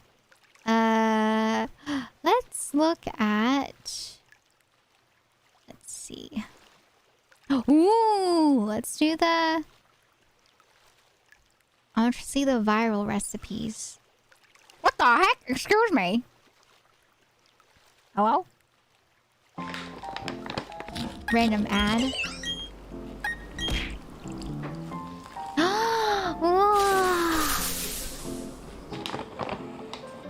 What the heck? Frosted Flakes? Oh, some more cool noodles? Wow.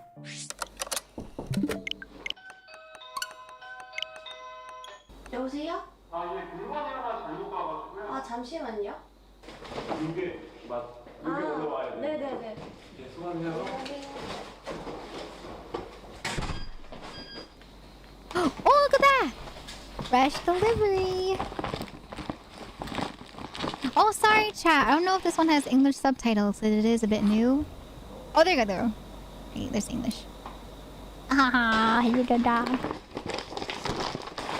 I know, right, Windpage? I love the kitchens in Asia. I feel like the kitchens in Asia all look so modern and just so nice and clean and fresh looking. Cabbage and chives. Tofu and rice paper. Yeah, I want to try that hack that someone did. Someone has done this hack where they made the rice paper into tteokbokki. But of course, it's not the same texture. But they kind of mimic tteokbokki in the sense that you can wrap it up into rolls, right? So I kind of want to try that hack that someone did on TikTok. Oh, dark chocolate corn flakes. What? Whoa!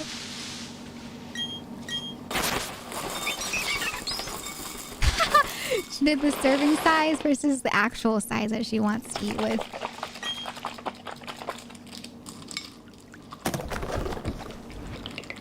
That's like the whole pack right there. Whole box of milk. Oh my god.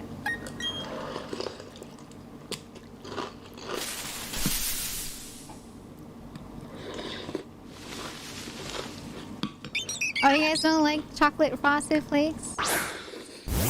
I don't like chocolate, so I'm pretty sure I wouldn't like it.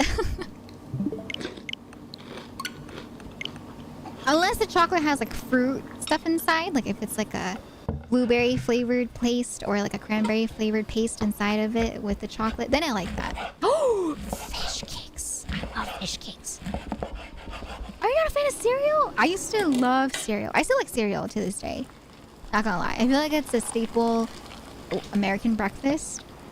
But not gonna lie, I do appreciate more of like the savory hot meals in the morning too. Like, you know, congee or like a nice breakfast burrito or eggs Benedict. Oh, that's when I get fancy. I haven't had eggs Benedict in a while, but man, the first time that I ever had eggs Benedict in the morning for breakfast, I was just like, oh my god, people live like this? Because my friends, they wanted to go to brunch to a very fancy cafe. And so I tried out the eggs Benedict. And I was like, oh my god, this is fancy. That's good.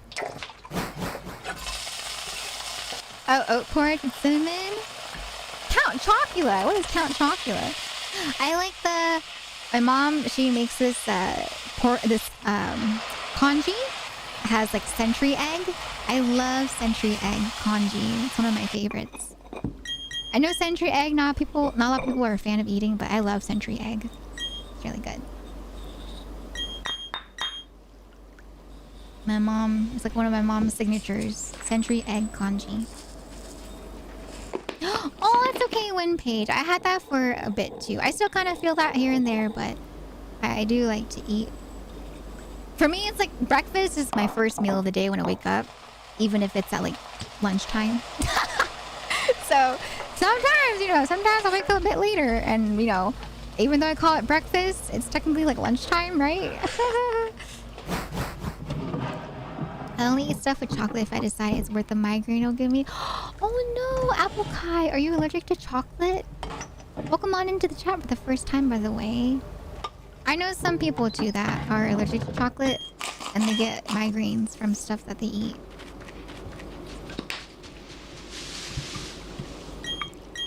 Oh. Scrambled eggs with lapchung? What is lapchung?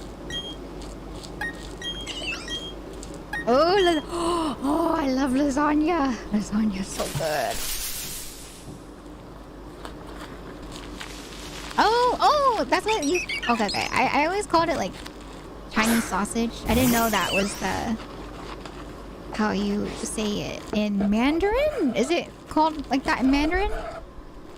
In our language, for our dialect, my mom, she calls it guangchang. So, a little different. But I think the chung part is similar. Oh, Canto. Oh, it's Cantonese. Oh yeah, I'm not familiar with Cantonese. Oh, sesame. I love sesame. Oh, shin ramen. Oh, we love shin ramen. Oh, yes. Is that a little, like, broccoli chopstick holder? Wait, that's cute. I want that. I want the cute chopstick holder. I've seen the cat ones. Those are cute. Have you guys done that before? Where you turn the cover of the cup noodles into, like, a little bowl to eat from? I've done that before. After seeing people do that, and I was just like, oh man, people are living the life. They're living the easy life.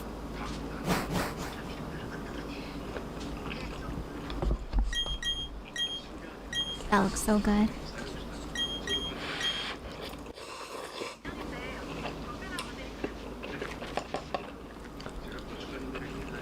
Oh. You know what I want to try? Last night I saw someone make marinated squid kimbap. And I want to try that. It looks really tasty. Hi, Cranman. No. I have not gotten a shiny Piplup yet. We're 3 more resets until I go eat dinner because I'm very hungry. But we have not gotten it. We got to 5,000. Okay, Cranman. And surprise, surprise, I did not get a shiny. Thank you for the water. Thank you, thank you. I like both. I like octopus and squid. I will eat octopus and squid any day. As long as it's cooked. The marinated squid, I think I'm okay with though, because it is not cooked right. But I feel like with octopus, I'd rather it be cooked. Not sure if it's an allergic reaction because I used to eat when I was younger, but I remember getting a migraine after eating once. Ever since, I get migraines. Oh, I see. Oh, dang. Well, I hope that you're able to enjoy the chocolate when you can. I'm so sorry to hear that. Octo ceviche? I'll try it. You know, if people tell me it's safe and they prepare it in a safe way, I'll try it. I'm always down to try stuff at least once.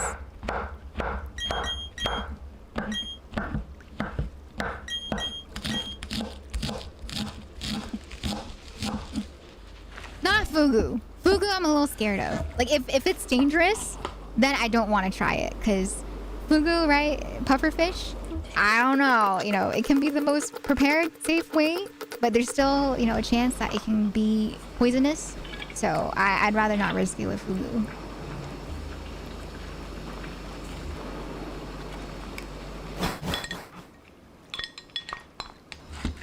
Oh, it looks so good. Oh, glass noodles. Anything can be dangerous if not prepared properly. You have a point there, Cranman. That's very true. Especially with chicken.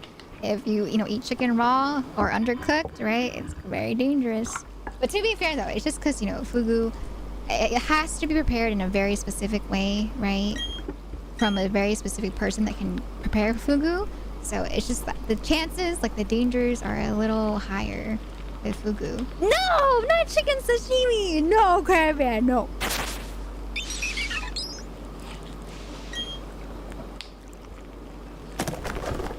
That looks so good. I want to try that.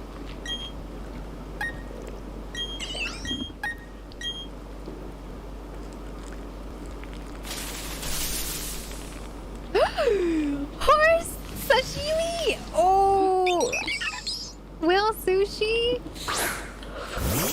Oh, I feel like with foods like that are a little different out of the typical foods that people eat, I'd probably be a bit hesitant about that. I don't know if I could get over like the mental of eating horse sashimi.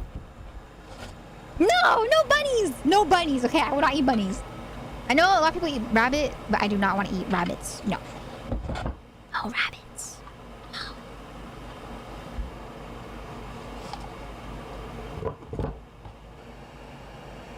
That is a crime right there for myself. To eat rabbits? No. No.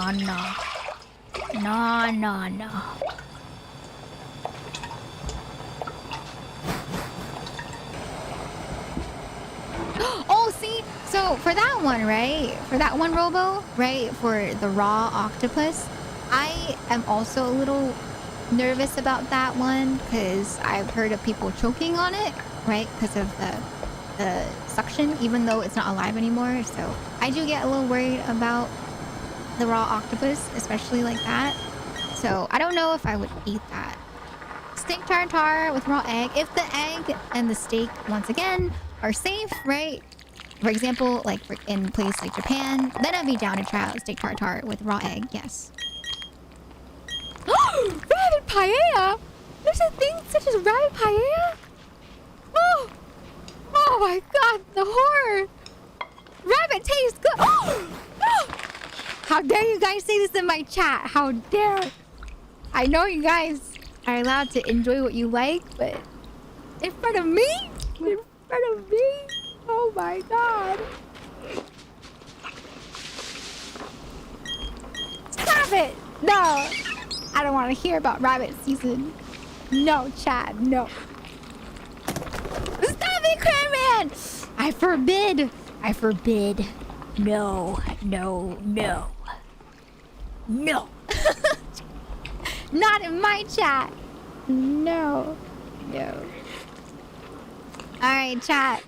One more. I don't think we'll be able to finish the video because I do want to eat some food, especially after all the chit-chatting. But we have one more reset, okay? Last reset for the night. Okay? But I hope you guys enjoyed watching the little food videos. Yeah, I love watching food videos. It's great. Alright, one more.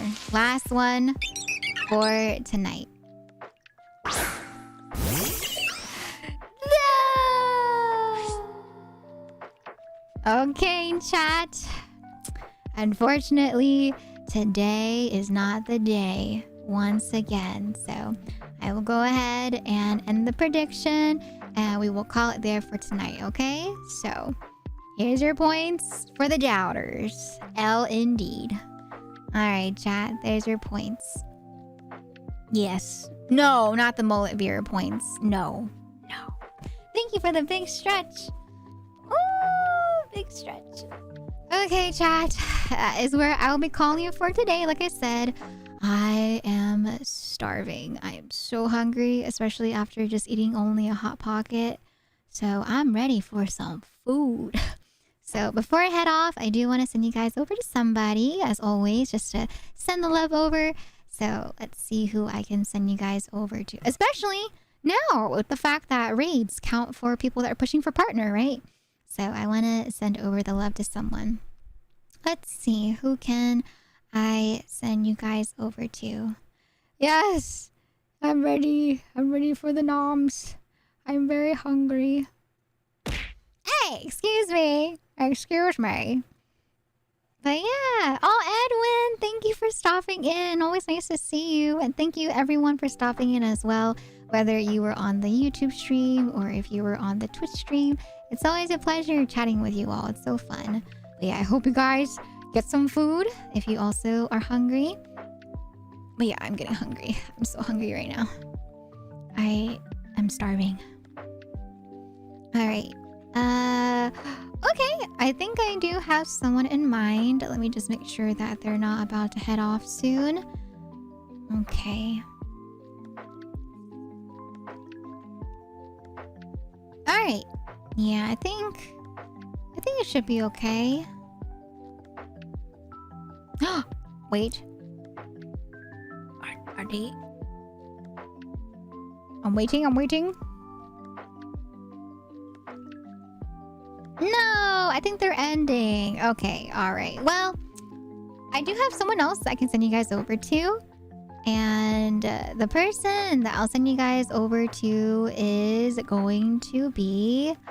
Let's say hi to Charlie. I haven't seen Charlie on in a while. Charlie is currently playing Tiny Glade, the really comfy building game. And Charlie, he's one of the people that I know that are really good at building. So I'm sure you guys will enjoy if you enjoy comfy build streams. So yeah, let's go say hi to Charlie, okay? He has his title as Brain Off Building. So we'll just do a comfy raid for today, okay? So we'll do elevate, roll. We'll do rolling in for the message. No bullying chat. Be nice, okay? Be nice to people that we raid, okay? You guys are a reflection of me.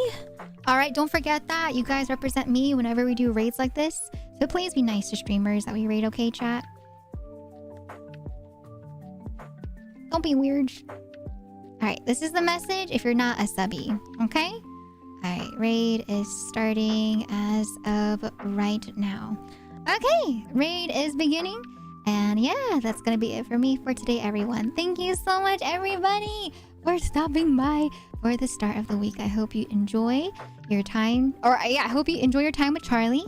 Thank you so much for all the follows, the subs, the gift subs, the resubs, the bits, the raids, and most importantly, thank you so much for your time. And a huge thank you again to Anon for buying the $25 for food for me and for also getting me the putak carbonara, cream carbonara noodles. I really do appreciate that. I'm going to enjoy them and I hope that Brovir gets to enjoy the food too. Thank you so much, Anon. And as always, please make sure to take breaks. Don't forget to stand up and walk around, especially if you've been sitting down all day. And make sure that you guys are especially kind to others, but especially kind to yourselves. I'll see you guys again tomorrow for some Kingdom Hearts. And then on Thursday, we'll be pulling in Honkai Star Rail, as well as pulling in Wuthering Waves for Shorekeeper and for Lingsha. And we'll also play CCZ and some Genshin if time permitting. But yeah, thank you so much, Handle, for the follow. I will see you guys again tomorrow, same time, 3 p.m. ET, 12 p.m. PT. See you guys tomorrow for Simple and Clean When You Walk Away.